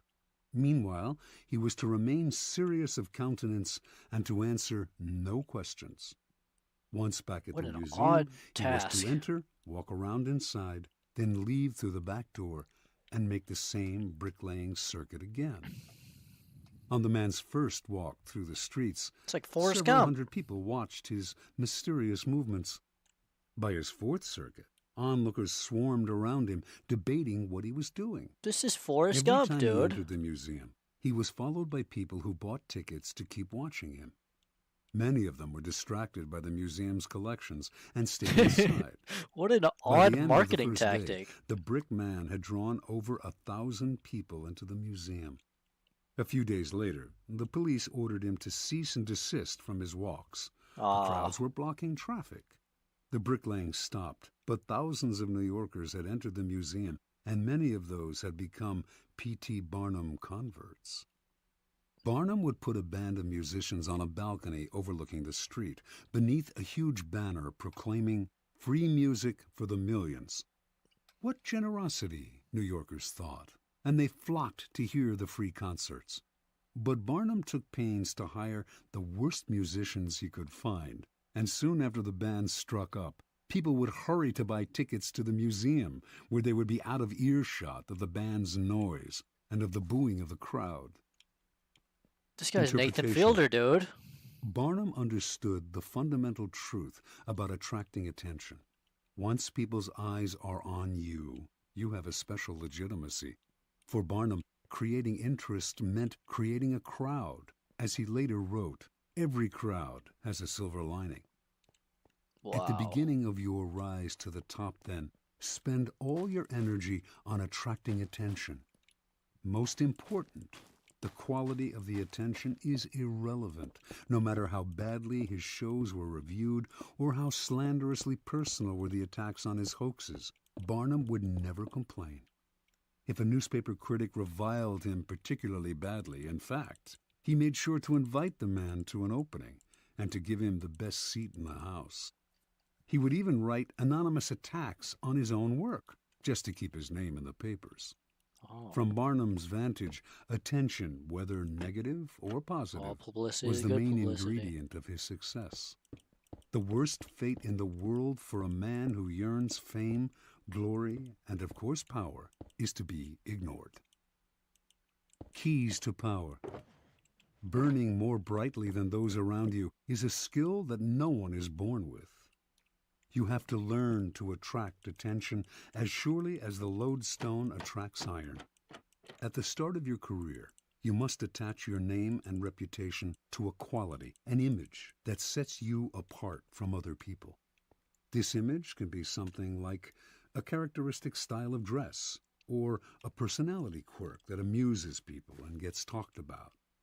Once the image is established, you have an appearance, a place in the sky for your star. It is a common mistake to imagine that this peculiar appearance of yours should not be controversial, that to be attacked is somehow bad. Nothing could be further from the truth. To avoid being a flash in the pan and having your notoriety eclipsed by another, you must not discriminate between different types of attention. In the end, every kind will work in your favor. Once in the limelight, you must constantly renew it by adapting and varying your method of courting attention. If you don't, the public will grow tired, will take you for granted, and will move on to a newer star. The game requires constant vigilance and creativity. Part 2. Create an air of mystery. In a world growing increasingly banal and familiar, what seems enigmatic instantly draws attention. Never make it too clear what you are doing or about to do. Do not show all your cards. An air of mystery heightens your presence. It also creates anticipation. Everyone will be watching you to see what happens next. Use mystery to beguile, seduce, even frighten. Sergeant Observance Beans. of the law. Beginning in 1905, rumors started to spread throughout Paris of a young Oriental girl who danced in a private home, wrapped in veils that she gradually discarded. A local journalist who had seen her dancing reported that a woman from the Far East had come to Europe laden with perfume and jewels to introduce some of the richness of the Oriental color and life into the satiated society of European cities. Soon, everyone knew the dancer's name, Mata Hari. Early that year, in the winter, small and select audiences would gather in a salon filled with Indian statues and other relics, while an orchestra played music inspired by Hindu and Javanese melodies. After keeping the audience waiting and wondering, Mata Hari would suddenly appear in a startling costume, a white cotton brassiere covered with Indian-type jewels, jeweled bands at the waist supporting a sarong that revealed as much as it concealed, bracelets up the arms. Then Mata Hari would dance, in a style no one in France had seen before, her whole body swaying as if she were in a trance. She told her excited and curious audience that her dances told stories from Indian mythology and Javanese folk tales. Soon, the cream of Paris, ambassadors from far-off lands, were competing for invitations to the salon, where it was rumored that Mata Hari was actually performing sacred dances in the nude. Maybe. The public wanted to know more about her. She told journalists that she was actually Dutch in origin, but had grown up on the island of Java. She would also talk about time spent in India, how she had learned sacred Hindu dances there, and how Indian women can shoot straight, ride horseback, and are capable of doing logarithms and talk philosophy. That's kind of cool. By the summer of 1905, although few Parisians had actually seen Mata Hari dance, her name was on everyone's lips. As Mata Hari gave more interviews, the story of her origins kept changing. She had grown up in India. Her grandmother was the daughter of a Javanese princess. She had lived on the island of Sumatra, where she had spent her time horseback riding, gun in hand, and risking her life. No one knew anything certain about her, but journalists did not mind these changes in her biography. They compared her to an Indian goddess, a creature from the pages of Baudelaire. Whatever their imagination wanted to see in this mysterious woman from the East. In August of 1905, Mata Hari performed for the first time in public. Crowds thronging to see her on opening night caused a riot. She had now become a cult figure, spawning many imitations. One reviewer wrote, "Mata Hari personifies all the poetry of India, its mysticism, its voluptuousness, its hypnotizing charm." Another noted, "If India possesses such unexpected treasures, then all Frenchmen will emigrate to the shores of the Ganges." Soon, the fame of Mata Hari and her sacred Indian dances spread beyond Paris. She was invited to Berlin, Vienna, Milan. Over the next few years, she performed throughout Europe, mixed with the highest social circles, and earned an income that gave her an independence rarely enjoyed by a woman of the period. Then, near the end of World War I, she was arrested in France, tried, convicted, and finally executed as a German spy. Whoa! Only during the trial did the truth come out. Mata Hari was not from Java or India, had not grown up in the Orient, did not have a drop of Eastern blood in her body. Really? Her real name was Margarethe Zell, and she came from the stolid northern province of Friesland, Holland. Interpretation. When Margarethe Zell arrived in Paris in 1904, They couldn't she tell had that she half a wasn't franc in her Asian? pocket. She was one of the thousands of beautiful young girls who flocked to Paris every year, taking work as artists' models, nightclub dancers, or vaudeville performers at the Folies Bergère. After a few years, they would inevitably be replaced by younger girls, and would often end up on the streets, turning to prostitution, or else returning to the town they came from, older and chastened. Zell had higher ambitions. She had no dance experience and had never performed in the theater, but as a young girl, she had traveled with her family and had witnessed local dances in Java and Sumatra. Zell clearly understood that what was important in her act was not the dance itself, or even her face or figure, but her ability to create an air of mystery about herself. Was The she a mystery German she spy, created though? lay not just in her dancing, or her costumes, or the stories she would tell, or her endless Starting to think lies not. about her origins. It lay in an atmosphere enveloping everything she did. There was nothing you could say for sure about her. She was always changing, always surprising her audience with new costumes, new dances, new stories. This air of mystery left the public always wanting to know more, always wondering about her next move. Mata Hari was no more beautiful than many of the other young girls who came to Paris, and she was not a particularly good dancer. What separated her from the mass, what attracted and held the public's attention and made her famous and wealthy, was her mystery. People are enthralled by mystery because it invites constant interpretation. They never tire of it. The mysterious cannot be grasped, and what cannot be seized and consumed creates power. Keys to power. In a world that is ever more banal, that has had its mystery and myth squeezed out of it, we secretly crave enigmas, people or things that cannot be instantly interpreted, seized, and consumed. That is the power of the mysterious. It invites layers of interpretation, excites our imagination, seduces us into believing that it conceals something marvelous. The world has become so familiar and its inhabitants so predictable that what wraps itself in mystery will almost always draw the limelight to it and make us watch it. Do not imagine that to create an air of mystery, you have to be grand and awe-inspiring. Mystery that is woven into your day-to-day demeanor and is subtle has that much more power to fascinate and attract attention. Remember, most people are up front, can be read like an open book, take little care to control their words or image, and are hopelessly predictable. By simply holding back, keeping silent, occasionally uttering ambiguous phrases, deliberately appearing inconsistent, and acting odd in the subtlest of ways, you will emanate an aura of mystery. I mean, that's Mr. Remington People right there around for you you. I don't will know then what to say. magnify that aura by constantly trying to interpret you. Mysterious people put others in a kind of inferior position, that of trying to figure them out. To degrees that they can control, I mean, that's they literally also Mr. elicit the Remington. fear surrounding anything uncertain or That's kinda crazy. unknown. All great leaders know that an aura of mystery draws attention to them and creates an intimidating presence.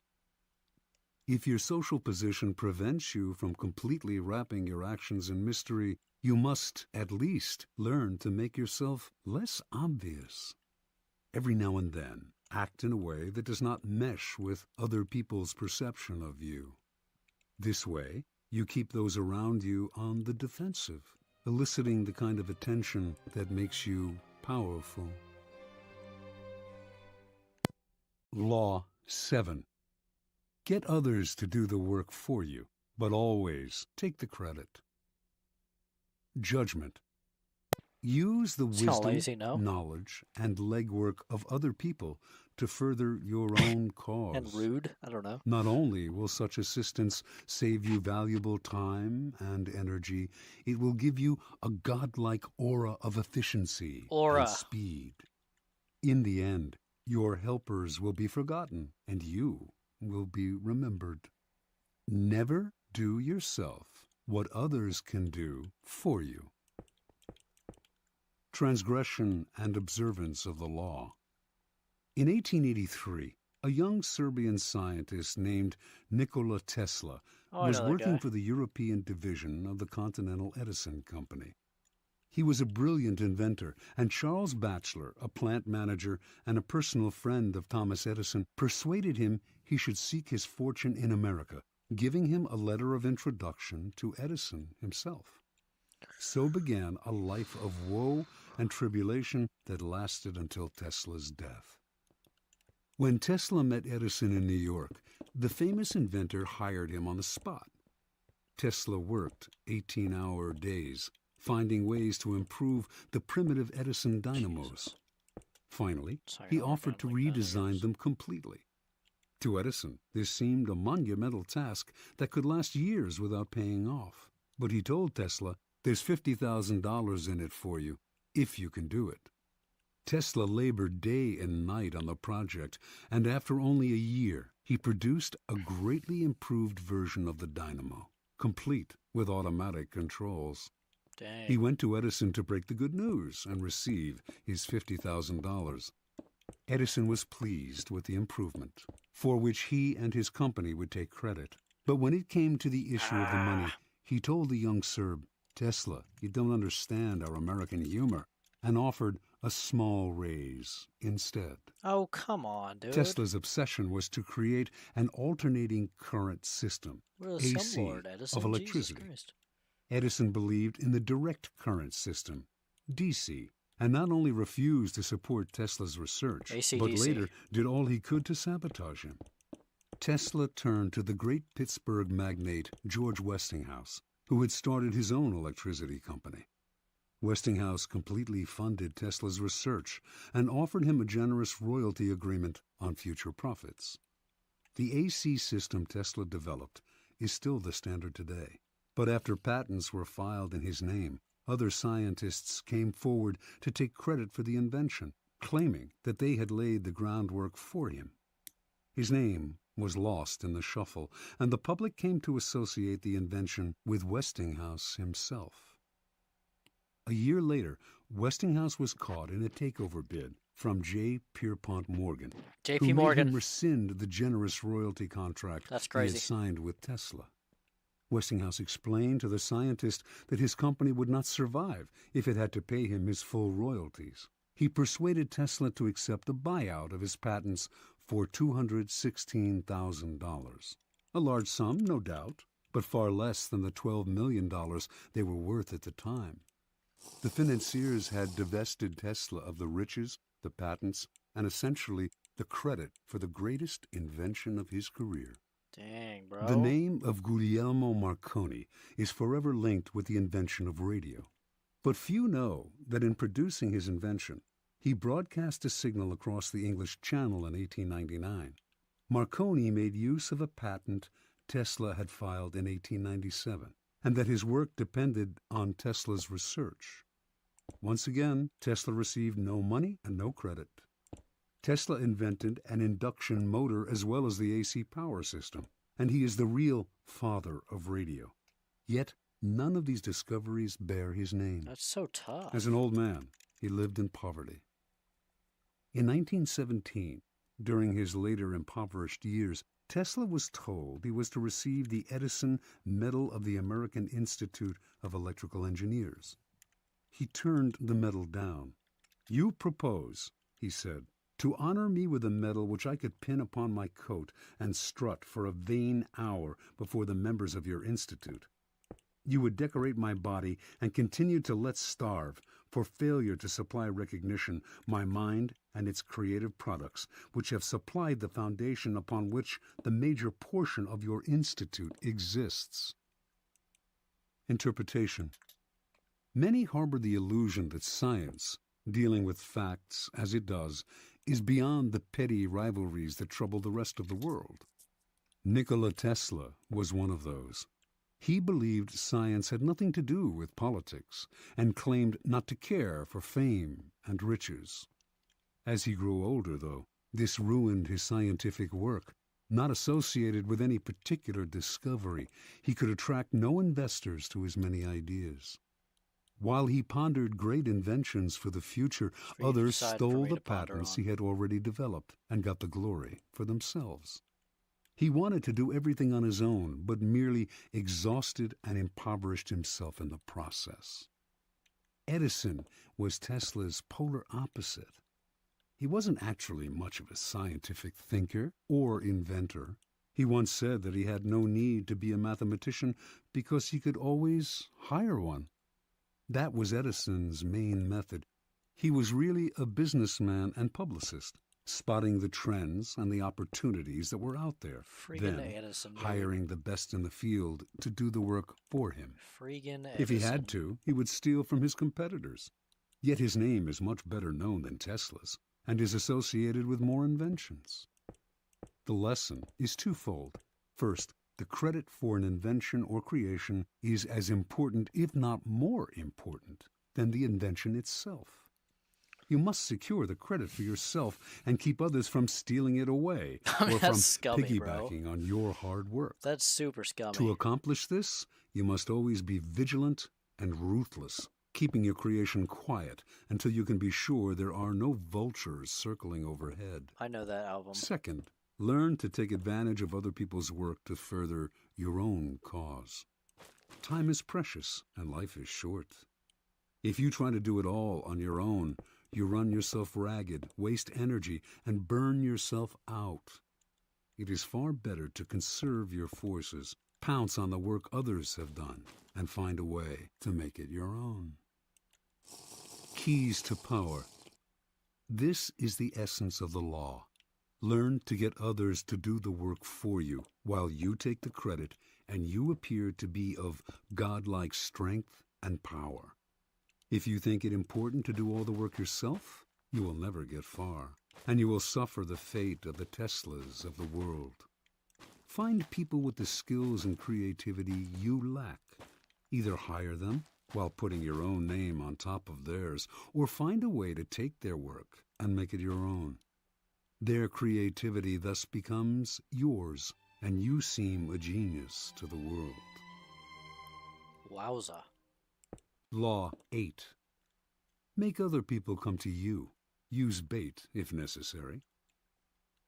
Judgment. When you force the other person to act, you are the one in control. It is always better to make your opponent come to you, abandoning his own plans in the process. Lure him with fabulous gains, then attack. You hold the cards. Observance of the law. At the Congress of Vienna in 1814, the major powers of Europe gathered to carve up the remains of Napoleon's fallen empire. The city was full of gaiety, and the balls were the most splendid in memory. Hovering over the proceedings, however, was the shadow of Napoleon himself. Instead of being executed or exiled far away, he had been sent to the island of Elba, not far from the coast of Italy. Even imprisoned on an island, a man as bold and creative as Napoleon Bonaparte made everyone nervous. The Austrians plotted to kill him on Elba, but decided it was too risky. Alexander I, Russia's temperamental czar, heightened the anxiety by throwing a fit during the Congress when a part of Poland was denied him. "Beware, I shall loose the monster," he threatened.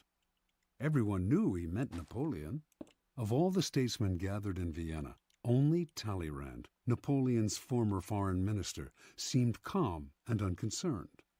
It was as if he knew something the others did not. Meanwhile, on the island of Elba, Napoleon's life was a mockery of his previous glory. As Elba's king, he had been allowed to form a court. There was a cook, a wardrobe mistress, an official pianist, and a handful of courtiers. All this was designed to humiliate Napoleon, and it seemed to work.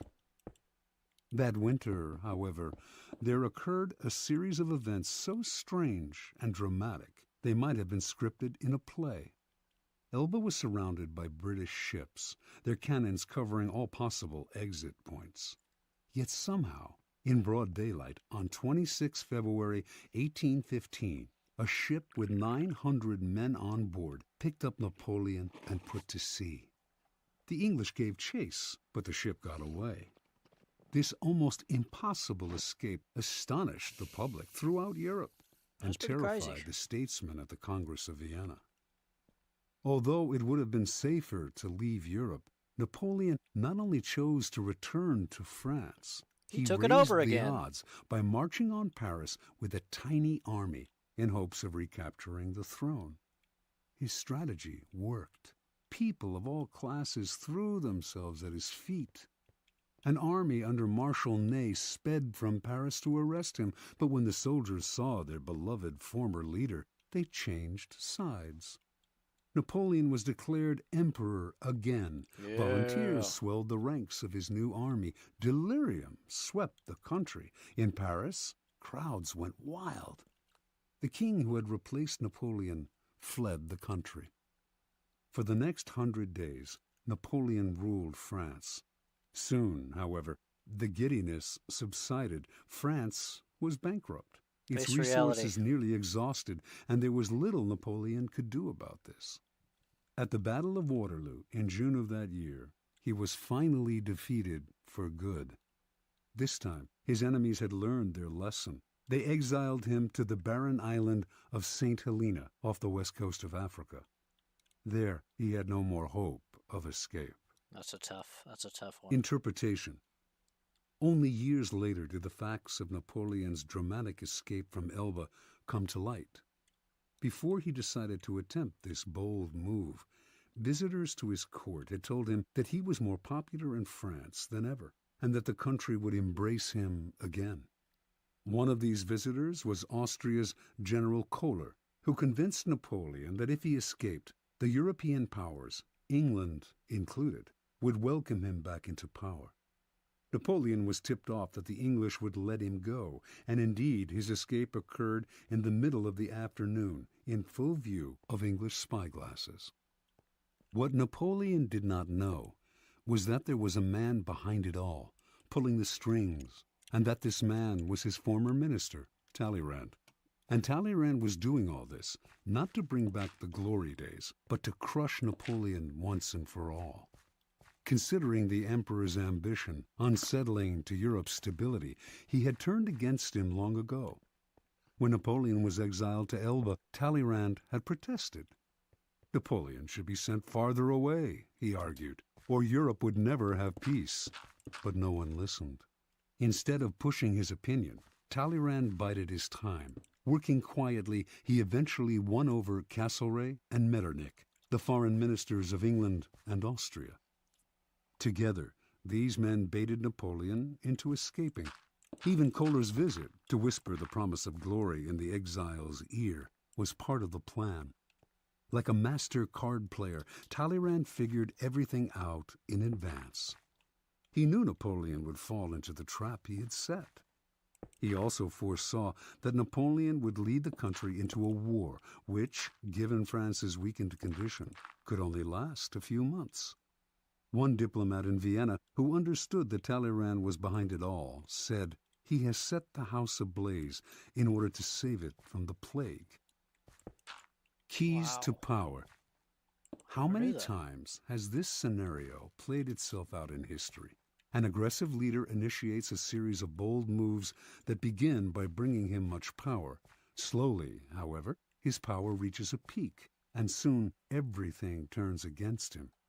His numerous enemies band together, trying to maintain his power. He exhausts himself going in this direction and that, and inevitably he collapses.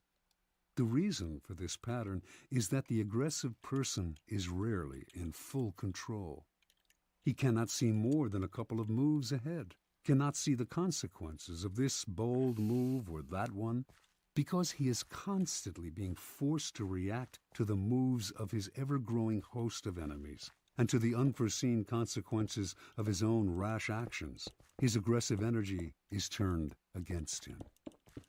In the realm of power, you must ask yourself, what is the point of chasing here and there, trying to solve problems and defeat my enemies if I never feel in control? Why am I always having to react to events instead of directing them? The answer is simple. Your idea of power is wrong. You have mistaken aggressive action for effective action. And most often, the most effective action is to stay back, keep calm, and let others be frustrated by the traps you lay for them, playing for long-term power rather than quick victory. Remember, the essence of power is the ability to keep the initiative, to get others to react to your moves, to keep your opponent and those around you on the defensive. When you make other people come to you, you suddenly become the one controlling the situation, and the one who has control has power. Two things must happen to place you in this position. You yourself must learn to master your emotions and never to be influenced by anger. Meanwhile, however, you must play on people's natural tendency to react angrily when pushed and baited. In the long run, the ability to make others come to you is a weapon far more powerful than any tool of aggression. Manipulation is a dangerous game. Once someone suspects he is being manipulated, it becomes harder and harder to control him. But when you make your opponent come to you, you create the illusion that he is controlling the situation. He does not feel the strings that pull him, just as Napoleon imagined that he himself was the master of his daring escape and return to power. Wow. Law 9. Win through your actions, never through argument. Judgment. Any momentary triumph you think you have gained through argument is really a Pyrrhic victory. The resentment and ill will you stir up is stronger and lasts longer than any momentary change of opinion. It is much more powerful to get others to agree with you through your actions without saying a word. Demonstrate, do not explicate. Observance of the law. In 1502, in Florence, Italy, an enormous block of marble stood in the works department of the Church of Santa Maria del Fiore. It had once been a magnificent piece of raw stone, but an unskilled sculptor had mistakenly bored a hole through it where there should have been a figure's legs, generally mutilating it. Piero Soderini, Florence's mayor, had contemplated trying to save the block by commissioning Leonardo da Vinci to work on it, or some other master, but had given up, since everyone agreed that the stone had been ruined. So, despite the money that had been wasted on it, it gathered dust in the dark halls of the church. This was where things stood until some Florentine friends of the great Michelangelo decided to write to the artist, then living in Rome. He alone, they said, could do something with the marble, which was still magnificent raw material. Michelangelo traveled to Florence, examined the stone, and came to the conclusion that he could, in fact, carve a fine figure from it by adapting the pose to the way the rock had been mutilated. Soderini argued that this was a waste of time. Nobody could salvage such a disaster, but he finally agreed to let the artist work on it. Michelangelo decided he would depict a young David, sling in hand. Weeks later, as Michelangelo was putting the final touches on the statue, Soderini entered the studio.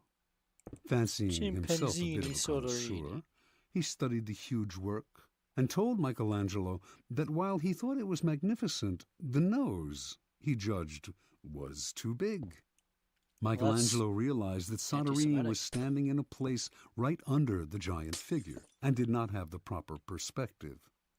Without a word, he gestured for Soderini to follow him up the scaffold. Can't say that stuff. Reaching the nose, he picked up his chisel, as well as a bit of marble dust that lay on the planks.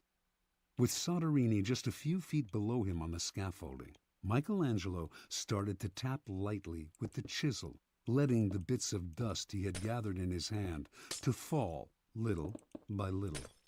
He actually did nothing to change the nose, but gave every appearance of working on it. I see. After a few minutes of the charade, he stood aside. Look at it now. I like it better, replied Soderini. You've made it come alive. Interpretation.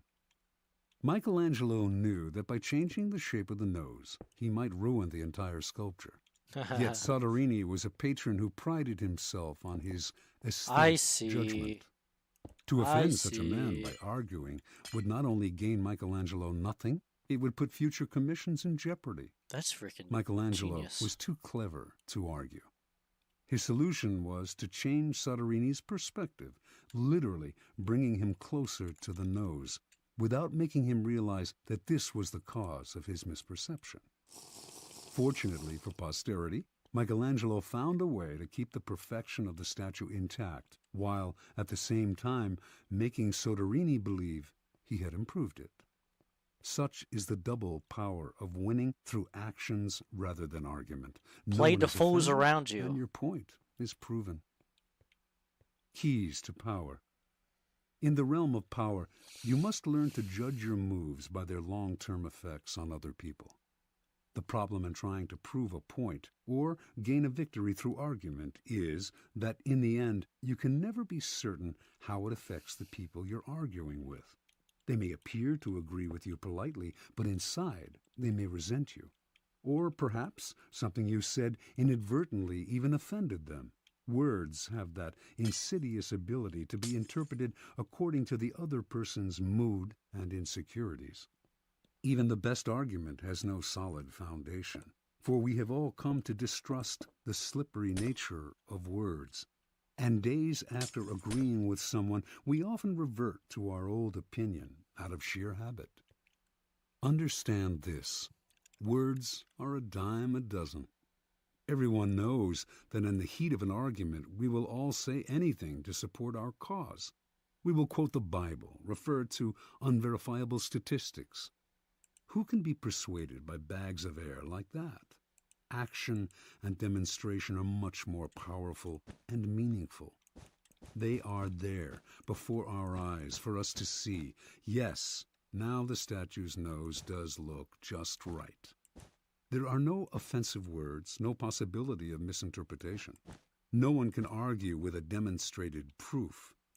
As Balthazar Gracian remarks, the truth is generally seen, rarely heard. Law 10. Infection. Avoid the unhappy and unlucky.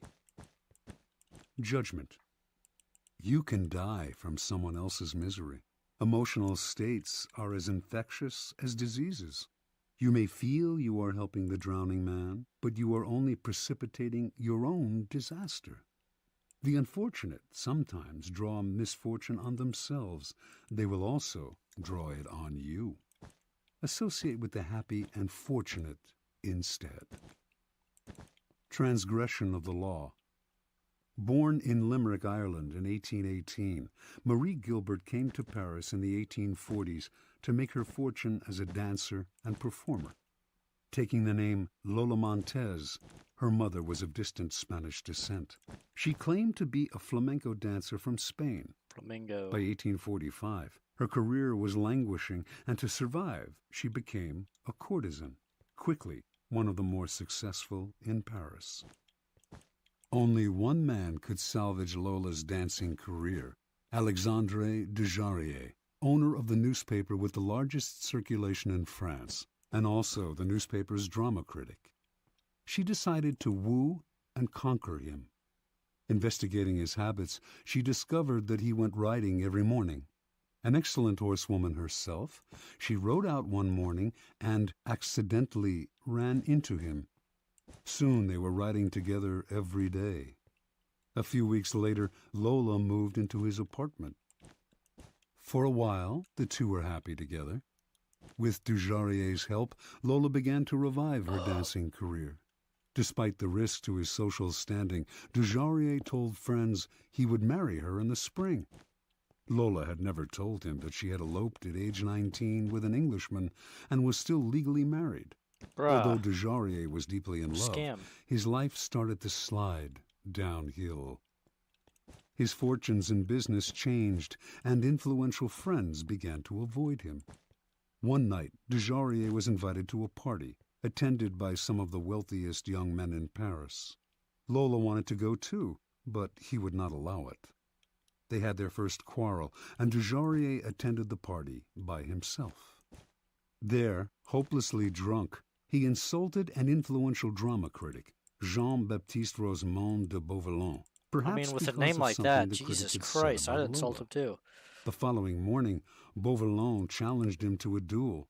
Whoa! Beauvalon was one of the best pistol shots in France. Dujarrier tried to apologize, but the duel took place, and he was shot and killed. Aww. Thus ended the life of one of the most promising young men of Paris society. Devastated, Lola left Paris.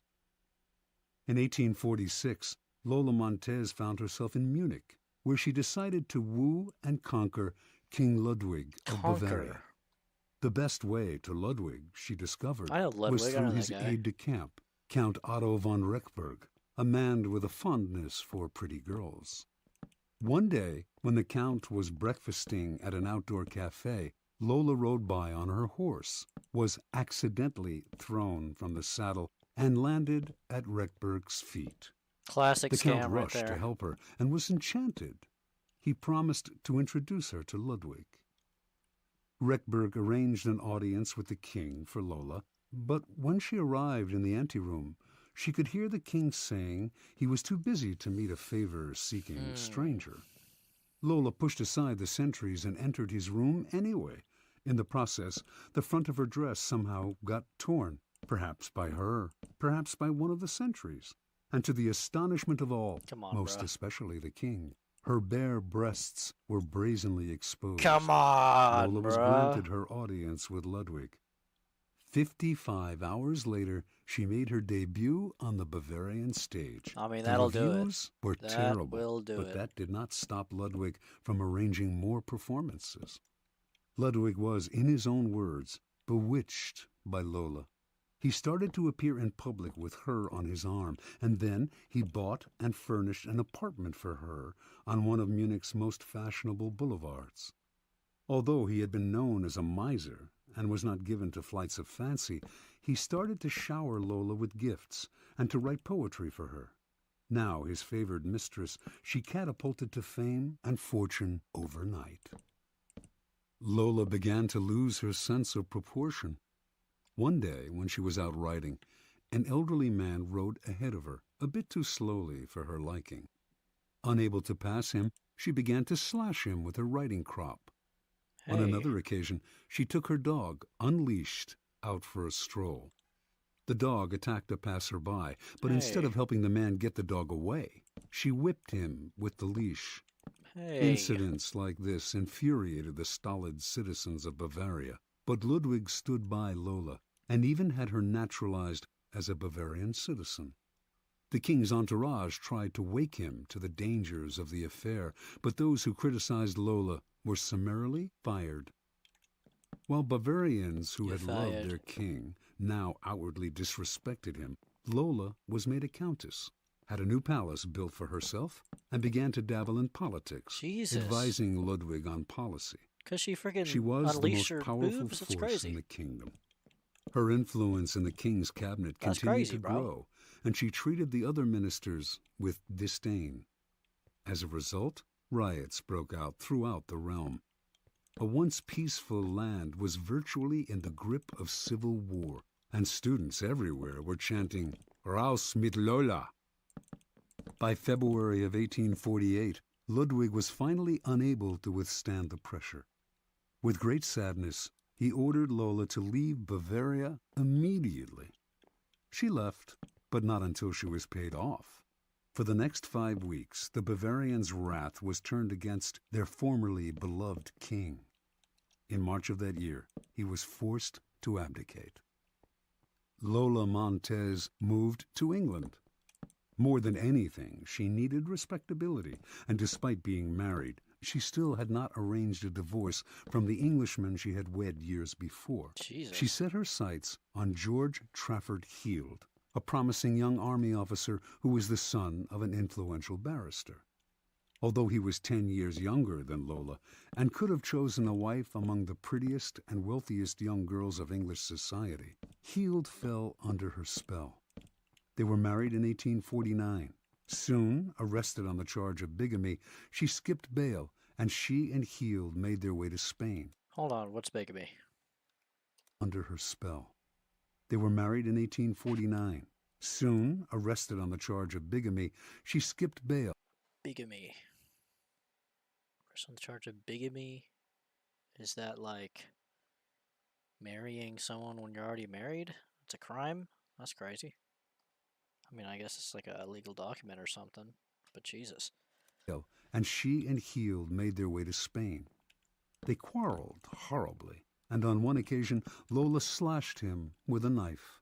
Finally, Whoa. she drove him away. Returning to England, he found he had lost his position in the army.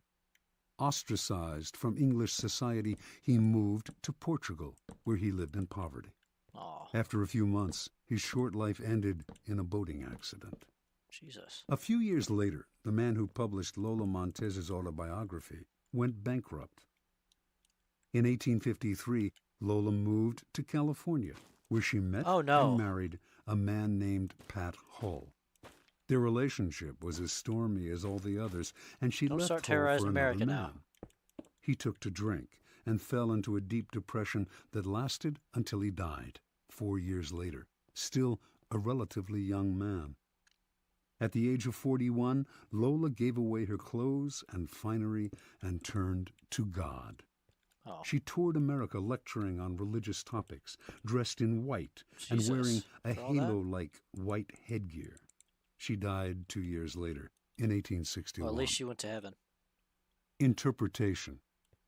Lola Montez She pulled it back. attracted men with her wiles, but her power over them went beyond the sexual. It was through the force of her character that she kept her lovers enthralled. Ah, it wasn't Men the were boobs. sucked into the maelstrom she churned up around her. They felt confused, upset, but the strength of the emotions she stirred also made them feel more alive. As is often the case with infection, the problems would only arise over time. Lola's inherent instability would begin to get under her lover's skin. They would find themselves drawn into her problems, but their emotional attachment to her would make them want to help her. That kind of makes This sense. was the crucial point of the disease, for Lola Montez could not be helped. Her problems were too deep. Once the lover identified with them, he was lost. He would find himself embroiled in quarrels. The infection would spread to his family and friends, or, in the case of Ludwig, to an entire nation. You could spend a lifetime studying the pathology of infecting characters, but don't waste your time. Just learn the lesson. When you suspect you are in the presence of an infector, don't argue, don't try to help, don't pass the person on to your friends, or you will become enmeshed. Flee the infector's presence or suffer the consequences. Keys to power. Those misfortunates among us who have been brought down by circumstances beyond their control deserve all the help and sympathy we can give them.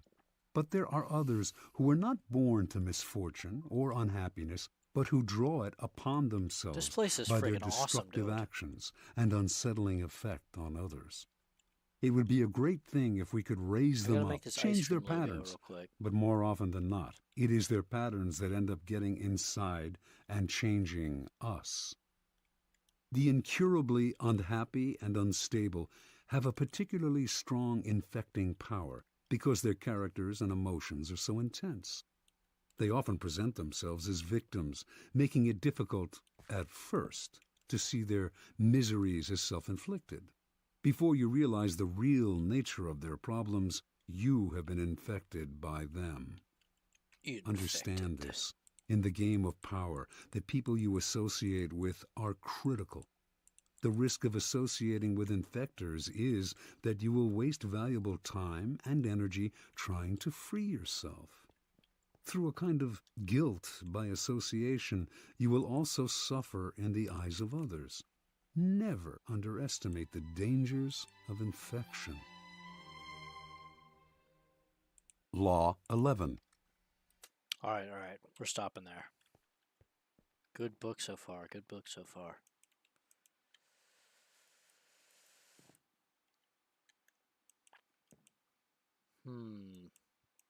This one.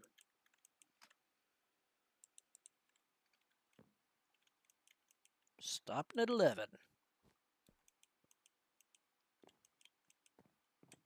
Okay, so I've made this ice cream shop. It's pretty great.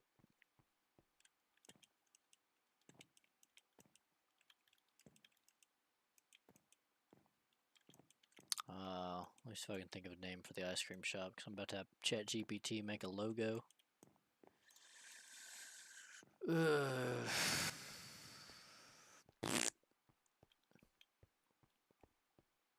Ice cream, I guess.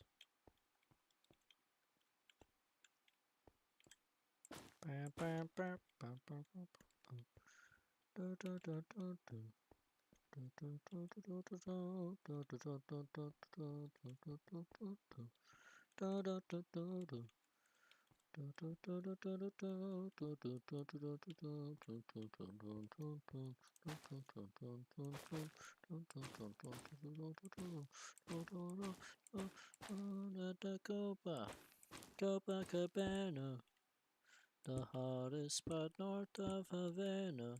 At the Copacabana, music and passion are always the fashion at the Copa. They fell in love.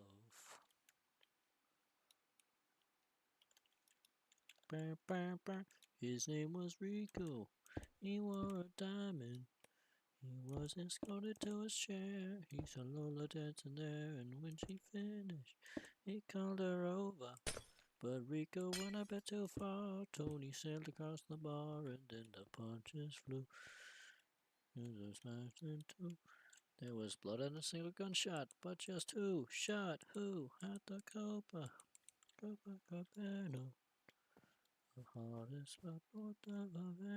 Okay, okay. So here, all I have to do is I have to do like the freaking kitchen. Or I have to make ice cream machines. That crap is boring. I'll do that off camera.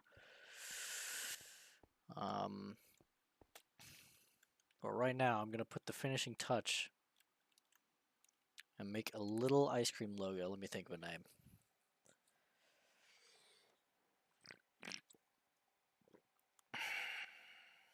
There's only one name that's popped in my head, and it's Ass Cream. But I don't think that's. I don't think I should go with that one. Let's see what's around. I mean, water.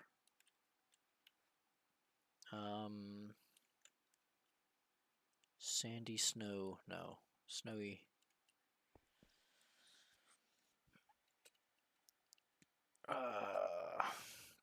Crimson cone. No, that doesn't make any sense. Cool cream. Cool cream. Cool cold stone. That's a thing. Okay, what rhymes with ice? Spice. Spice cream. Rice cream. Nice cream. Nice cream. That's lame. Nice cream. Vice cream. That doesn't make any sense. Lice cream. That's. I think you use that in times of peril.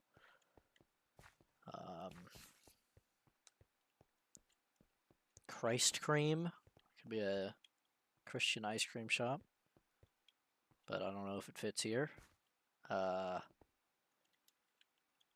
Dice cream. That could be a casino / ice cream factory or something.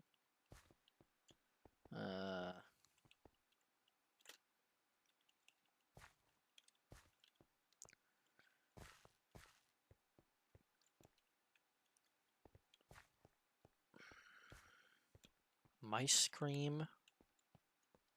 Mice cream. And there could be a mouse on the logo. Mice cream. That's lame.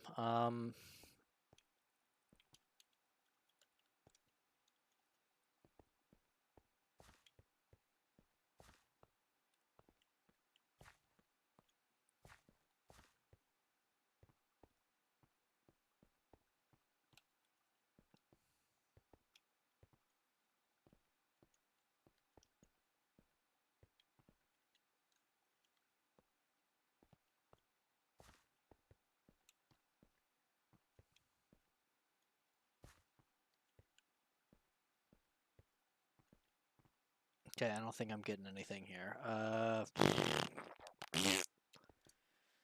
Cream, the cream.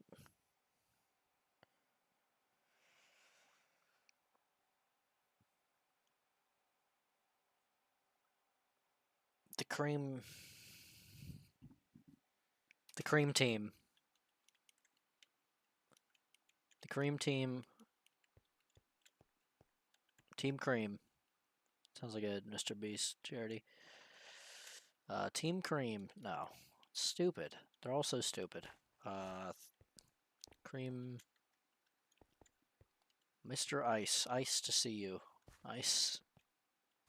That could be a pun. Nice. Ice day. Nice. What do you say? Nice. Nice hair. Ice hair. I don't know. A nice taste buds. Ice taste buds. Right? It's a little play on words. It's stupid. It's a stupid name. Ice.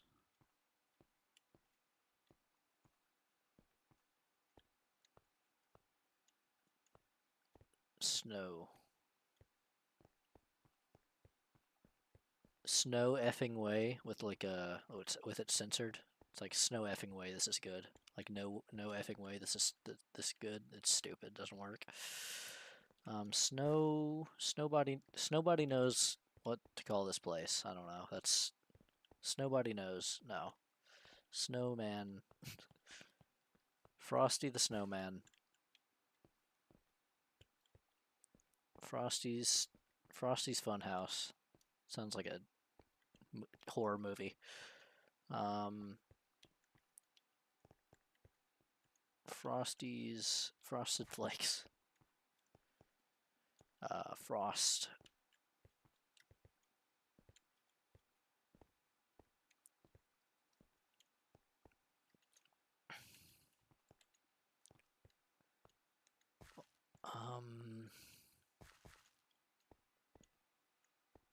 Frosty's Dandruff. No.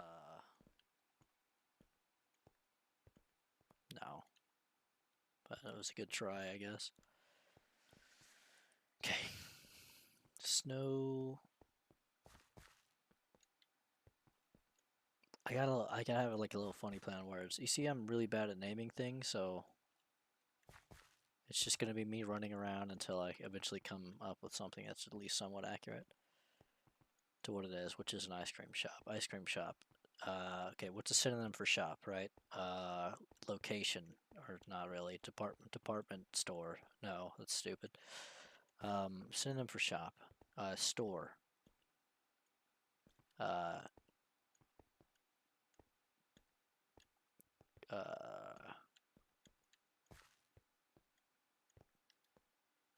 Ice cream. Billy's ice cream. Billy's.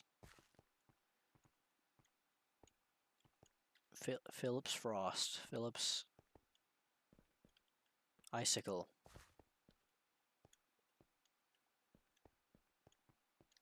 Sick ice. Oh my. Sick ice. Sick ice. Sick. Sick ice. Ice sickness. Sick. Sickle. Sickle ice. Sickle cell. Sick. 6 7 6 Sickle's ice. Sickle.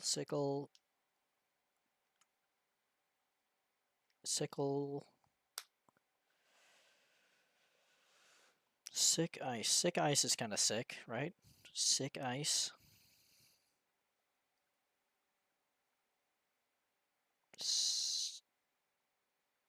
Sticky Ricky and the sick.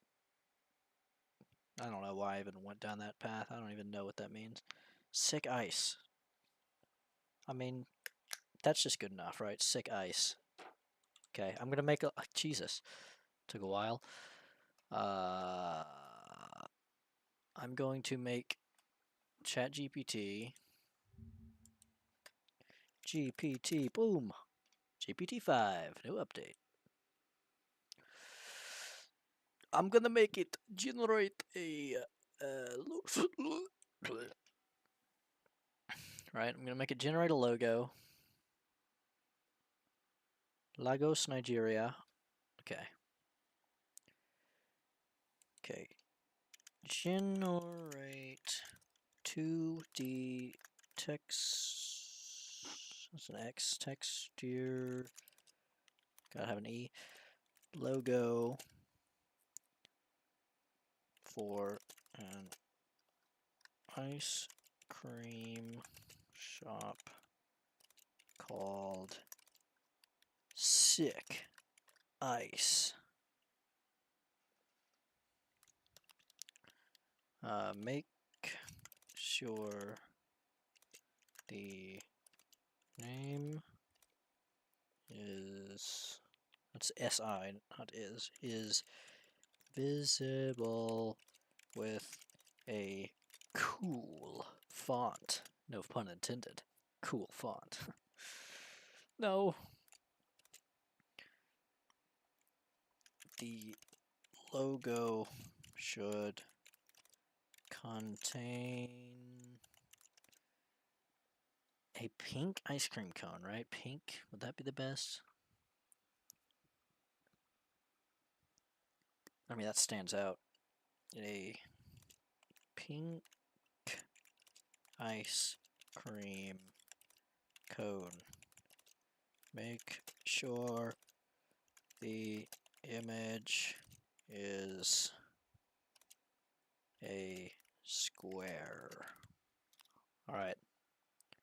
Now we let brother cook. What happened? It's not cooking. Try again. Okay, I think we're good now.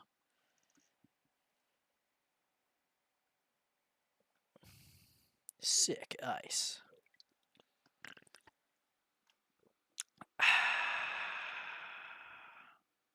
Why didn't it work?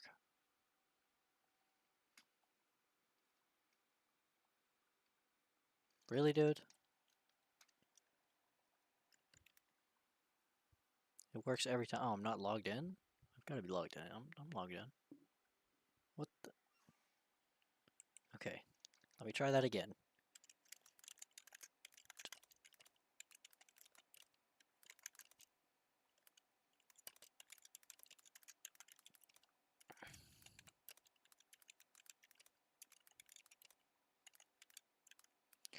Sick ice.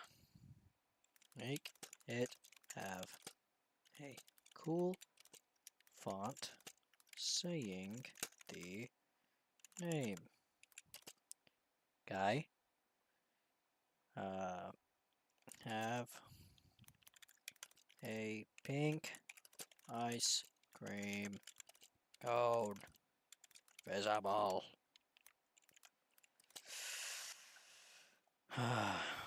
Square shaped image 2D texture. Better work.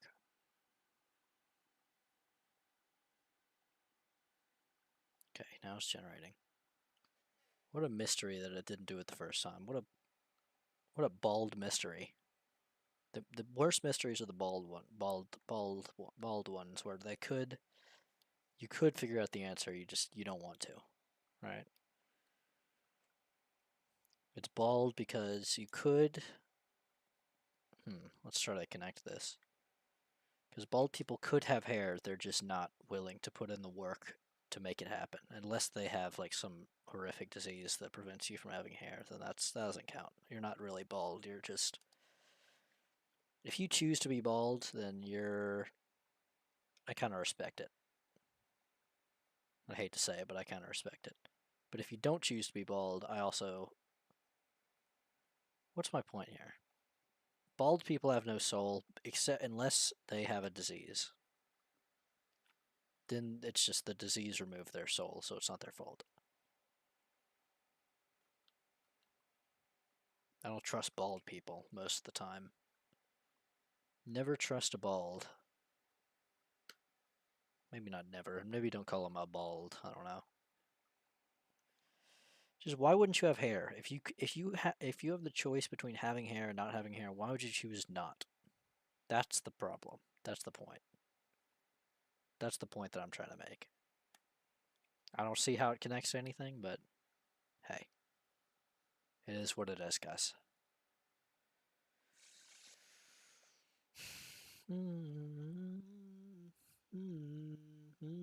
This logo is ass. I'm sorry to say it, it's just it's butt cheeks. It's butthole and butt cheeks.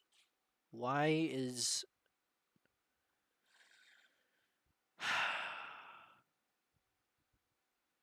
it's not symmetrical. It has to be symmetrical. It put the ice cream on the left and then the words on the side, on the right. They're next to each other. It looks like awful. It looks horrible. Okay. Okay. Try it again.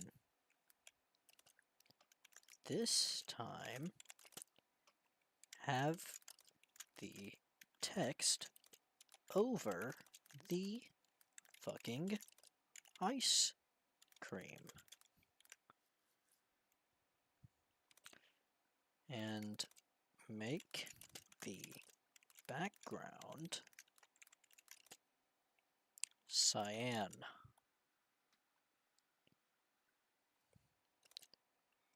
Eli Epic. Oh my god. Said 5-hour Steam BTW. Yep. Pretty long. Eli Epic. Said Japanese symbol for beginner. Don't get that started. Eli Epic. We're about to end, by the way. Said stream I meant. Yeah, I got that. I'm just creating a logo right now, and then the stream will be over.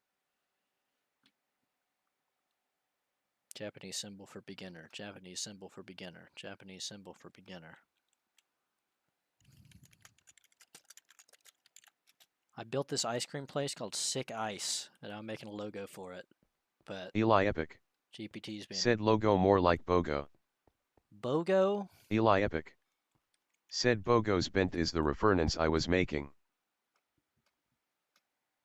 I don't know. I just don't know what that means. I'm sorry. It was a good... I don't know. It was something. BOGO the clown. Is that? I don't know. Eli Epic. Said it's okay. It really isn't, though.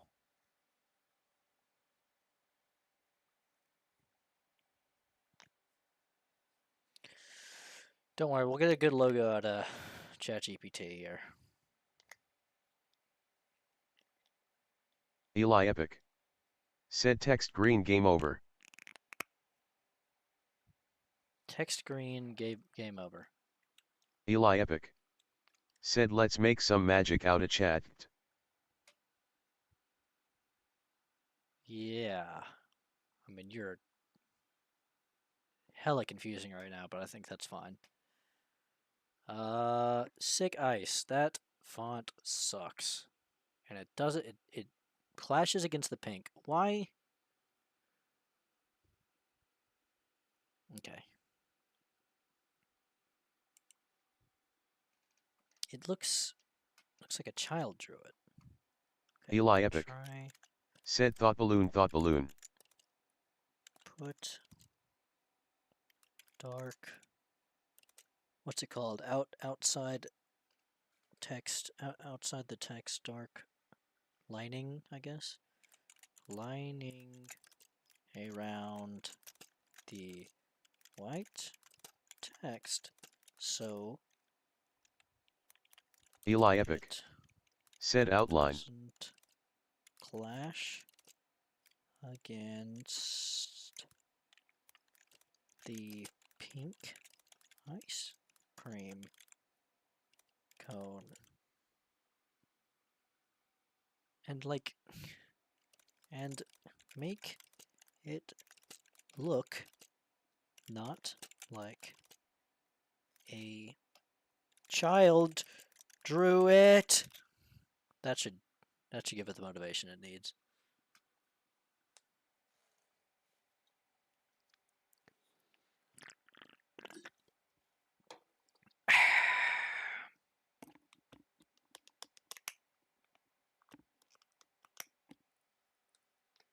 It's been a long stream today.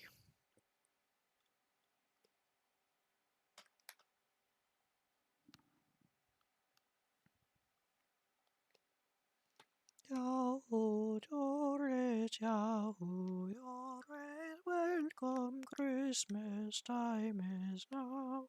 Yahoo, Doris, Yahoo, you're welcome. Christmas time. Something like that. Ooh, that logo's a lot better. I didn't know you had this in your back pocket. Why didn't you just do this the first time? Okay, we got it now. That's good. Bam, bam, bam. Brother, hallelujah. All my brothers Christians, brother, hallelujah. Bam, bam, bam. I hope my screen is showing Minecraft right now because I have to go into Discord. And I don't want to leak. I think it is. I think it's fine. Bam, bam, bam. Brother, hallelujah. Eli Epic.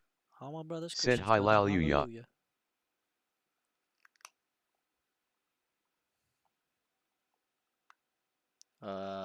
What am I doing here? Oh, I have to find this link to this website right here so that I can upload the image. Ugh. Sorry to eat a burrito. No, that was earlier. Here we are. This is the link. Now we can close out of that. We can put this Eli Epic. in chat. Said what just happened. I had to eat a burrito earlier, and then just then I was just breathing, I guess. Let's go with that. Should work. Okay. Brother, hallelujah. Alright. We've got it. So just go right here. Do this.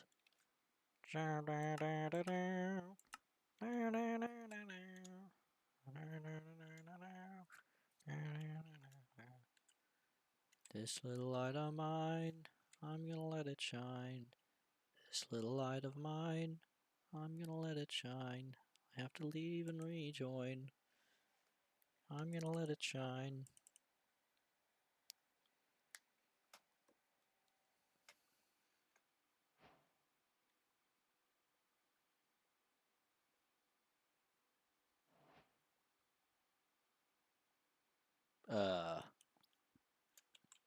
Captain? Oh, there it is. Something's wrong here. Something's wrong, I can feel it. Just a feeling I've got. Like something's about to happen, but I don't know what. Sick ice. I mean, that's so awesome. Then I can put down a little... Gotta make a gay little sign somewhere, of course.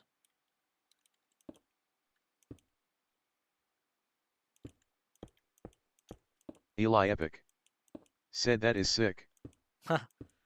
Oh! No! Literally! Wait, but I don't want the sign to be too... gay. I don't know. I don't want it to be too, I don't want it to block it, you know? So I gotta find the right place. Not gay, that wasn't the right word. Too... obtuse.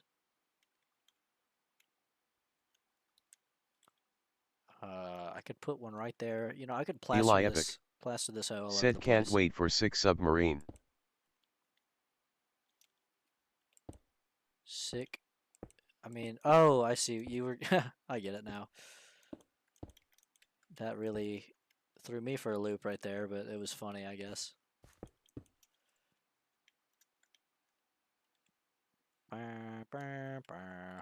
Hold on, I have to do something.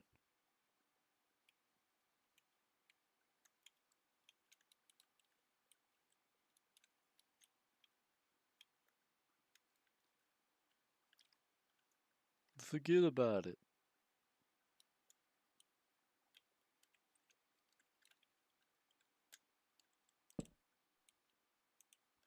No.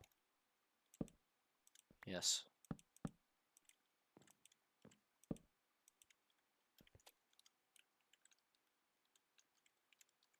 That's fine.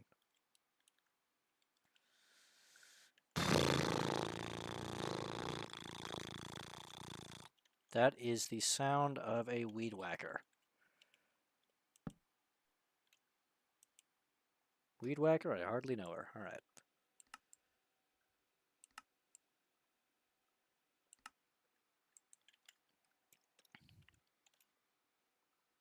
Okay, let's see. Eli Epic I have to flip it. said pretty good.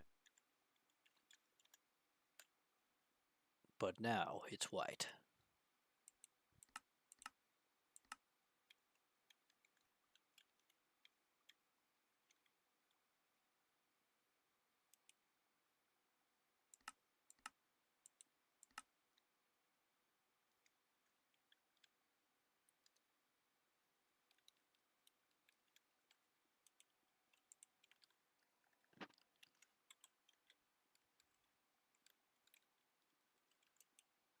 Like, brother?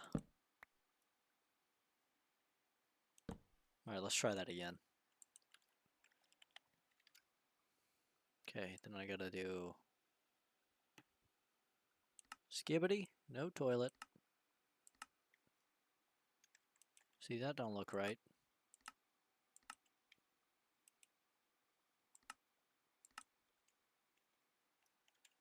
It will fix at some point.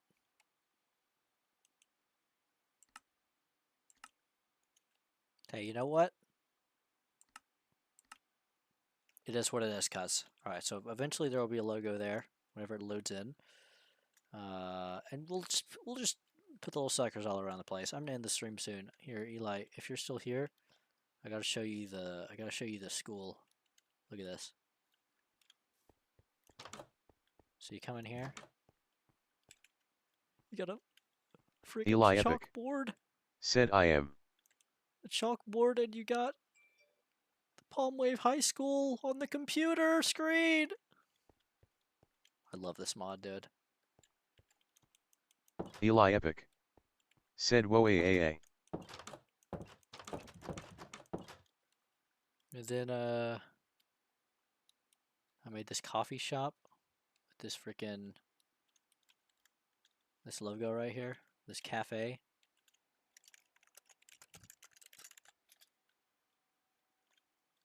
That's lit. I love this mod. Eli Epic. Said awesome. Alright. I might call it there. Hey, look at that. It looks... something's off. There we go. Sick Ice. What a sick logo. What a sick name. It took me a while to come up with that. And there it is. So what are we doing here?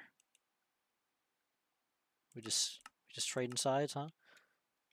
It'll be fine. It'll come back. Eli Epic. Said it stole the other one. It did. It'll come back. All right. Well, I'm gonna end stream. This was a hefty one. I'll say that much. You can say that again. It was a hefty one. You can say that again. Oh, Eli, watch this as well. Look.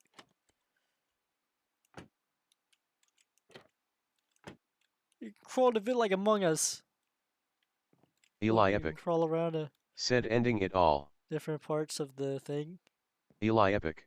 You can sneak in. Said oh it's kinda like Among Us. It is kind of like Among Us. And you can sneak into the bathroom. I don't know why you would want to do that, but just in case. Alright, I'm going to end stream. So long. Mr. Meatball. Who is that? Who the hell is Mr. Meatball? I don't know. Oh, this is a bistro, and I was thinking calling it Mr. Bistro. Is that kind of funny or not? Mr. Bistro. That's kind of funny! Alright, hold on. Let's calm down real quick. Alright. Oh, there's the gay little bike over there. Eli Epic. Said kinda like MR Beat. Mr. Beat. What a great guy. Hold on, I gotta end it on Mr. Beat.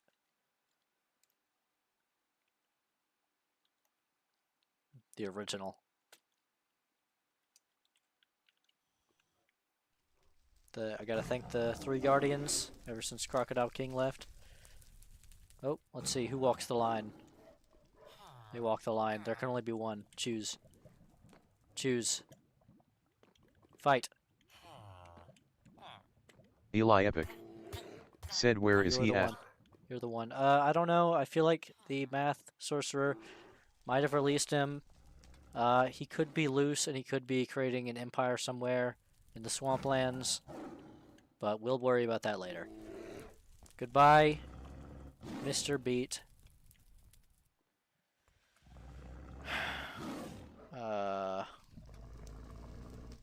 Eli Epic. Said kinda like Lizard Gang.